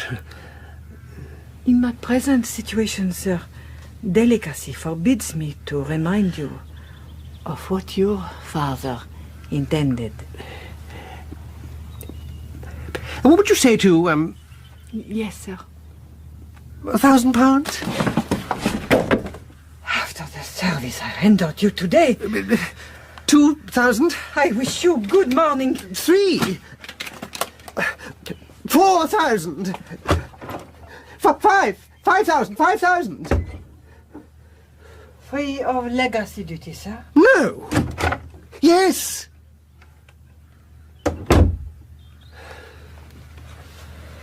The sum your father's grateful regard promised me in his will, sir. A little more writing, sir. The same token of grateful regard for her services, which I now leave her in mind. Thank you, Mr. Noel. Now, sir, your fortune. To whom is it to go? Oh. Well, Cousin George, I suppose. Ideal. To leave it to him does honor to the name of friendship and justice to the claim of blood. Oh, Leconte, let me wait a little before I leave it to anybody. Of course, of course. Sit down, Mr. Noel. You have a serious difficulty to meet, nevertheless, before you leave it to him. What? I distrust all servants. What I have to say must be heard by no living creature but ourselves. Yes? There is an office in London in which copies of all wills must be kept. Any curious, unscrupulous person who chooses to pay a shilling may enter that office and read any will there. Do you see what I'm coming to, Mr. Noel? Well, my wife could... Discover the beneficiary. Leave Mr. George, a generous, unsuspicious man, at your wife's mercy, and she will blind his eyes as she did yours. And in spite of you, in spite of me, through her unfathomable deceit, she will have that money. Well, shall I leave the money to the Admiral? Oh, no, he'd be in danger. No, sir. Not if you follow my advice. Take the pen and leave the money to the Admiral. I will explain. Is that all? No. You have left the Admiral the money in your will. Your wife sees it. Take the legacy away again in a separate letter, which is a dead secret between the Admiral and you. Let the will say what it says now, and let the letter tell the truth. You give the legacy to his nephew George. But she could still lay siege to George. Precisely, sir, why we put a woman in her way. Well, what woman? Not me, not a servant, but one with the authority and the jealousy of a wife. Make it a condition in the letter that if Mr. George is a bachelor at the time of your death, he shall marry within a certain period afterward or not have the fortune. Well, suppose he still remains single, Leconte. Put a woman in your wife's way again and leave the fortune to George's married sister, Mrs. Girdlestone. What? Why hide it all in a private letter? Yes. Because the more secret you can keep your intentions, the more time you force her to waste in finding them out for herself. Remember that bottle we discovered upstairs. And keep this desperate, scheming woman ignorant. What do you say, sir? What a head you've got. You think of everything. A little more dictation, sir. I have done. My last wishes are now confided to you. Keep this letter strictly and in your own possession until my requests are complied with. Let no human being but yourself know where it is on any pretense whatever. Believe me, dear Admiral, affectionately yours, Noel Vanstone. Yes, you've signed it. Address the letter. Now, add and sign. To be kept in your possession and to be opened by yourself only on the day of my death. Decease. Doesn't sound so dreadful as death. Noel Vanstone. Accept my congratulations, sir. If your wife has not plotted her last plot for the Coombe Raven money, it is not your fault and not mine. Well, there's my packing up to be thought of now. I can't go anywhere without my warm things. Oh, excuse me, sir. The will has to be witnessed by 2 persons. The coachman will do for one. We must have one of your servants, I suppose, for the other. Send for the cook, sir. She is the least ill-looking of the 3. You'll no object, sir, to tell me first what the document may be. My will? Oh, sir, there's a seer confronting a death in a document like yon. All flesh is grass. Talk it in connection with the Revelations chapter the 1st, verses 1 to 15. Lay the whole to the heart, and what's your wealth then? Dross, sirs. You'd better sign, sir. This is apparently some custom prevalent in Dumfries during the transaction of business. Noel Vanstone signed the will without a word. The coachman, descending instantly from theology to business, signed as a witness in a puff of whisky. The cook looked away from Mrs. Leconte with an effort, signed, and looked back with a start, as if she expected to see a loaded pistol in the housekeeper's hands. Thank you. You may go. We shan't keep you long. You'll no forget the witnessing as well as the driving when you pay me. Are you blind, Leconte? Sir? The brute's drunk. Is my life nothing? I won't be driven by that man. He drove here, sir. If he's sober enough to sign his name in excellent handwriting... No, you're a foreigner, Leconte. You don't understand these people. They drink from morning to night. Whiskey's notorious for madding the brain. I will only be driven by a sober man. I must go back to Dumfries by myself, sir. And leave me alone? Here? After what's happened? How do I know she won't come back tonight? How do I know her journey's not just a blind to mislead me? Have you no feeling, Leconte? Can you leave me in my miserable situation? No, it's too bad, it's too bad. You distress me, sir. I entreat you to compose yourself. I'll stay here tonight if you wish it. Yes. The coachman shall be sent instantly away. I'll give him a note for the landlord to send us another tomorrow morning. Yes. Oh, you excellent Leconte. Send the drunken brute away. We'll have a little dinner. And try and make it like old times. Yes. Leconte, why don't we go abroad again? Leave this horrid country. Some cheap little French house near Paris with a nice little bon to cook. Now, do you remember, you used to make me a warm mixture. Wine, egg, sugar, spices. You'd like that now, sir? Yes. Then excuse me, and I will descend and make it. Oh, you're good, precious Leconte. Mrs. Leconte rang the bell and ordered the ingredients in her master's name. The servants, with the ingenious malice of their race, brought them to her one by one, and kept her waiting in between as long as possible.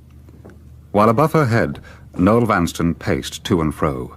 his mind convulsed by the idea of writing his wife a terrible letter. Where could words be found to brand her with the infamy she deserved? The viper who had hidden herself at his fireside. In half an hour, the mixture was ready.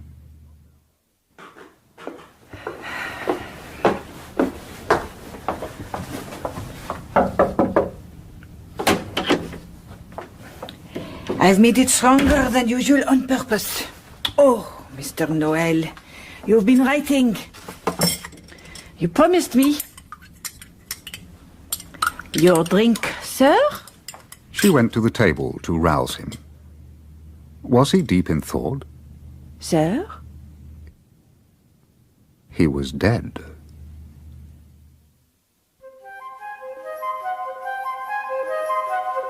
Park Terrace, St. John's Wood, November the 5th. Dear Mr. Loscombe, I came to London yesterday to see a relative, leaving Mr. Vanston at Balliol Cottage and proposing to return to him in a week. This morning's post has brought me a letter from my maid. You will find it enclosed. I believe her to be depended on to tell the truth. I am firmly persuaded my husband's former housekeeper has found him, practised on his weakness, and prevailed on him to change his will. It is therefore imperative I should see Mr. Vanston at the earliest opportunity. But my maid thoughtfully kept the letter open until just before post time, and left me with the further news that Mrs. Leconte was to sleep at the cottage last night and leave with Mr. Vanston this morning. My going to Dumfries and my staying in London seem equally useless. Will you kindly please advise me? Lincoln's Inn, November the 5th. Dear Mrs. Vanston, your letter and enclosure have caused me great concern. Pressure of business allows me no hope of being able to see you either today or tomorrow morning, but if 3 o'clock tomorrow afternoon will suit you. Dear Miss Goth, I have just returned from Westmoreland House, after purposely avoiding you under your own roof. You shall know why I came, and why I went away. I came down from the north with one desire only in me, to see Nora. Something might have come of it or nothing, who knows? Although this morning a letter came which told me my bitterest enemy on earth had revenged herself on me behind my back. You have meddled enough in my affairs to know who I mean. I nevertheless decided to go to Westmoreland House and ask you for my sister's address. You were out. I was shown into a double room on the ground floor, the one divided by curtains, to wait for you. Almost straight away I heard voices in the other half of the room, yours and another's. I hesitated showing myself because in my painful situation I cannot face strangers. But the instant I heard my name, I listened. Oh, no. You are famous for your memory. There is then no need for me to repeat your words. It's enough for me to know that my letter from Allenby has been turned by you and Pendrell into a trap to catch me, and Mrs. Leconte's revenge has been accomplished by means of information received from Nora's lips. Oh, no. I am cut to the heart, but I have no anger towards my sister. She means well, poor soul, but it would distress her if she knew what has happened. Don't tell her. Conceal my visit and burn this letter. And dismiss your spies. I am no longer the vagabond actress you once hunted. I am a respectable married woman, accountable for my actions to nobody under heaven but my husband. Nobody's child is now somebody's wife. You will feel by this time that you have meddled with me at last to some purpose. Yes, you have strengthened me to fight the battle of my life with the resolution only a lost and friendless woman can feel. If you ever speak of me to Nora, tell her that she will see me again on the day when we have recovered our natural rights, the day when I put her fortune into her hands. Those are my last words. Magdalene Vanston.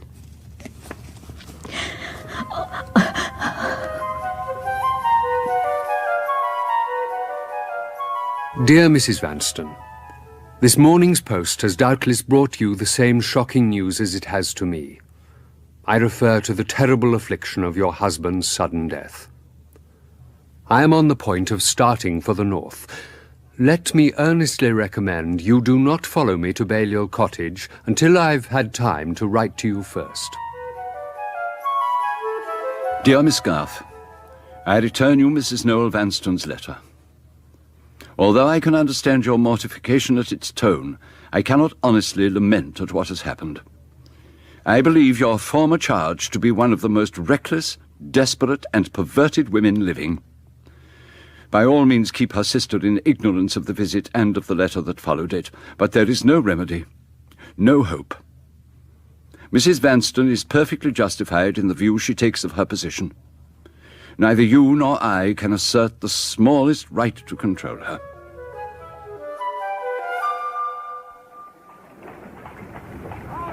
You have read your copy of the will, your husband? Yes. Is it genuine? Yes. The question is, what can we do for the best in your interests? Can I dispute it? It's dated, signed, and witnessed. Not even on the grounds that my husband was in no fit state to make it. He died suddenly, as doctors have apparently always said he would. On the day of his death, he walked in his garden, ate a good dinner, and none of the servants noticed any change in him. It's impossible to attack the state of his faculties. What about her influence? Difficult. There's no point of attack in Mrs. Leconte's legacy, and none in your late husband's choice of executor. I see. If you tell me that, so far as you know, your husband capriciously struck you out of his will, without assignable reason or motive for doing so, and without other obvious explanation of his conduct than that he acted in this matter entirely under the influence of Mrs. Leconte, I will immediately take counsel's opinion touching the propriety of disputing the will on this ground. Take your time. Go away and consider.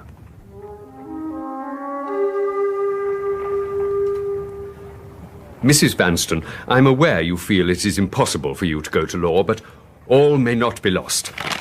Be so kind as to look at... There.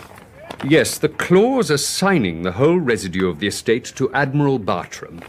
Yes. It ends, to be by him applied to such uses as he may think fit. Those are very remarkable words. No practical lawyer would have used them. Why? The legacy is left unconditionally to the Admiral, yet in the same breath he is told that he may do what he likes with it. The phrase has either dropped from the writer's pen in pure ignorance, or it has been deliberately set to serve the purpose of a snare. I am convinced those words are expressly intended to mislead someone. Me? Probably. The cunning has overreached itself, a common fault of the uninstructed meddling with the law. My 30 years' experience reads those words in a sense exactly opposite to the one they are intended to convey. I say that Admiral Bartram is not free to apply his legacy. I believe he is privately controlled by a supplementary document, say in the shape of a secret trust, usually a letter informing the executor of his real instructions. If I'm right, the discovery of that document would probably be in your interests. That is why I don't give up your cause as utterly lost. I'm determined to find it. You must, of course... You shall not be involved in any rash proceedings on my part. I ask for no help. Madam... I'm lonely and friendless, Mr. Loscombe, and sorely troubled in mind, but I'm strong enough. My time will come. If that secret trust is in Admiral Bartram's possession, when you next see me, I will have it in my own hands.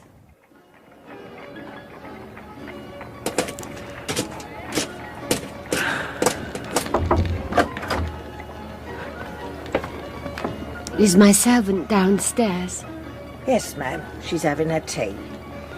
When she's done, say I want her up here.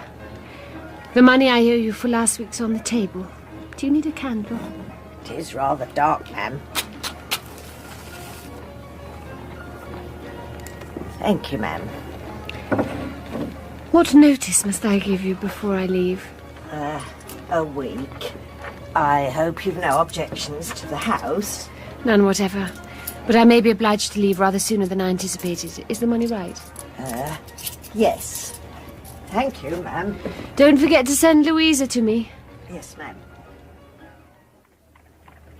Will you have the candles, ma'am? I have something to say to you, Louisa. Ma'am? Come and sit down. No, close by me. Louisa, I wish to speak to you on equal terms. I am a lonely woman, thrown helpless on my own resources, without rank or place in the world. I may or may not keep you as a friend. Ma'am? As mistress and maid, the connection between us must come to an end. Oh, ma'am, don't say that. You have a future to look to. You're an excellent servant. You can get another place far better than this. You can refer to me, and if the character I give you isn't considered sufficient, then your previous mistress... No! Who's told you? How did you find out? I can't deny it to you. You've treated me so kind. You've made me fond of you. Oh, forgive me, Mrs. Vanstone. I've deceived you. No one has betrayed you. All I know of you is what your own looks and ways have told me. I've thought that there's some secret trouble weighing on your mind ever since you've been in my service. Are you an unhappy woman like me? Did my master ever tell you how he engaged me? No, and I never asked. He engaged me with a written character, which was false. Did your mistress refuse to give you one? Why? I'm not fit to be in the same room with you. I have a baby. Has he deserted you? No. Do you love him? Yes. Oh, for God's sake, don't kneel to me. If there's a degraded woman in this room, it's not you. Where is the child? Out at nurse. Does the father help support it? All he can, ma'am. Is he in service too? His father is a master carpenter. He works in his yard. Then if he's got work, why hasn't he married you? His father's got no pity on us.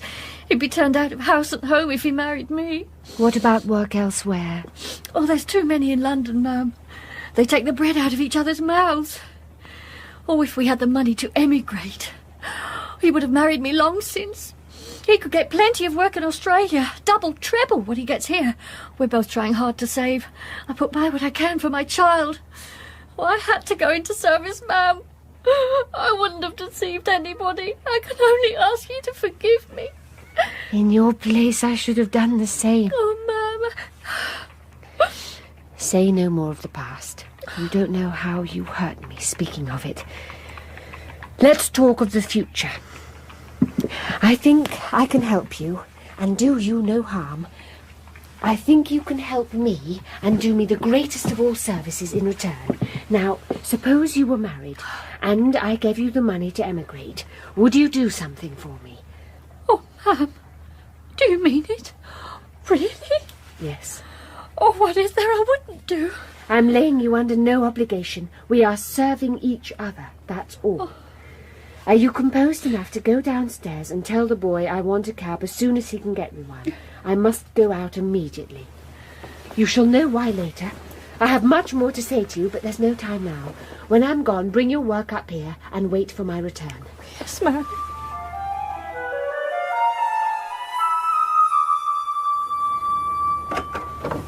Louisa, can you remember a respectable elderly woman who's been here once or twice in the last fortnight? Mrs. Atwood? She's Mr. Loscombe's housekeeper at his office in Lincoln's Inn. I return her visits. That's where I've been. Light the candles. She's a widow with a large brood of daughters, all in service, and one of them, Mr. Loscombe told me, is an under-housemaid in the service of an Admiral Bartram at St. Crewe, Essex. That's why I resolved to cultivate her acquaintance. Mrs. Atwood's daughter is a good girl and constantly writes to her mother, so I already know a lot about St. Crewe. There's one mistress, the housekeeper, and one master, the admiral, one of whose fancies is that he had enough men about him when he was at sea, so now he'll only be waited on by women. Mrs. Atwood tells me the housekeeper is at her wit's end to find a new servant. Have you been a parlour-maid? Only once. Long enough to have learnt your duties? Yes, ma'am. What did you have to do besides waiting at table? Show visitors in. I had the plate and the glass to look after. The table linen was all under my care. I had to answer all the bells, except in the bedroom. You've not forgotten how to wait at table? Ma'am? You mean me to offer for... No, certainly not. I mean you to be married and go to Australia and have 1,000,000 babies if you wish. Could you teach another servant? Oh, easily. If she was quick and attentive. Could you teach me? You, ma'am? Could you qualify me to take the parlour-maid's place at St. Crew?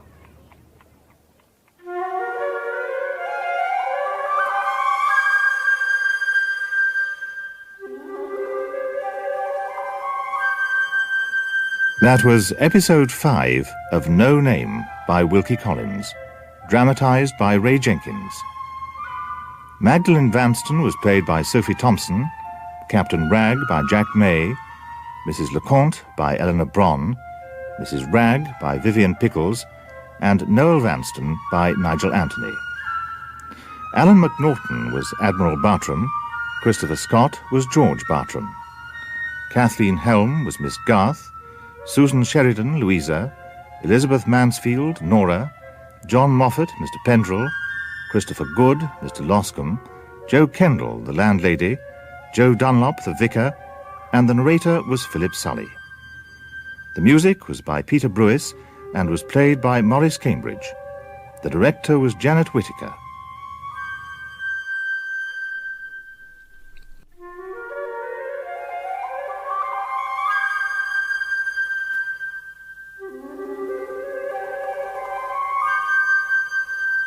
No Name by Wilkie Collins, dramatised by Ray Jenkins, with Sophie Thompson as Magdalen Vanston, Jack May as Captain Ragg, and Robin Ellis as Captain Kirk.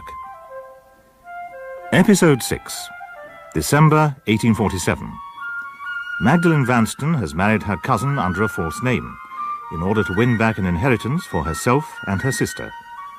But her husband, before his sudden death, altered his will in favour of Admiral Bartram and excluded her. Magdalen believes, however, a secret letter exists which will still allow her a claim to her rightful inheritance.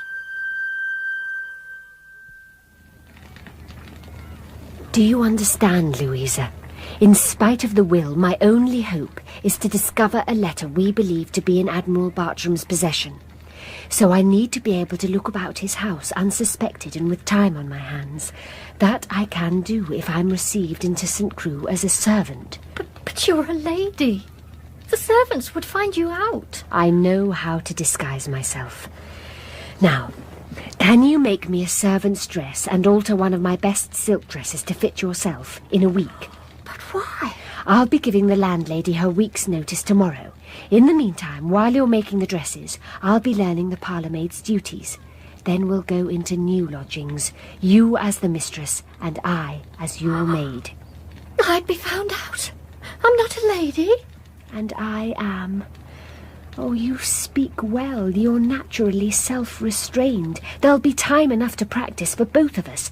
You'll even have time to make another dress for me and your own wedding robe. I'll have newspapers sent up every day, and when the advertisement appears, I'll answer it. Oh, ma'am, you frighten me. You get the money for Australia the day the advertisement appears. By the time I'm in Admiral Bartram's house, you'll be married and on your way to a new life. How can I ever... Oh, you owe me no thanks. We're only helping each other. What money I have, I give it to you freely. If I succeed, I shan't want it. If I fail, well, take till morning to consider. I'll want no help tonight. Oh, ma'am. Oh, don't distress me. The time for tenderness is gone. It only hurts me now. Good night, ma'am. Good night. And, ma'am, it's yes. Dear Mr. Pendrell, I write, as you kindly requested, to report how Nora is going on. I cannot say she is resigned to Magdalen's continued silence, but as Mr. George Bartram's visits to Portland Place grow more and more frequent, I can assure you she is finding relief under her suspense. The oftener I see Mr. Bartram, the stronger my liking for him increases. If I could live to see Nora his wife, I should almost feel I'd lived long enough. Have you heard anything of Magdalen? I don't know how or why it is, but since her husband's death, my old tenderness for her seems to cling to me more obstinately. Of Mrs. Noel Vanstone herself, I have heard nothing. But I have learned that no legacy of any kind is bequeathed to her in her husband's will.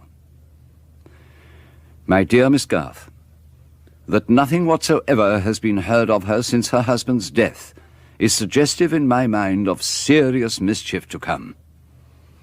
I therefore strongly urge you to use your influence on every occasion possible to strengthen Miss Nora's attachment to Mr. George Bartram.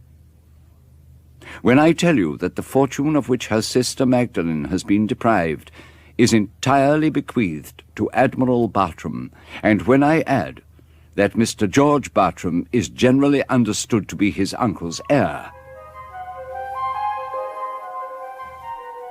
The illness of my niece, Mrs. Girdleston, which appeared to be slight and alarmed none of us, has ended fatally. Mr. George has already gone to her husband's, and I must follow. As we propose to take Mr. Girdleston away after the funeral, I will be absent from St. Crew a month or 6 weeks. Mrs. Drake, you will therefore tell the new parlour maid of the change in arrangements. If she's willing to wait, engage her.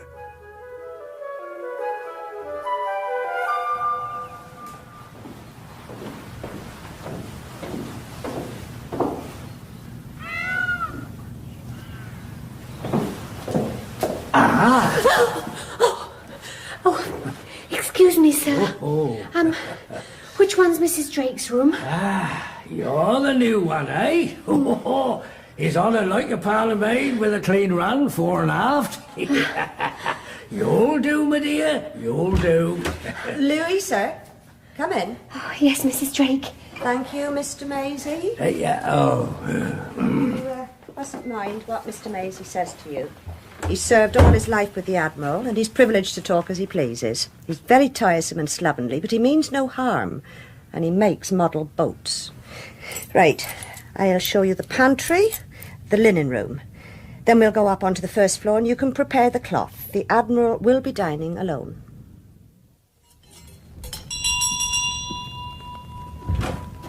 Aye. What's your name, my good girl? Louisa, sir. I'll call you Lucy, if you don't mind. Take the cover off, my dear. Did my sprung cart bump you about much? No, sir.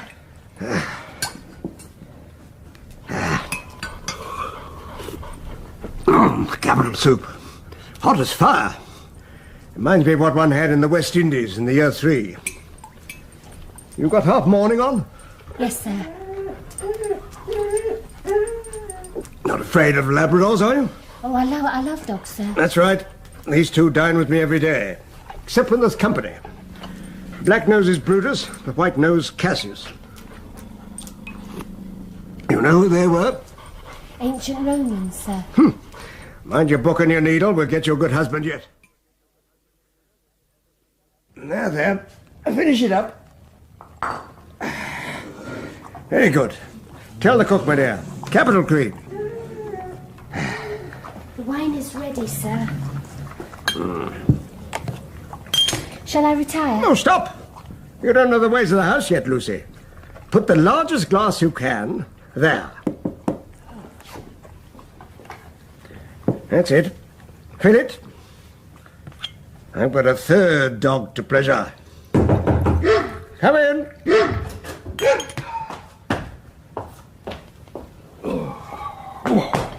God bless the Queen, Maisie. God bless the Queen, Your Honour. How's the wind, Maisie? West by north, Your Honour. Any report tonight, Maisie? No report, Your Honour. Good evening, Maisie. Good evening, Your Honour. For what we've received, the Lord make us truly thankful. Downstairs now, Lucy. Light meal, if you'll take my advice, or you'll have a nightmare. Early to bed, early to rise, etc. Get to know your way around. Good night.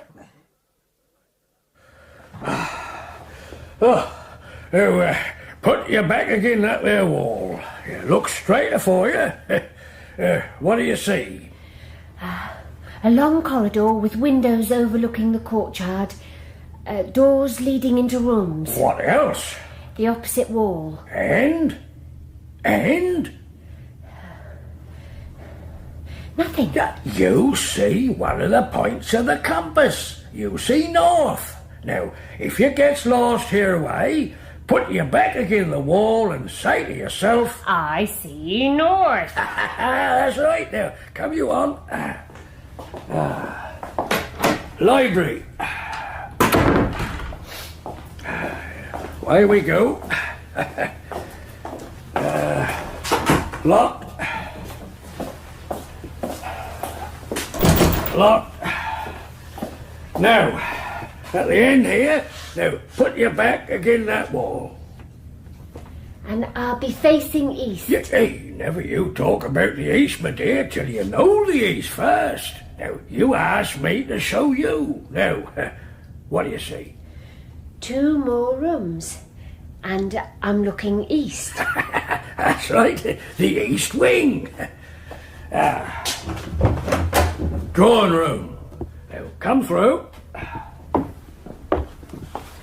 Go. Put your apron over your head. We're going to the banqueting hall now. The floor's mortal cold.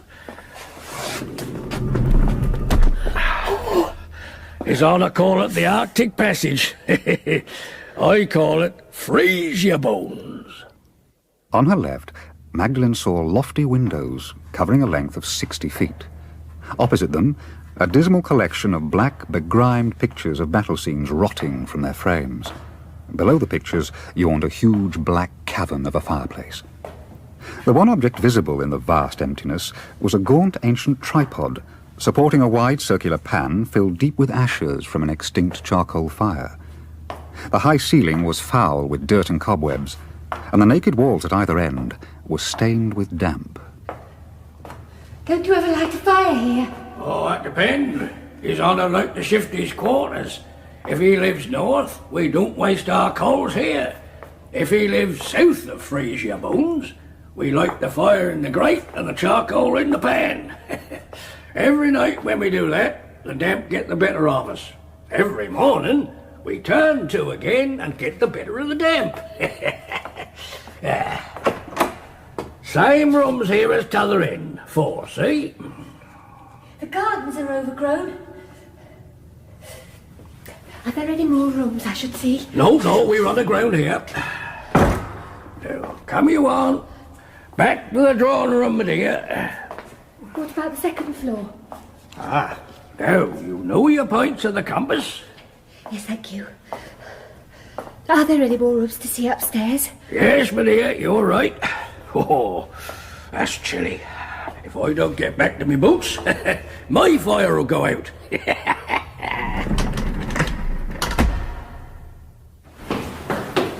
By ascending the stairs immediately, Magdalen found the second-floor rooms to be bedchambers. Then outside one room, she saw a low truckle bed, parallel to the wall. Sheets were on it, and the end of a thick red fisherman's cap peeped out from under the pillow. She realized the room was the Admiral's. Why, with bedrooms to spare, should old Maisie sleep outside his master's door? Old Maisie shown you the planks of the compass, Lucy? Yes, sir.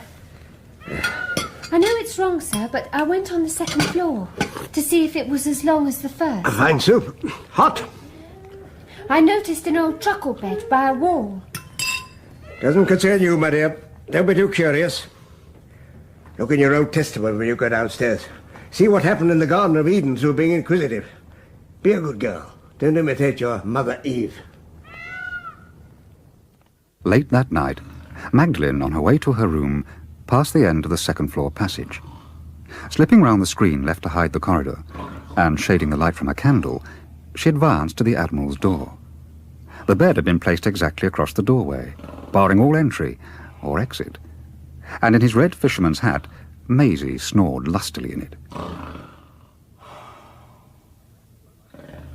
Thanks to the abundance of bedchambers at St. Crew, every servant could have her own room if she so wished. There Magdalen could dare to be herself again, might dream of the past, and wake encountering no curious eyes to notice that she was in tears. How's the wind, Maisie? West by north, Your Honour. Any report tonight? No report, Your Honour. Fill Maisie's glass again. There's a good girl. Sir. You recall young Mr. Knowles' housekeeper, Mrs. Leconte? Careful, my dear, careful. I do, Your Honour. She's proved a lesson to us all. Oh. Report here. She settled part of her money on a Leconte scholarship, University of Geneva. What? The rest, where is it? Ah, yes. For the maintenance and education of a certain number of orphan girls, natives of Zurich, for domestic service in later life. Zurich is to be congratulated on the possession of such a paragon of public virtue. Indeed. Drink, Maisie. Oh, thank you, Your Honour. Good evening, Your Honour. Good evening, Maisie. Mr. Maisie? My dear. Why has the tripod been lit in the banqueting hall? His Honour's a crossing of the Arctic Passage. Summer, I told you. He'd like to shift his quarters to the east. But we're still winter. Exactly. His Honour gets worried about the rooms in the east in the winter. Furniture, pictures, the bowls, and he has to inspect them with his own eyes. So, for days afore he does, we warm up all freezer bones. When he's all satisfied all shipshape, us locked up till summer's back, me fine Poplar. When will he do his inspection? Yesterday, my dear. His mind set at rest. Assuming the Admiral was most likely to keep all his important documents within easy reach of his own hand, Magdalen began to feel certain the secret trust was secured in one or other of the rooms in the north wing. But which? The library appeared to be the place where, if he had a preference, he passed the greater part of his time.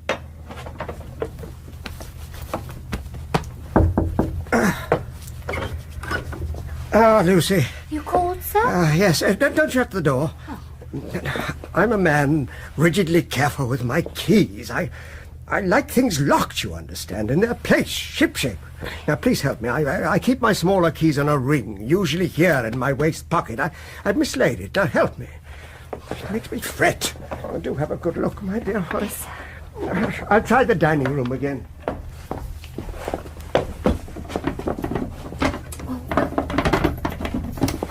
Oh, I'm sorry, Lucy. It was in my other pocket. Thank you. Yes, sir. Thank you, my dear. Thank you, sir. The larger keys, she'd noted, he kept in a small basket, which always accompanied him to bed at night. From time to time, the original wildness in old Maisie's nature would break out. He'd disappear in the afternoon and reappear at night as drunk as liquor could make him. Try as hard as they might, the servants could never succeed in persuading him he was drunk. He had his own method. He would stagger into his den and see if he could complete the rigging on his never-finished model ship.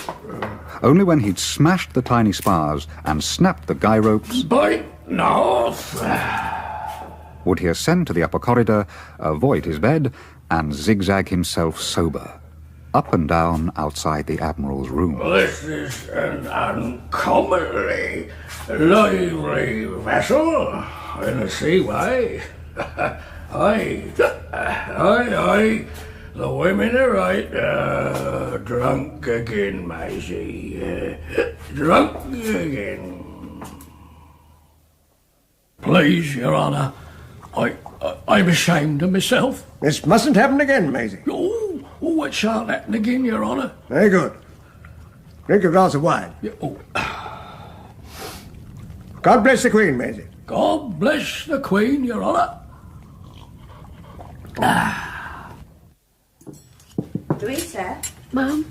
Lay the table for 2 persons. Mr. George Bartram will be returning to St. Crew this afternoon. Yes, ma'am. Fill the glasses, Lucy. Then you could leave us. You see, George, you set her a dinner. Yes. You can go now, Lucy.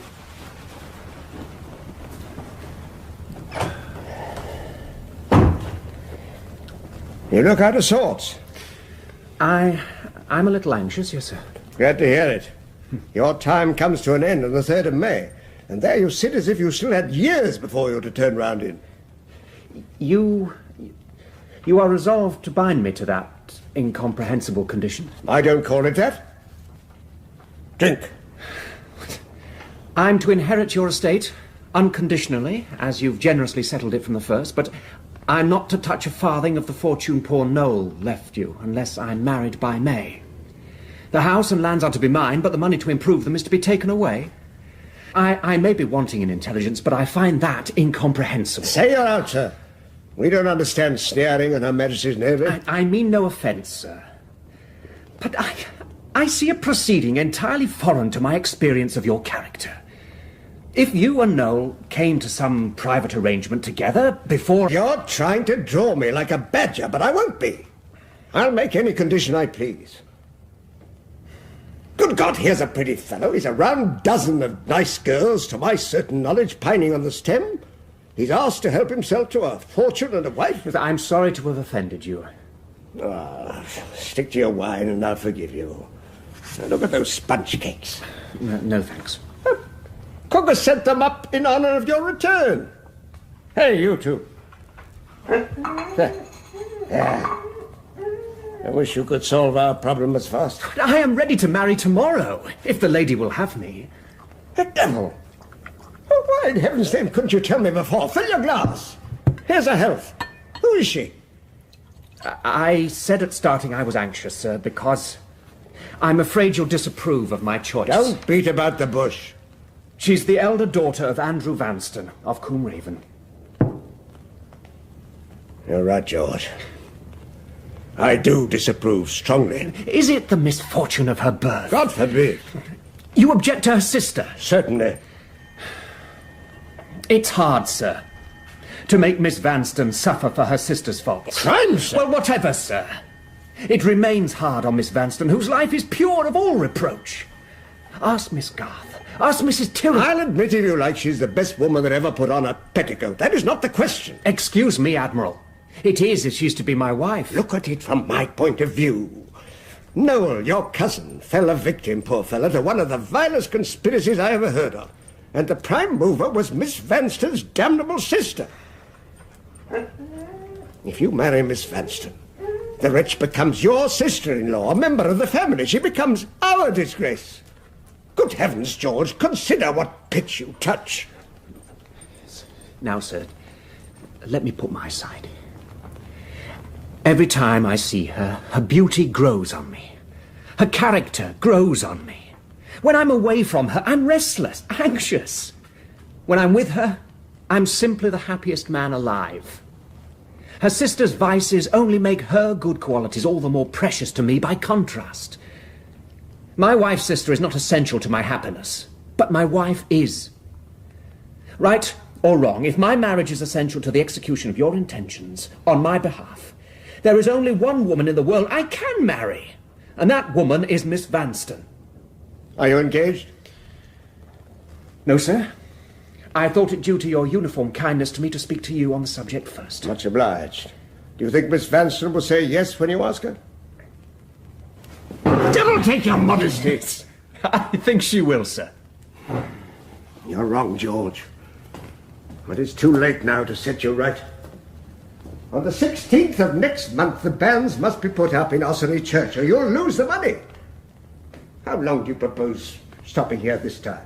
A few days. Will a week give you time to pick your opportunity with Miss Vanston? 7 days out of the fortnight or so you have to spare? I'll stay a week, Admiral. With pleasure, if you wish it. I don't. There's an invitation among your papers. I want you to pack up your traps and be off, and stay with Sir Frederick Brock at the Grange. You are entirely mistaken in me. My attachment to Miss Vanstone is not to be shaken in that way. Miss Brock is not for me.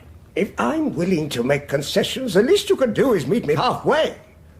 You can't deny, George, you've been in love with a good many women in your time, among them Miss Brock. Flirtation is not serious attachment. Likely enough. But I happen to have known you since you were the height of my own telescope. I must be satisfied. Stay a week in Miss Brock's company. Then, when you come back, if you tell me, as an honest man, your attachment to Miss Vanstone remains unshaken, you will have heard the last of my objections from that moment. Louisa? Ma'am? What are you doing? None of your duties allow you here? I still get lost, Mum. After 3 weeks? Are you feeling unwell? I'll be all right, Mum. Will Mr. George be dining again tonight with the... No, he's already left. Now, get on with your work. Yes, Ma'am. Oh, Captain, my mind is going. My mind is going. I can't find anything. I'm so lonely. You are ill. I've been used to more exercise, ma'am, than I take here. Is there anything you want? Might I go into the garden and try what the air will do for me? Certainly. I'll send someone to go with you. Oh, no, really, ma'am. I can manage. Put your bonnet on and shawl and come to my room afterwards and we'll see how you are. There'll be no need to wait at dinner. The Admiral intends leaving for London. Wrap up well.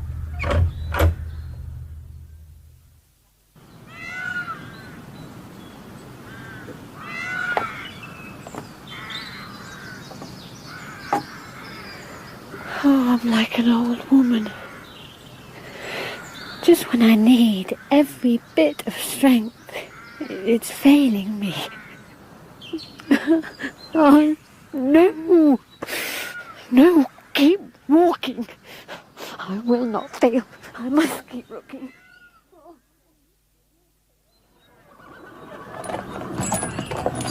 I hear as you're better.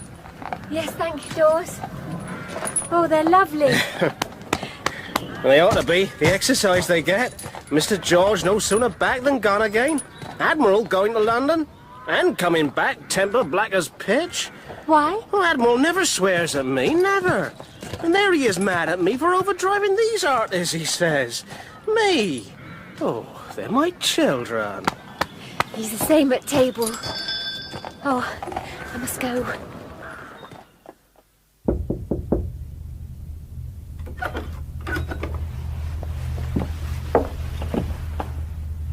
Sir?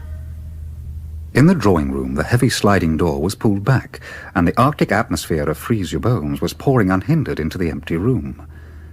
A tall figure in greatcoat and hat hurried towards her. What are you doing here?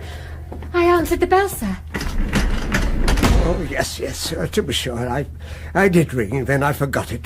Coles, I rang for Coles. Yes, sir.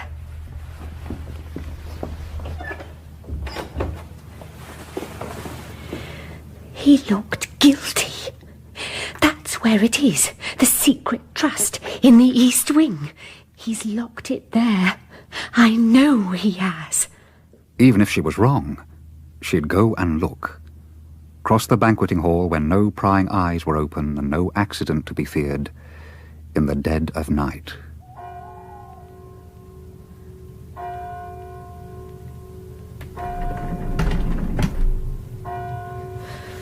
I shrank from nothing to get here.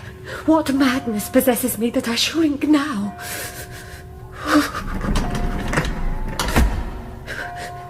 I'll count the strips of moonlight 3 times over. Then go. 1, 2, 3, 4, 5. 1, 2, 3, 4, 5. 1, 2, 3, 4, 4, 5.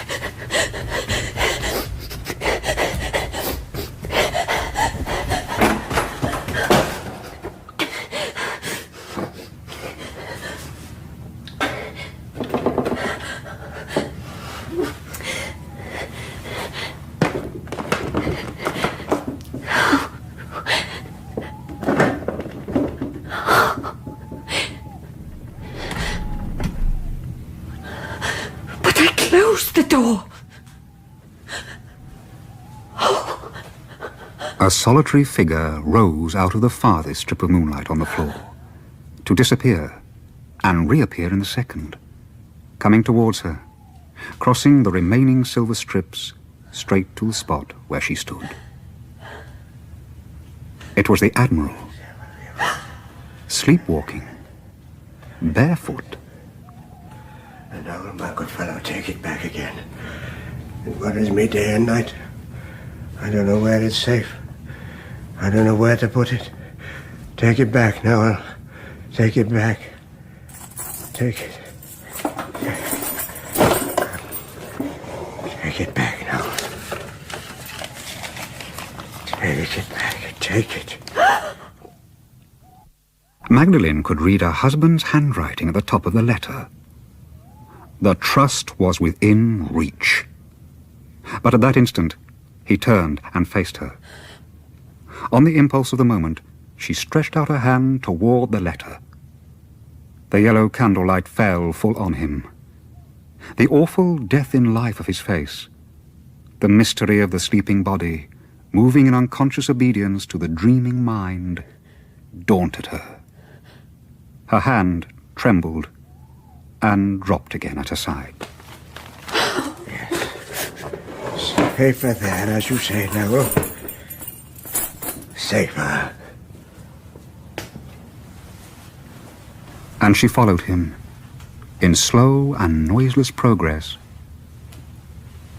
to his room.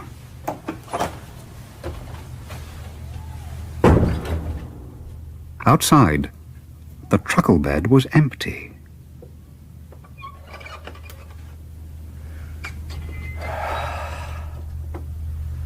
Shading the candlelight, she looked down on her master. The dream was past. The old man's sleep was deep and peaceful. His lips were still. She took the basket of keys from the table and left for the East Wing again.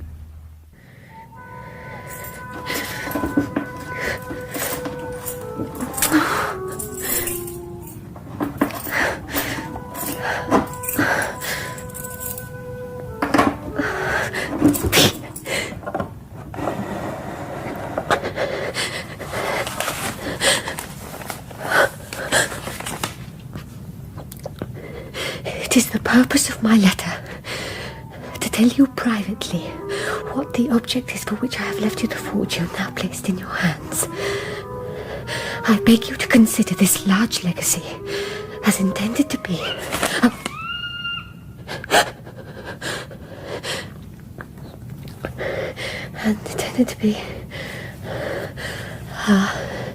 if your nephew fails to comply with these conditions, that is to say, if being either a bachelor or a widower at the time of my decease, he fails to marry in all respects, as I have here instructed him to marry, within 6 calendar months from that time, it is my desire that he shall not receive...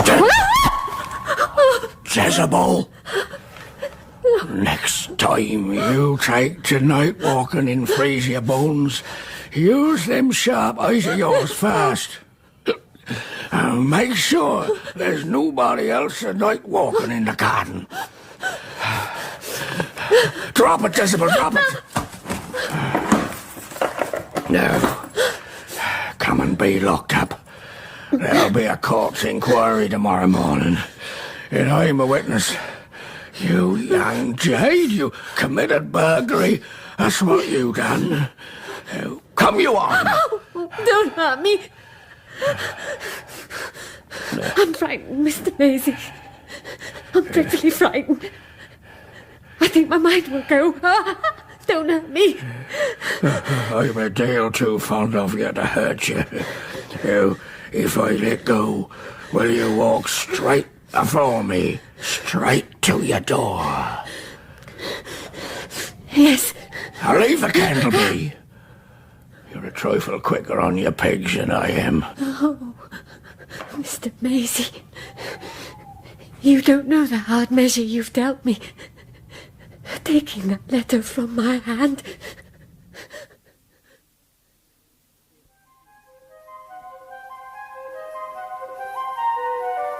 Dear Miss Garth, I have just written with a heavy heart to my uncle, and I think I owe it to your kind interest in me not to omit writing next to you. In the fewest and plainest words, Miss Vanstone has refused me. She firmly declared that her family misfortunes left her no honourable alternative. Am I to understand by that phrase the misfortune for which her parents alone are to blame? Or the liability of her having such a woman as Mrs. Noel Vanstone for her sister? In whichever of these circumstances the obstacle lies, it is no obstacle in my estimation. Can nothing remove it? Is there no hope?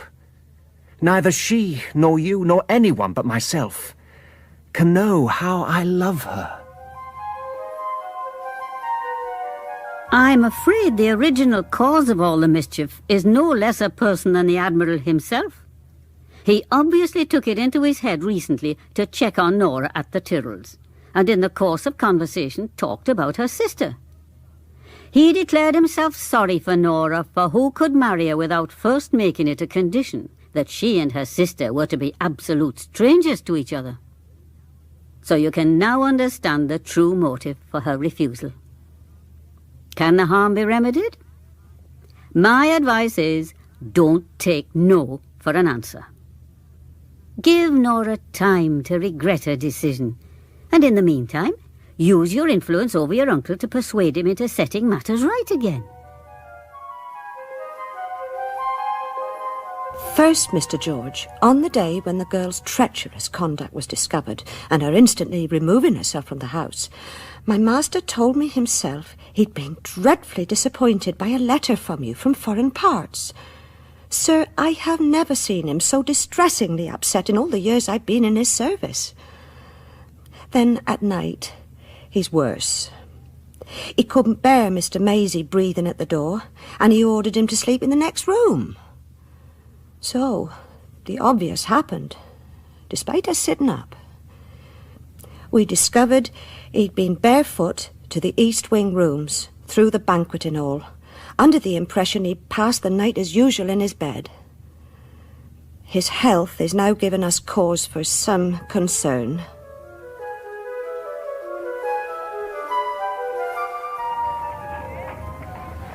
When did the Admiral die?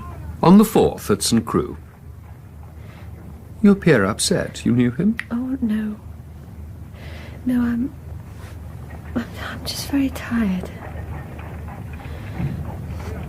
What do we do now? Now we know the provisions of the will, I feel the wisest course is to open communications at once with his executors and try to cause a search to be made for the trust. Will they comply? They are men of high standing.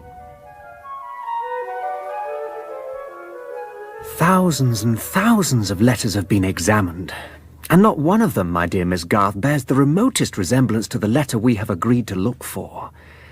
If you think it right to communicate the contents of this letter to Miss Vanstone, pray tell her that it will not be my fault if her sister's assertion is not fairly put to the proof. No such document as the secret trust has been found among his papers. Under these circumstances, the executors have decided on acting under the only recognizable authority which they have to guide them, the Admiral's own will.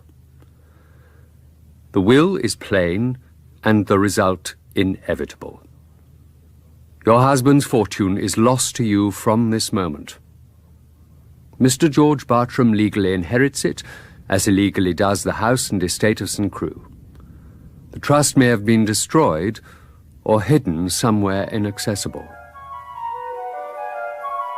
Dear Mr. Loscombe, because I've taken letters for Mrs. Vanstone addressed to you, you're the only one I can turn to. I beg to inquire whether you know any of her friends, because I think they should be stirred up to take some steps about her. She's due to leave my house end of next week, as she can't afford to remain. I know nothing of where she's going or what she's going to do next. I think she desires to destroy any trace of herself, because I found her yesterday burning letters, in tears. Her looks have changed most shockingly in the last weeks. I think there's some dreadful trouble on her mind, and she's on the edge of a serious illness. It's very sad to see such a young woman deserted and without friends like she is now. Excuse me troubling you. Your humble servant, Catherine Ruddock. Madam, my only connection with Mrs. Noel Vanstone was a professional one, and that connection is now at an end. I'm not acquainted with any of her friends, and I cannot undertake to interfere personally either with her present or future proceedings. Regretting my inability to afford you any assistance, I remain your obedient servant, John Loscombe.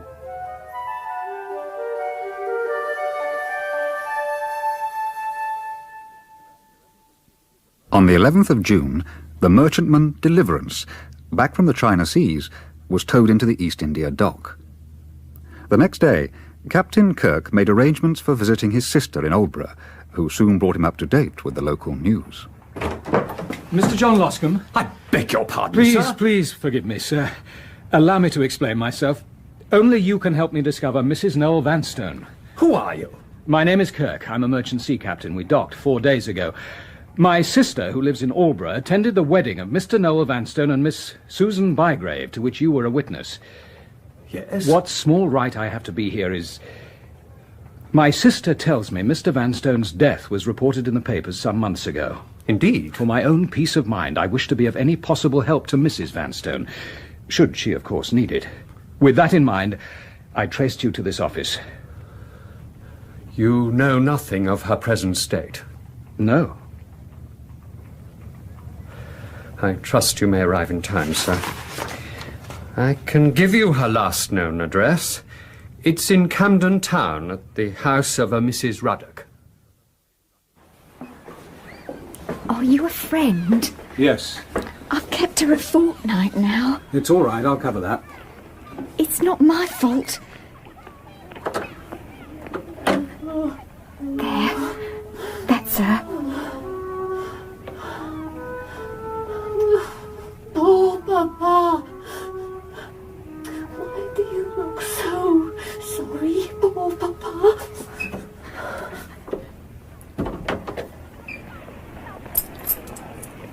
Does that cover what she owes you? Oh, sir. Yes. For the moment, she'll keep that room. Is there a doctor who can be depended on? Not here, sir. There's one half an hour's walk. Take the cab. Bring him back in it. He shall be well paid, and you. Hurry. Yes. If it's ordained that I am to see her again, I shall see her.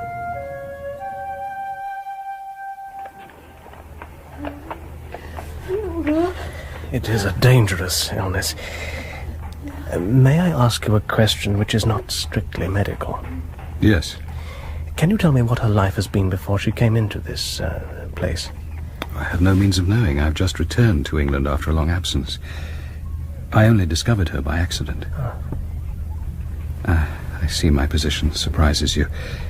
Will you consider it one of a brother or a father until her friends can be found? I have taken this trust on myself, and as God shall judge me, I will not be unworthy of it. I respect that. No common cause will account for her illness. She has suffered some long-continued mental trial, and she's broken down under it. I'd hoped my question might have helped discover the nature of that trial. Is there danger to her reason or her life? Both. Her whole nervous system has given way. The fever is merely the effect. Or she may, for weeks to come, pass alternately without a gleam of consciousness from delirium to repose. You must not be alarmed if her sleep lasts far beyond the natural time. It's a far better remedy than any I can give. Can I take her from here? Oh, no. She has already been disturbed, and she's seriously the worse for it. The least excitement or alarm could be fatal. The landlady has my directions, and I will send a good nurse to help her. So far as her life can be said to be in any human hands, It is in yours as much as mine. The house must be kept quiet. Yes, sir. Who lives here? Only me and my daughter, sir. Times have gone bad with us since Lady Day. Both rooms above are to let. I'll take them. Send your daughter for a messenger. Yes, sir. 2 letters were sent. One to his sister, the other to the landlord of the Aldborough Hotel. Bygrave was the only name Kirk knew Magdalen by, and the name the one chance of tracing her uncle and aunt. How is she? Well, she was awake, but mentally wandering a few minutes since. But we've succeeded in composing her, and she's sleeping now.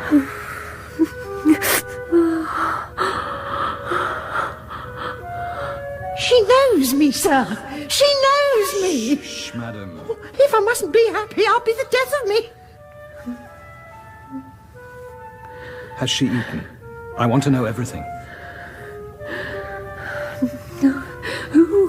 Who's so anxious about me? Who? I'm a doctor, and my name's Mary. Doctor, My dear? who is asking for me? It's only me. Matilda. Bless her heart. Whoops. Oh, lost me shoe. Look, she's well enough to laugh at me already. Cheers, boys, cheers. Madam, please, quiet. Oh, I know I'm not ladylike. I know it's my head, sir. It isn't me. I must give vent somehow or my head'll burst. Who is he? My dear girl, I've shifted, since we last saw each other, from moral agriculture to medical. Formerly I preyed on public sympathy. Now it's on the stomach. The founders of my fortune, 3 little purgatives, aloe, scammony, and gamboge. In plain words, I am, on profit culled from the entertainment, a grand financial fact, with my clothes positively paid for, a balance of my bankers, my servants in livery, and my gig at the door, solvent, flourishing, popular, and all on a pill. No laughing matter, ma'am, to the public. Even Mrs. Ragg contributes her quota to this prodigious enterprise. She alone is the celebrated woman whom I have cured of indescribable agonies from every complaint under the sun. Her portrait shines from every wrapper. I had to test Aldborough. Now I have an emporium there, which brought me to you. And her name is Magdalen Vanstone. The whole story, sirs. You may be our solution, sir. The problem is, on the one hand, we can't tell her the truth without awakening painful recollections. On the other, we irritate and alarm her by leaving her questions unanswered. But, Captain, you can tell her I felt I have a hereditary right to help and protect her as my father's son. Trust me.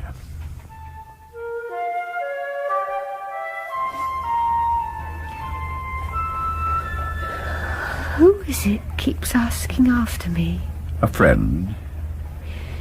Your friend lives here. He's the son of one of your father's old military friends from Canada days. Your cheeks mustn't flush up. If they do, I shall go away. What's his name? Kirk.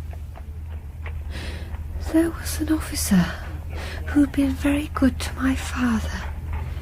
Is Mr. Kirk poor? No. Then why is he living here? He discovered you by chance. Very ill and not nicely attended to. Don't tug my superfine sleeve. How does he know me? Where did he see me? Once, some time ago, I can't say exactly. Only once. Then how did he remember me when he found me here?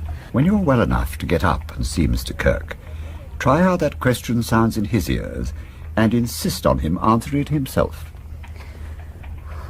I want to ask you... My time is up. I'm off. I'm off to plough the field of public indigestion northwards.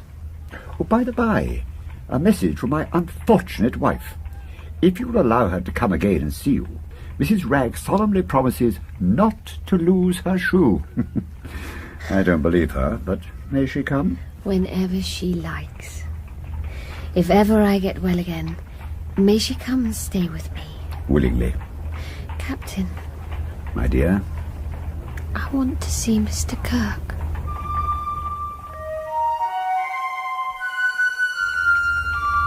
Good morning. Give me your hand. Oh, you've been so kind. And how little I've deserved it. Where did you see me before you saw me here? Is it true you'd only seen me once? Quite true. How came you to remember me after only seeing me once? I have a good memory.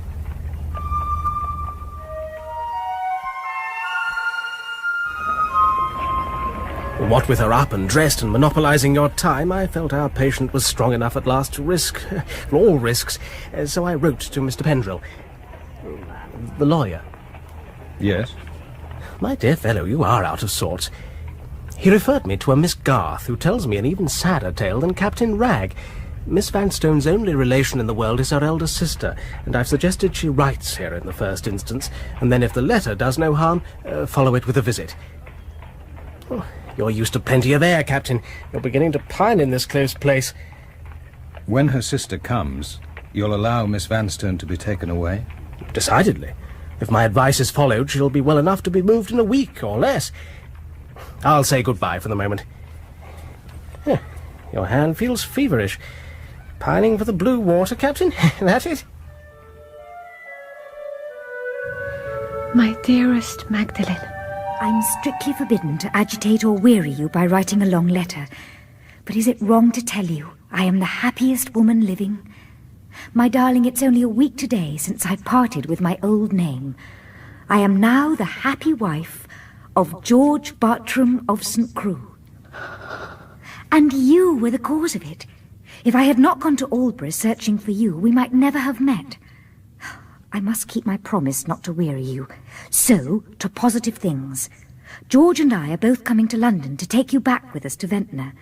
This is my husband's invitation as well as mine. I could say so much more. oh, Nora, you've deserved it. They'll take you away, I suppose, to some better place than this. They can take me to no dearer friend than the one who has saved my life. We've been very happy here. You won't forget me when we've said goodbye. Why do you talk of it?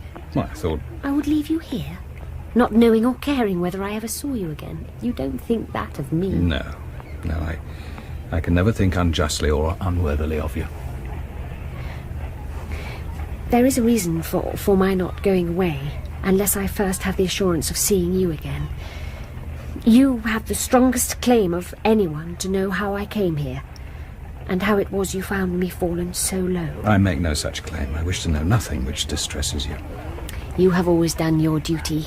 Let me take an example from you and try to do mine. I'm old enough to be your father. Duty is more easily done at my age than... At mine. You don't know how I value your good opinion of me. Help me to tell you the truth. Force me. For my own sake, if not for yours.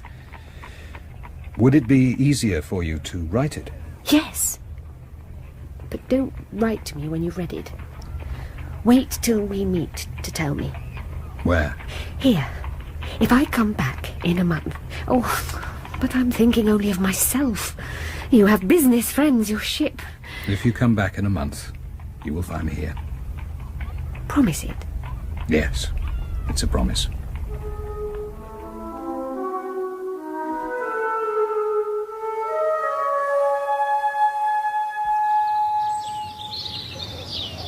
Miss Garth had always wanted to see St. Crew, so we took up George's invitation while he was abroad forgetting me, and we were shown all over the house.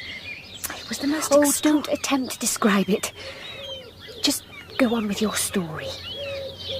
We were in this long, cold room, a banqueting hall, I think, at some time, and the housekeeper kept trying to lecture us on the brass scrollwork on the legs of a tripod affair.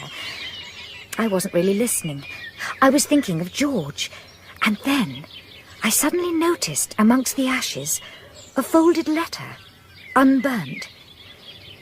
The secret trust. Hold out your hand, my dear. There.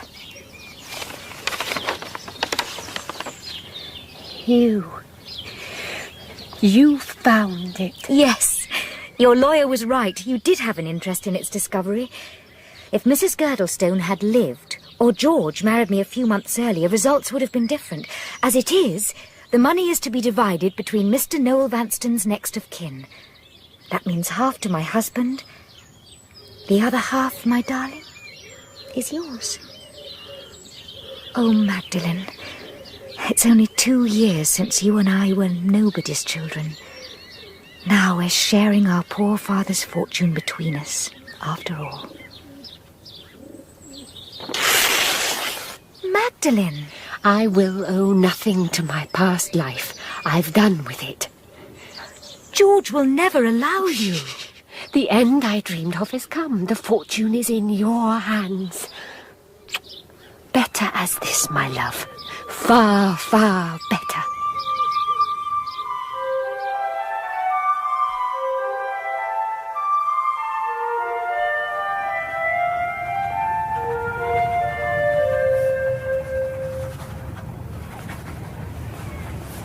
You hardly expected me so soon.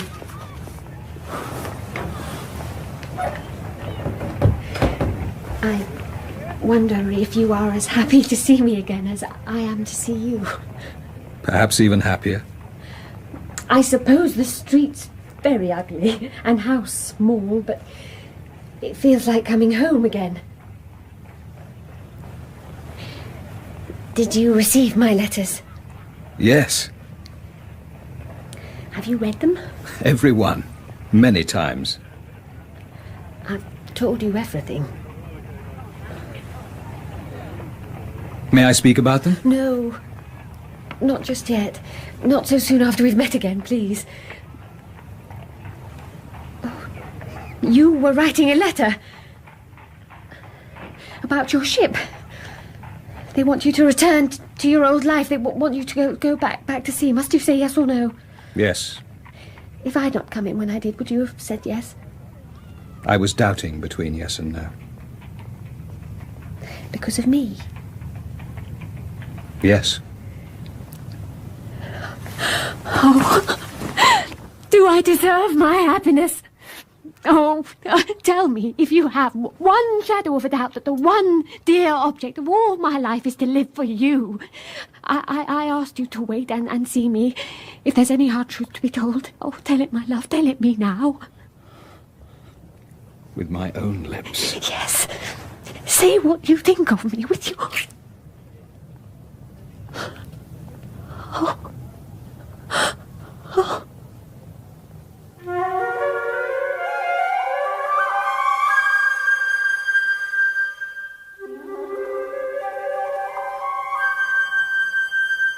That was the final episode of No Name by Wilkie Collins, dramatised by Ray Jenkins. Magdalene Vanstone was played by Sophie Thompson and Captain Kirk by Robin Ellis. Captain Ragg was played by Jack May, Mrs. Ragg by Vivian Pickles, Admiral Bartram by Alan McNaughton, and George Bartram by Christopher Scott. Miss Garth was Kathleen Helm, Maisie Peter Tuddenham, Nora Elizabeth Mansfield, and Mrs. Drake Jo Manning Wilson.